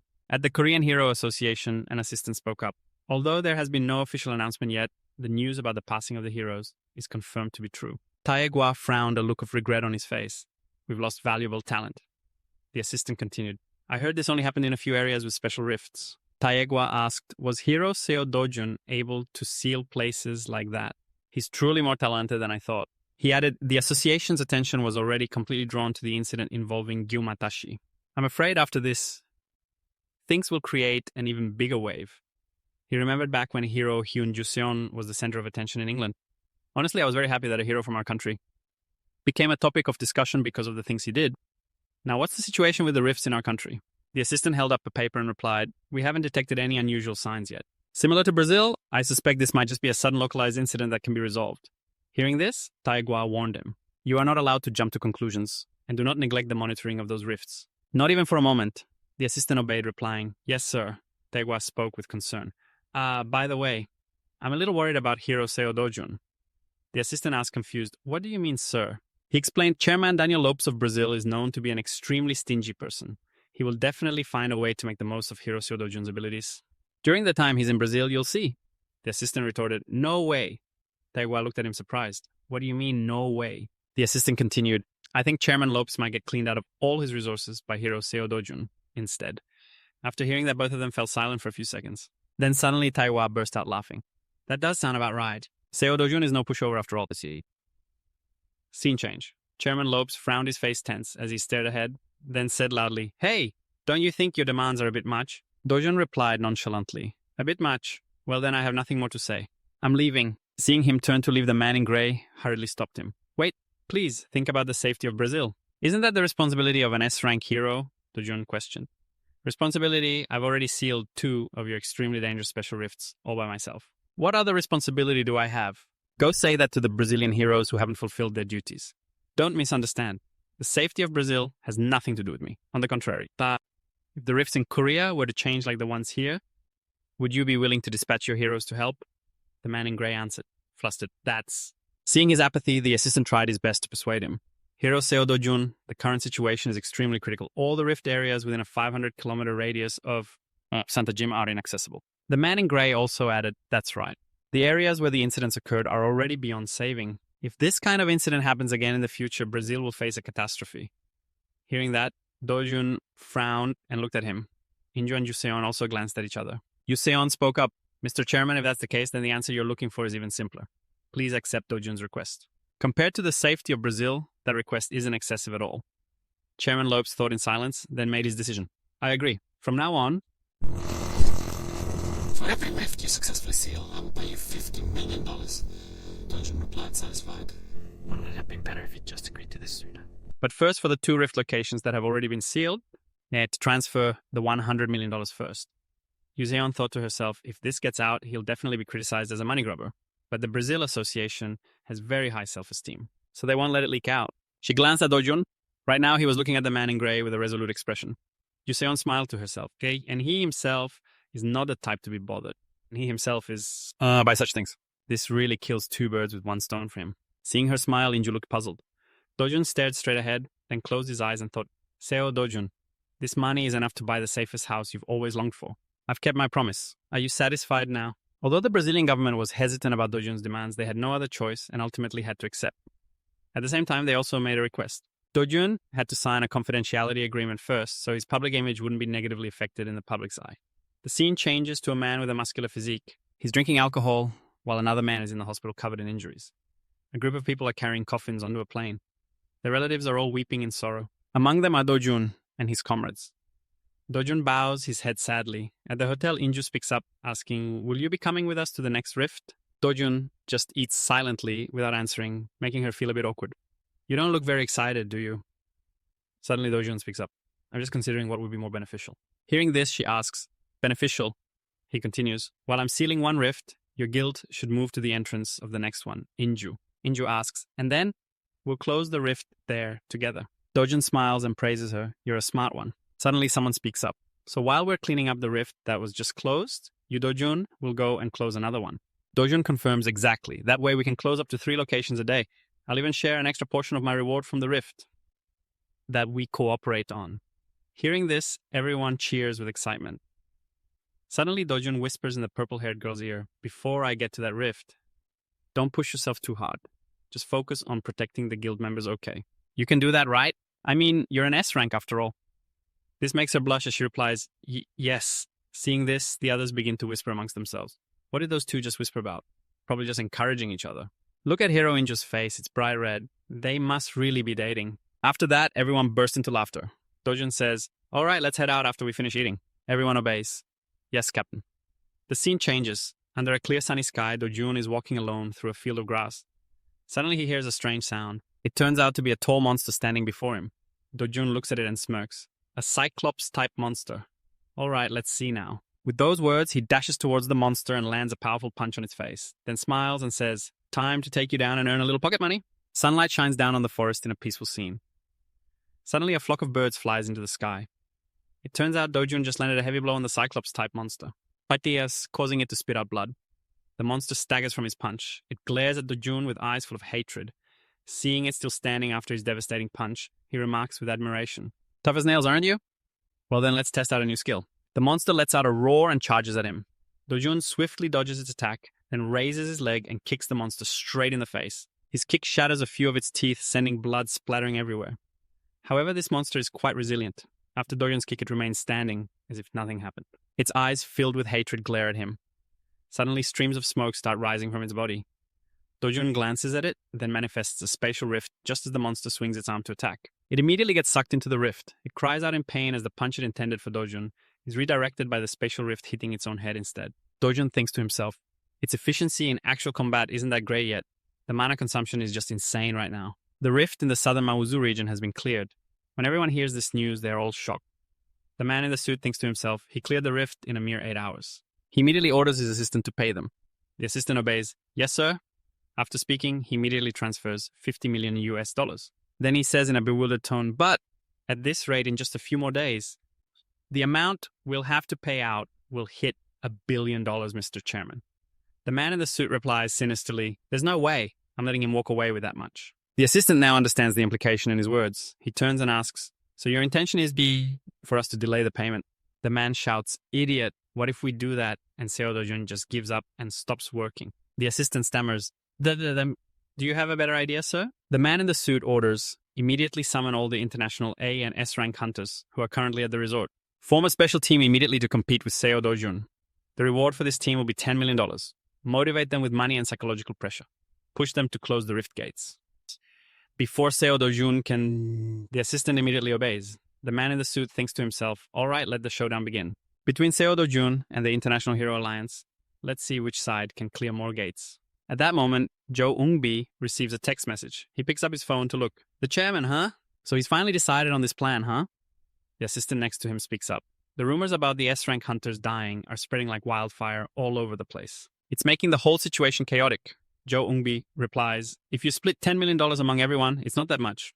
But the 10 artifacts in the rift will be a much juicier prize. So this works out just fine.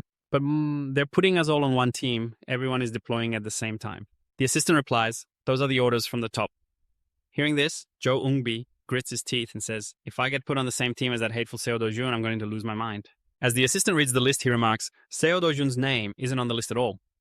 Jo Ungbi immediately gets a surprised look on his face. "What? Let me see that it's true."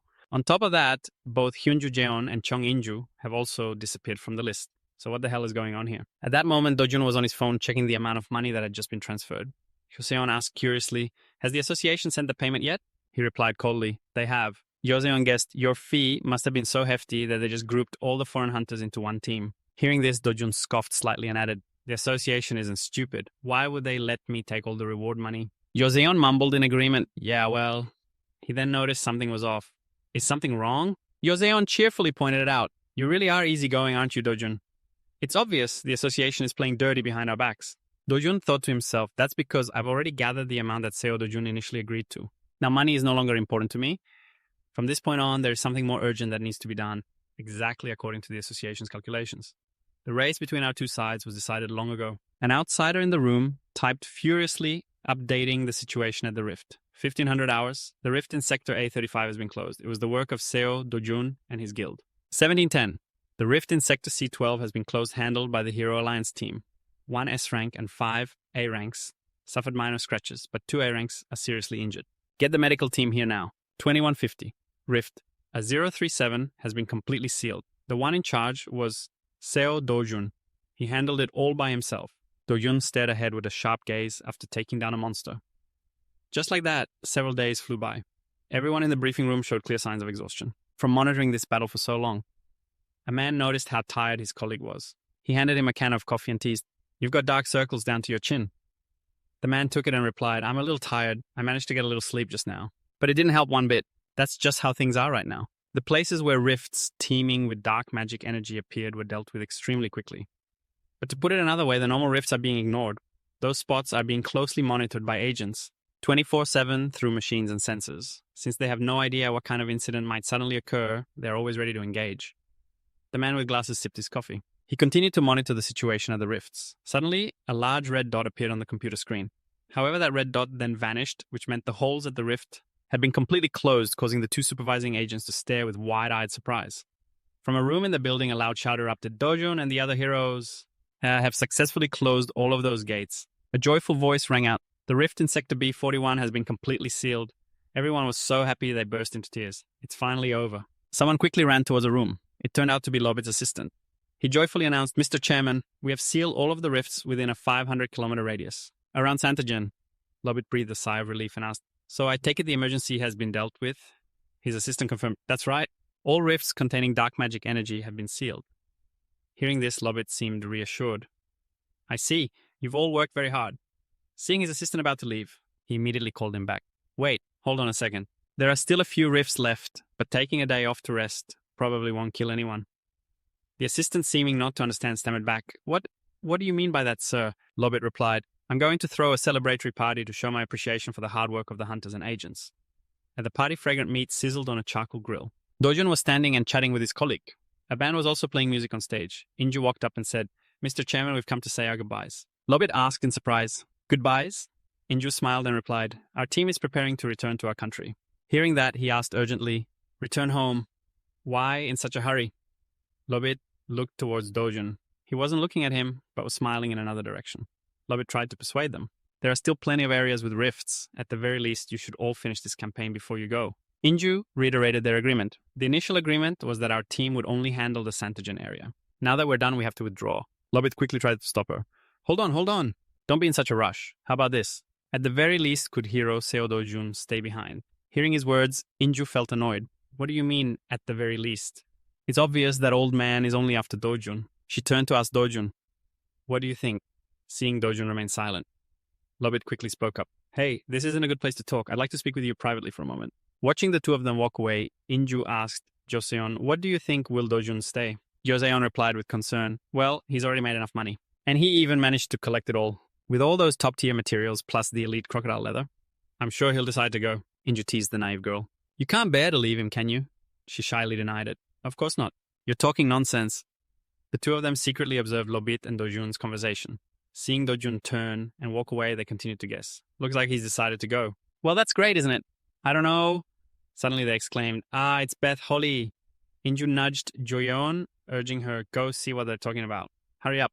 Joyeon refused. "Why would I go over there?" But Inju kept giving reasons. Go eavesdrop and see if they're secretly dating or something. Joyeon refuted. A secret date in a crowded place like this. Seeing how clueless she was, Inju chided her. "You're so naive. Standing in front of a great beauty like that, do you think he's even paying attention to his surroundings? If you don't want to lose your chance, you better act now."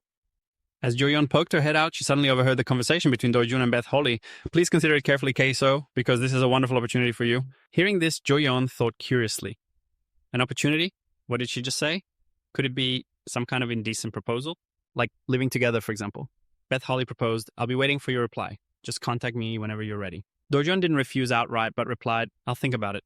Joyeon looked at Beth Holly and praised her internally. "I admit she's really beautiful, but he seems quite calm. Could it be that he's impotent? No?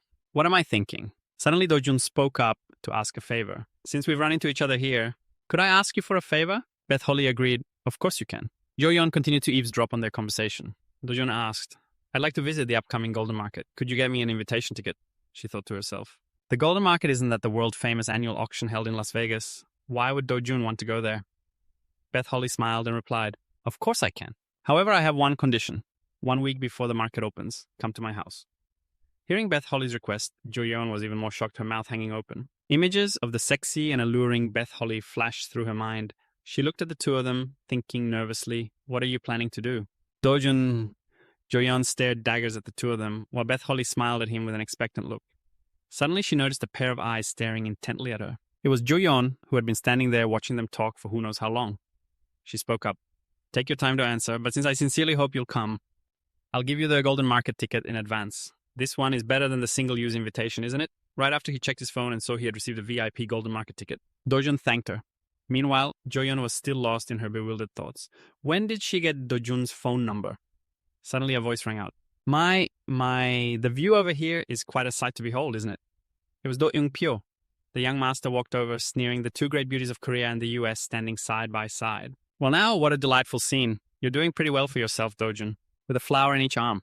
You must feel like you're holding the whole world in your hands, right?" Dojun glanced at Do-young-pyo, who returned his gaze with a provocative look. Jo-yeon felt a sense of unease. Do-young-pyo, he looks like he's about to start something. Suddenly he burst out laughing, drawing everyone's attention. Do-young-pyo feigned civility. Really now, don't be so tense. I don't intend to do anything. I just wanted to introduce you to a friend of mine. Ah, but I wonder if you two already know each other. Do-jun looked at the approaching person. Beth Holly also looked at him with surprise. Jo-yeon thought in astonishment. Takashi. The person standing before them was Takashi, with one arm in a cast. Jo-yeon frowned, thinking, you've already been discharged from the hospital. Chairman Lobe was also a bit startled to see him here. Actually, I didn't invite Hiro Takashi precisely because I was afraid this would happen. Why did the two of you have to run into each other at this very moment? Dojun looked at him with an emotionless expression while Takashi glared back at him with a furious look. Suddenly Dojun spoke. Well, it seems your body has fully recovered. Is that correct? He replied politely. Thanks to a certain someone, I had a truly memorable experience. Dojun answered, as long as you think you're fine, that's all that matters. Chairman Lobit, sensing the tense atmosphere, quickly stepped in to ask, Hiro Takashi, your body has recovered a lot. We didn't invite you to this event. For fear you would overexert yourself, but seeing you like this eases my worries. Now there's a very comfortable sofa over there. Please feel free to rest and chat. Do-young-pyo, seeing that things weren't going as he'd hoped, cursed internally. Damn it, that old geezer. I can't let the opportunity I worked so hard to create be ruined like this.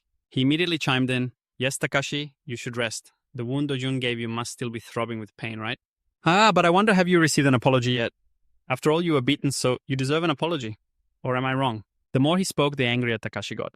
He looked over at Dojun. Yoseon and Beth Holly also looked tensely towards Takashi. Dojun smiled and called out, Hey Takashi. The truth is the Yakuza are just a bunch of scum, aren't they? Everyone was shocked to hear Dojun ask that bastard Takashi something like that. Yoseon and Beth Holly were frozen for 5 seconds thinking, what the hell is going on? Takashi gritted his teeth, his voice filled with anger as he replied, Is this something you should be saying out loud right now? But Dojun didn't care what he said and just firmly asserted, Of course they're scum. Do-young-pyo seemed unable to believe it and stammered, What? Dojun continued to press, They're trash that brings no benefit to society, right? Absolutely. They're total garbage. Yoseon thought to herself, Wait, this scene. I feel like I've seen it somewhere before. Do-young-pyo placed a hand on Takashi's shoulder and whispered, Takashi, what the hell do you think you're doing right now? Takashi didn't answer. He just turned to look at him with a face full of rage, making Do-young-pyo flinch. Then he raised his phone and played a recorded conversation. A voice echoed throughout the room. Takashi, that thing I mentioned before, what was it that he needed to get done quickly? Have you forgotten? In Brazil, there's someone who needs to be eliminated. I've been too busy lately. What was his name again? Sao Dojun. Hearing this, the real Dojun was completely surprised. The voice from the recording continued, Just take care of him inside the rift. Right, talking more will just make me tired. Is there anything else to do in Brazil? If there is, maybe I'll go on a date with some girls while I'm there. I want to try hitting on Gloria for once. Or Hyun Yoseon would be fine too. I think she's still single. Well then, I'll see you in Brazil.